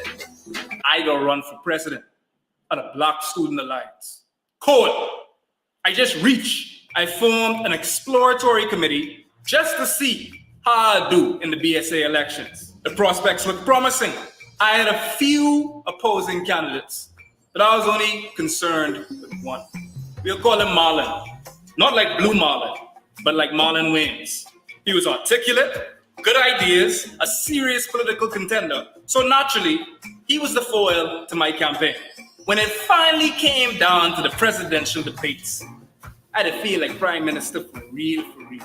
I spoke circles around my competition till Marlon get up to speak. And what he said took me aback. He said, how can this man represent your pain and your struggles when he has no idea of what we have to go through? He's not black enough to be president. I was flabbergasted. Marlon impugned my blackness. He claimed that since I was an African American, I wasn't fit to represent African Americans. And honestly, I see this rhetoric a lot nowadays. African Americans forget that there are black people outside of America that have endured just as much marginalization, if not more.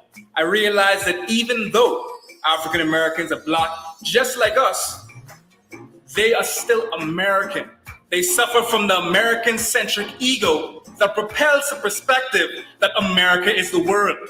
I was big mad that I wasn't accepted by my own people, mad that a race that has been discriminated against and maligned for the majority of its history was discriminating against and maligning someone that looked just like them. But mostly mad that it worked. After they counted the ballots, Marlon had won. I went back to my dorm depressed. I'm a competitive person. I don't like to lose. So I plotted and uncovered something that will change the course of events in the grandest way. The president at that time, Attitude Gap, was absent from the election. So you know who handled the ballots? Her vice president, Marlon. I didn't look like a fly that about to light on garbage, but I come like Frank Underwood and brought it to the attention of the advisor of the student organization. I told her that malpractice was afoot concerning the elections. How a man that have a stake in the elections could handle the ballots? Tell me that. She asked me, what do I plan on gaining from uncovering this? I look at her dead silly. I say, Mom, I just want you to fulfill your obligations as being the advisor of the Black Student Alliance. She clutched her purse dead offended and said, that's it, we ain't talking about this no more. So I bring it over her head. Think I is play? I bring it to the director of diversity and inclusion. He then issued a redo online. I rallied support, tell everybody to get their votes in. Then come time for the announcements, and I biting up my nails. Marlon win again. This time with even more votes. I was embarrassed. I was gutted. And now I had to go to this big victory celebration and shake his hand. I had to feel like Nixon after Kennedy beat him. And then it dawned on me. As I looked around my table, I realized that Caribbean people were around me. I had Bahamians, Dominicans, Antiguans, Grenadans, still with me after I even lost. These were my people. Even though they didn't share the same skin color as me, they shared Caribbean camaraderie. The way we dress, the way we talk, the way we see the world. It became clear that solidarity transcends skin color. Marlon was right. I didn't know what it was to be African American. We've had our own struggles with slavery and being slighted. But our prime minister was always black. Our backdrop isn't police brutality and KKK. Our backdrop is the Honorable Sir Lyndon Pinland and Marcus Garvey. Black people share a superficial solidarity, but we're much more than a singular experience. We're a tapestry of triumph and trauma. And that very failure was the matrix that engendered the creation of the Pan-Caribbean Community, a student organization dedicated to Caribbean culture on campus. We threw parties, educational events, even hosted relief efforts for the hurricane. It is one of the greatest accomplishments of my life. And I never would have done it had I became the president of the Black Student Alliance. So sometimes failure can be fate. Depending on your perspective, these obstacles can be your opportunities. So what are some of the opportunities in your life? And if you want to see more of my failures, click that and check out the rest of the school saga. Till then. Yeah, I just gonna put this out there. I know a flam when I see one flam. That bird is a flam. But anyway, Zuli. What's a flam, brother? If you don't mind me asking. Like flim flam. This guy. There's something about this guy that just doesn't sit well with me at all. I take him. There's something about him I take to be unserious. To be honest. Looks like what we call in Jamaica. Look like a general.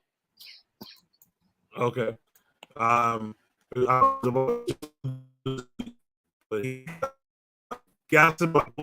What's this?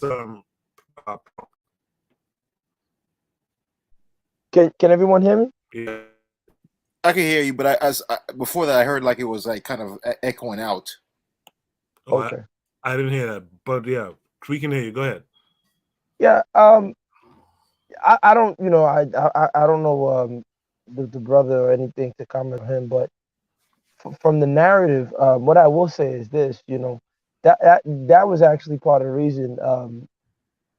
Like I said, I'm just in this Babylon to make money, because the truth of the matter is, I came to a conclusion that blackness is a concept that only exists in America. That is why a woman like Rachel Dolezal can be black. She can't, like I think I said earlier, she can't be Igbo, she can't be Hausa, because we'll speak to her in the language. Blackness, in my opinion, and it may sound harsh, is what happened after Africans had been stripped of their culture, of their lineage, of who they were. The end result was this thing called blackness. And in many instances, this thing that they call blackness actually ties itself back to the very whites that it's supposed to be in opposition to. I'm not a fan of him by any means necessary, but Thomas Sowell makes a lot of great points. He references a book called Cracker Culture, where he points out that most of what we associate with blackness, and this is why, Amin Rami, rest in peace, was very pivotal in having those conversations with him, where he says that, many of what we associate with blackness being loud and this disregard for authority and allegedly being lazy and, evasiveness and white mirroring, yeah. Yes, it comes from the very whites that were the Hicks, of Scotland and the UK and the vagabonds of the Europe that came over that couldn't do anything, and they were the rednecks and all this other stuff. And so, black people adapted and adopted the so-called culture of poor white people, poor white trash, and so that's what they're calling black. And for me, that's why Joe Biden can say it with such confidence. He couldn't say, if you don't vote for me, you're not Isoko. He couldn't say that, but he can say you're not black, because realistically, if you want to get philosophical, blackness is a concept that was created by whiteness. Whites invented the concept of blackness. They own it. They're the ones who finance blackness. They're the ones who, and black people is very harsh. They don't want to hear that. So, yeah, I agree. I'm not black. That doesn't mean I'm like Clarence Thomas, like, massa, we sick. No, but I'm not black, because blackness, in terms of what most people associate and relate it to, is something that comes straight from the hands of the oppressors that I'm trying to escape. So I think we should aspire past blackness and come up with new ethnicities. I think African Americans should come up with something new to define themselves as. And that's just my opinion. Can you tell what's the name of the author? Is it Grady McWhiney? Yes, for Cracker Culture. Yes. Okay. Great book. That's the book with a guy holding a rifle standing up, right? Grady McWhiney. Yes. Yep. Yeah, I was talking about that book the other day. I think on the Thursday Thoughts show, I was talking about how, like, even what's, you hear the FBA ADOS screaming about culture, and their culture is unique, and well, it really isn't, because it's a mirroring of the Celtic culture, which is that vagabond, lowlife Brit Irish culture. You know what I mean? So it's I mean, even like we were watching something with a pastor earlier. That white pastor and his mannerisms, that's the same mannerisms you get from black pastors. The black Why? Southern preachers, exactly, that oratory. Yeah, it's the same style. Even Brother Kogu, this guy Conor McGregor personified that for me, because I saw him on stage at one of his press conferences, and he used a joke that black people in America have always used. He was talking about the guy's shoes. He says, "Man, those shoes are talking," and I'm like, "That's an old barbershop joke." And the white people, they were laughing like they never heard it in their life. And I said, "That's so interesting," because yeah, that backyard vagabond Irish culture is very relatable to what they're associating with so-called black culture, which African culture was very conservative. Of course, women had sex and did things. We never called sex dirty, but there was a place and time for these things. You had to enter your age group. You had to go through your initiation cults to be considered a full-fledged member of the society. Things like that. That's culture. There's rules. If the men are beating the women, we don't. We frown on that. If the women are abusing the men, they frown on that. Children greet their elders in the morning. Oh, good morning, ma'am. You prostrate for the elders. If you see the old man struggling, you help him carry something. That's culture. I mean, it used to be there in before the integration. I don't know. But yeah. In the chat, B. Rodriguez answered the question with a 2. She doesn't think she's black enough. She says, no, because I don't have an Anglo-Saxon name and my hair ain't black. So black people have the nerve to judge me. House Reality Podcast says, sounds like the counter to FBA. Grifter, divisiveness, but also a legit question in there, though, goes to a question I've asked previously. Is skin color enough for mass unification? Nah, it can't just be skin color. It has to be skin color and history, shared history. Cato says that's plantationism, right? And BB says something about whites were. I'm not sure what that means. Mr. Untouchable, what say you to this? Yeah, a few things. Let me start here first. I did listen to that episode when he spoke on cracker culture, and I was really trying to find that book. You can't find a PDF of that book anywhere. No. On Google. It's very difficult. Very difficult. Yeah, I even tried torrents to try to I see did something. too. I Yeah, did too. man, can't find it nowhere. That's very interesting. But you know what though? Thomas Sowell also wrote a book that is probably similar to cracker culture. I think the book was called Black Rednecks and White Liberals. Oh yeah.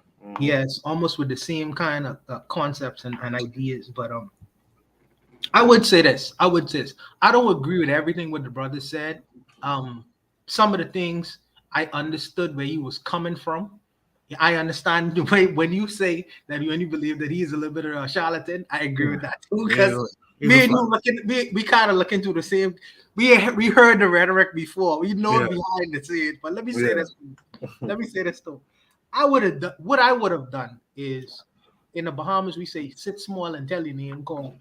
And if he don't really know the environment and atmosphere of an environment he really just walking into, instead of trying to bogart himself into leadership position, I would try to learn from these people why they don't think I'm black enough. Still become a part of the organization. Learn the ins and outs before you want to break off and create your own little small enclave and organization. You're making your ranks smaller. You know what I mean? People, first, I feel like sometimes we need to get understanding amongst one another. Even though we may not have a comparatively identical culture, our histories are very interwoven with one another, whether we want to admit that or not. Yep. I think that was one of the mistakes that he would have made. As far as the idea of this thing called blackness, and I understand what gassed them up was saying about it was created for us because it's not essentially coming from us. But I'll still let me still work within the terminology though. I would say this: there is a particular view of the black a world of blackness or the idea of blackness that is really just Western, is very westernized. In particular, one particular area, and I understand that North America has a very big microphone, and it crescendos all over the world. So they have these ideas that's pushed out there, and everybody are quick to accept it and embrace it. But when you start hearing from different voices of this idea of what is blackness, because blackness is not only within the realm of one country, it extends beyond that. It extends beyond that experience. So when a person like Bob Marley gone to America, they look at him like he was crazy, with his dreads and things. But that was his manifestation or his idea what blackness is. And Peter Tosh and Jamaica and these people over here. And I think that sometimes these things contrast with the notions of what blackness is supposed to be, even though we have a shared similar culture and background and ideas going back and forth. But that's what I would only say. I would say that this the idea of blackness can't necessarily only be monopolized in just one particular group of people because they are varied. We even hear from the voices of Brazil yet because they are Portuguese speaking, but their black experience and their view of the world is completely, essentially different from what North America may say or the UK may say. And these voices haven't really been essentially heard all over the world yet. Like I say, because America has a loud sounding board. So I understand him. So him creating the idea of a pan-Caribbean organization, I don't feel like it's a bad thing, but I would try to enjoin it with the greater, with the other Black North Americans and not separate it. His interest really was in power and leadership, though. He really wanted to get that stage. That's why I say he was a little what he was trying to do, because he was really trying to get a stage. But if your heart is in the right place, I still will work with people who are different from me, who may not necessarily share my view of the world or perspective. This is why I embrace Bibi Rodriguez, despite the fact that she may have a different opinion than I do. You know what I mean? Because I'm trying to get understanding, and maybe we could come to some level of understanding where we could find pieces of things that could be productive, and we could move forward with that. Because we ain't gonna always agree. There are some things we can essentially disagree with, but there are some things that we can't agree on, and let's move on that principle. If just that alone. That's where I am with that. Zuli, let's go to you quickly.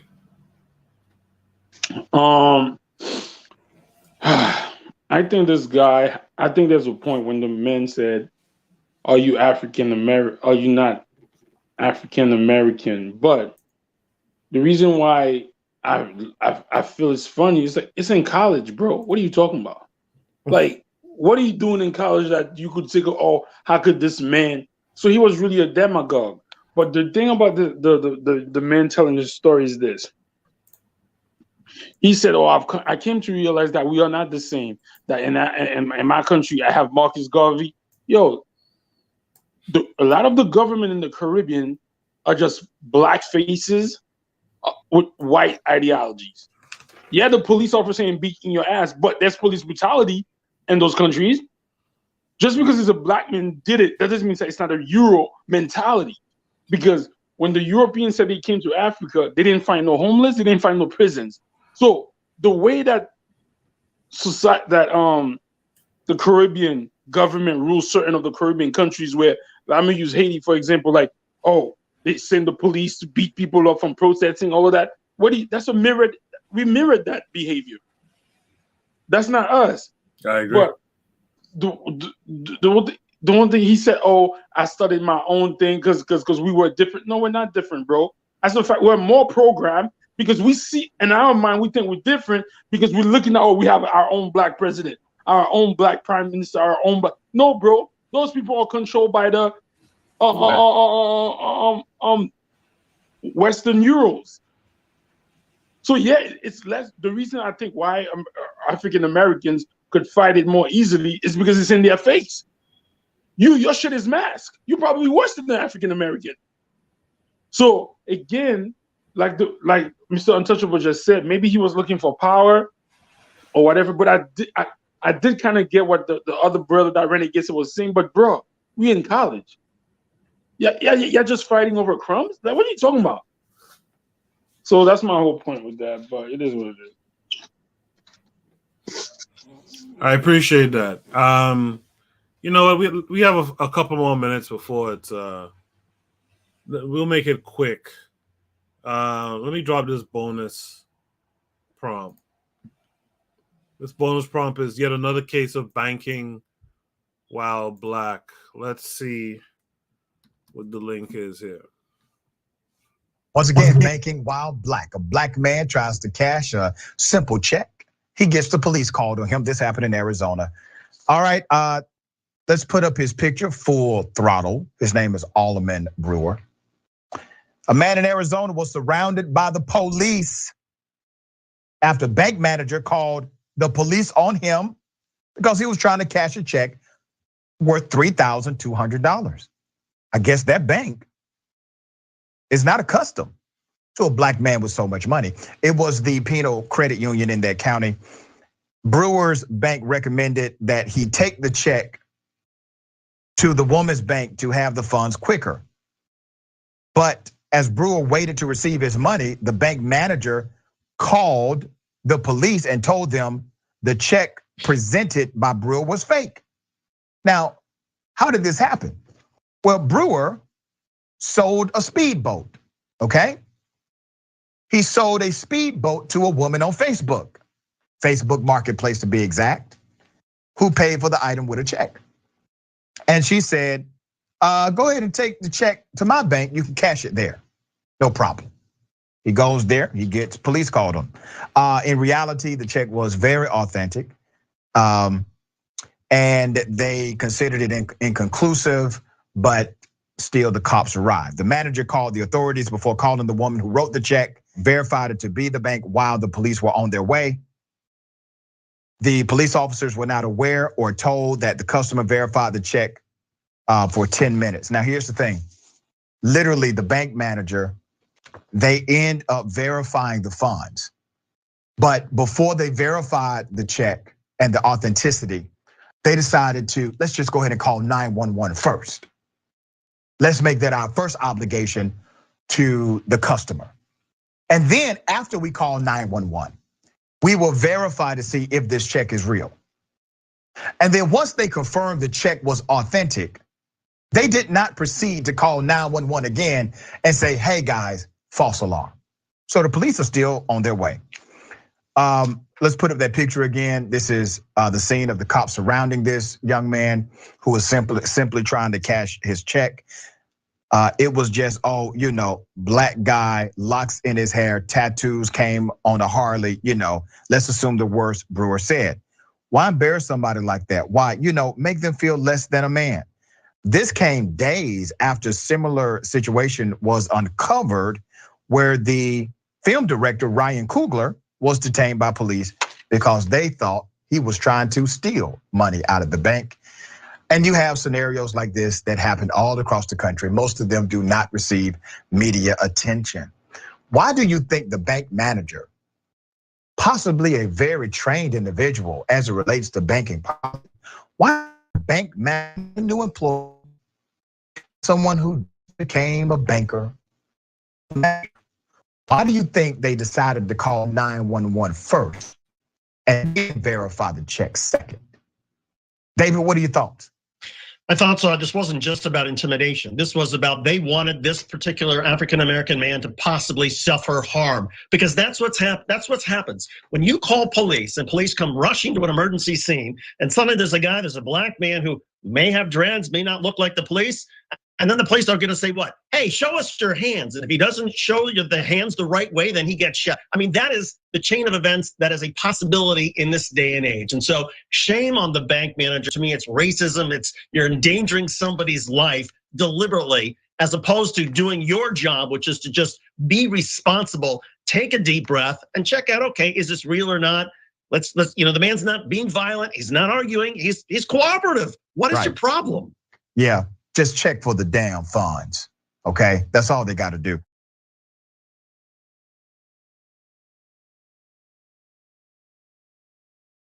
Yeah, let's bring back Gaston up to the panel. B. Rodriguez in the chat says, ridiculous. Harfield Podcast says, it's kind of disheartening at this point, bro. After proms every Saturday is us getting our ass beat physically, financially, or spiritually. Why check out from the news and mainstream detrimental to mental health? Let me talk to the panelists real quick on this topic. Gas them up. When you see that story, and especially after hearing what Webb just had to say in the chat, what do you say? What do we expect? Me in Babylon, I've accepted it. It may sound messed up. I've accepted I'm a third-class citizen in this place. I'm not looking for anything. Just don't call the cops and whoop my ass. You know what I'm saying? Like literally, that's how I live. And most people think, oh my God, you can't live like it. Listen, at this stage, pay me in crypto. Pay me in ETH, pay me in BTC, pay me in LTC. So I don't have to deal with the bank. I'll convert my money through the exchanges and get my cash on the back end.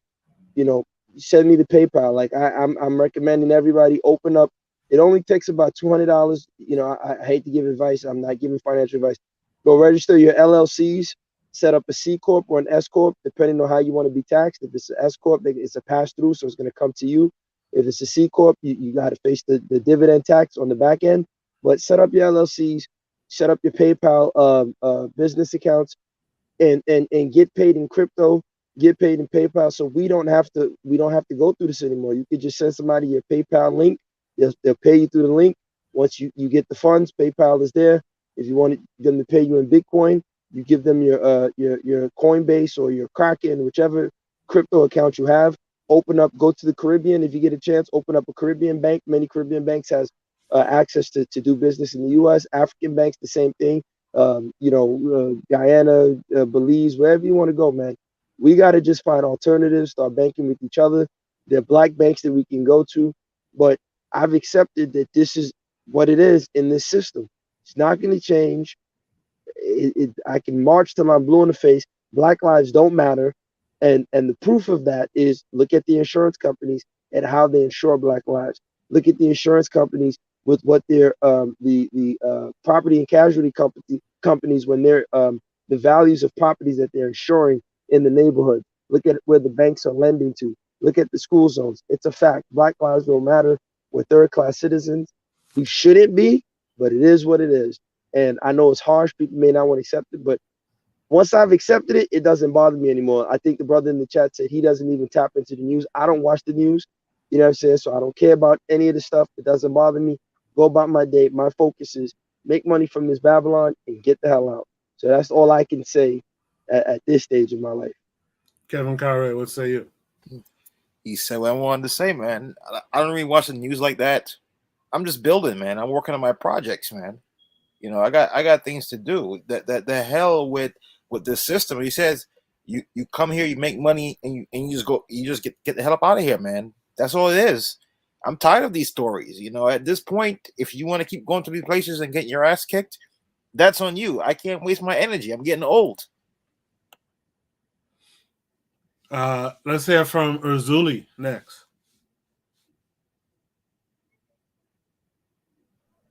The thing is, I understand what everybody's saying, but you want to get your money, get out of Babylon. They all coming for all of y'all. Babylon is everywhere. It's not just here. They're in the Caribbean, they're in Africa, they're in Brazil, they're everywhere. But to that situation with the young man, like Mr. got him upset, and Kevin Garnett said, "What did I expect?" They control the system, and the thing is, yeah, they could have. That lady could have did that, but she called the police just in case, because they wanted this man to go to jail. They wanted that check to be paid. They wanted that guy to be a criminal, so that could be, oh yes, we got one. That's why they called the cops first and then check the check after. So if they checked the check before and it was fake, then they would have told them, and then they say maybe in their mind they thought he was gonna run, but no, that's why they did it. But again, it's the society we live in. I mean, it is what it is. You call, like, what kills me is that the guy who's talking about this, he's acting like, oh, this is new. Yo, be real with the people. So I didn't expect, if they could do it to this Ryan Coogler guy, why would they not do it to a regular person? And there was another story that was before the Ryan Coogler. A guy went to talk to get a loan or something, and he got arrested. There was this real estate guy that was showing a house in a predominantly white neighborhood. They called a cop on him. So these things are not new. It's like, what are you going to do about it? So yeah, it's to be expected. Keto just said it. Make money and leave the empire core. Move to a black dominant state in the South, right? Like it's.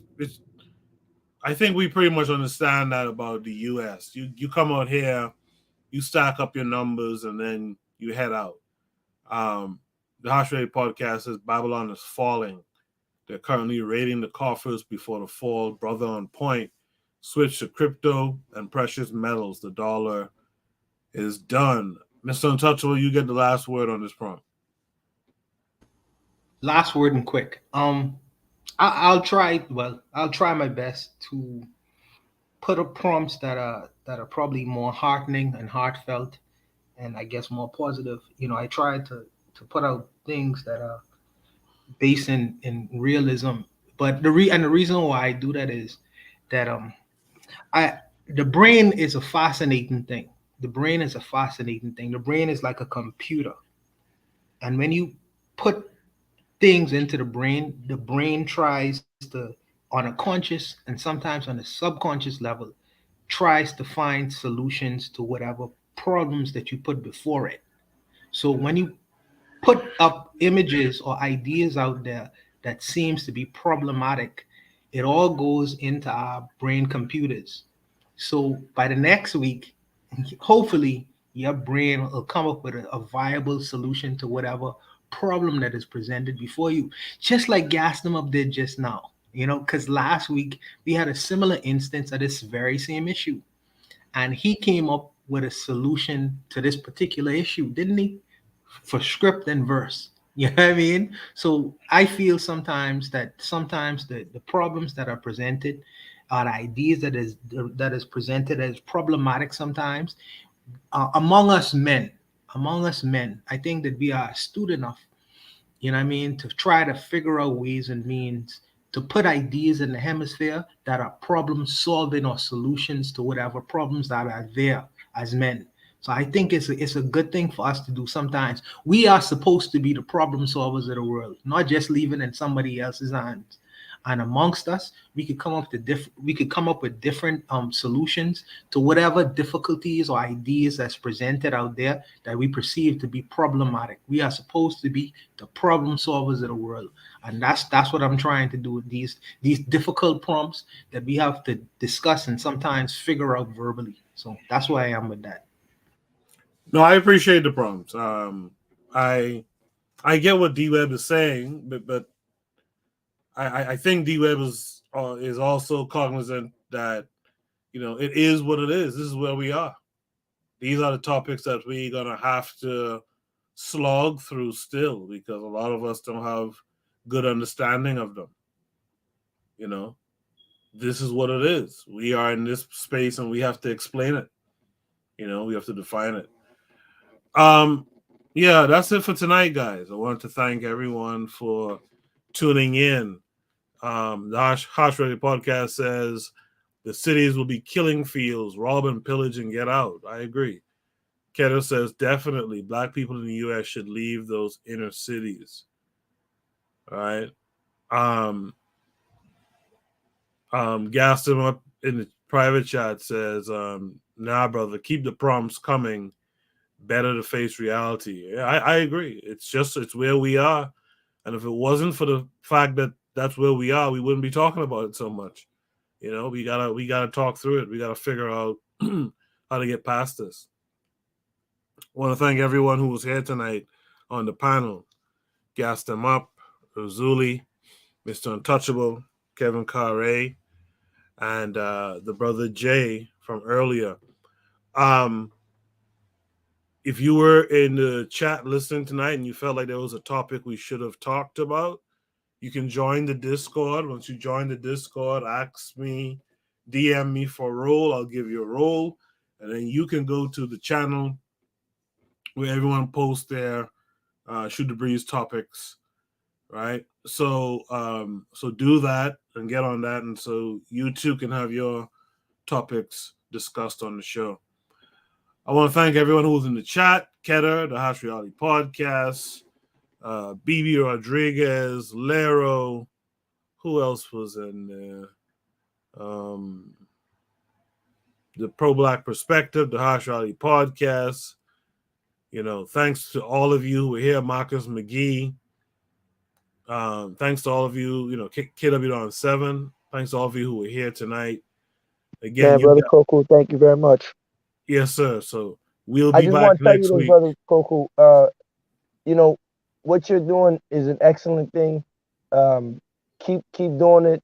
And I'll say this channel, it actually is a very important channel because there are a lot of other channels doing their thing. I'm not going to talk anything about anybody. But even though this channel may not have the numbers yet, and I think there's a reason, because there's a certain level of vibrations, there's a certain level of energy and intellectual thought process that is required on this channel, and the way you conduct yourself, the way the panel members conduct themselves, you and Mr. Untouchable, especially, you have a presence and you set a tone and you set a standard. And that, unfortunately, you know, amongst our people is not always celebrated. But as the Bible says, you can't cast pearl amongst swine.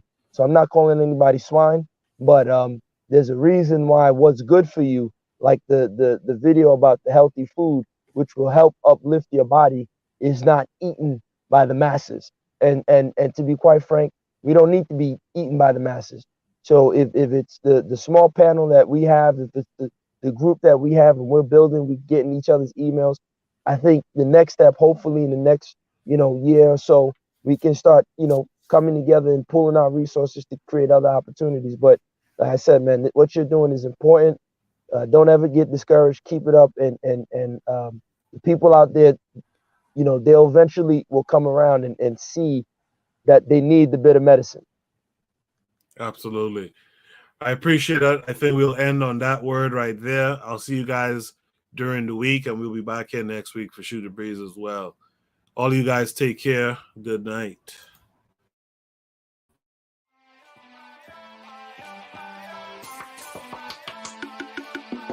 Thanks for listening to the Bitter Medicine Podcast with your host, Koku. If you like what you just heard, we hope you pass along our web address, bittermedicineblogs.com, to your friends and colleagues, and share our show to all your social media. Be sure to check out our archive section on our website for previous podcasts. This has been a KWAZ radio production. Join us next time for another session of the Bitter Medicine Podcast. Follow us on Facebook at Bitter Medicine Show, Twitter, Bitter Meds, Tumblr, Bitter Meds, Instagram, Bitter Medicine.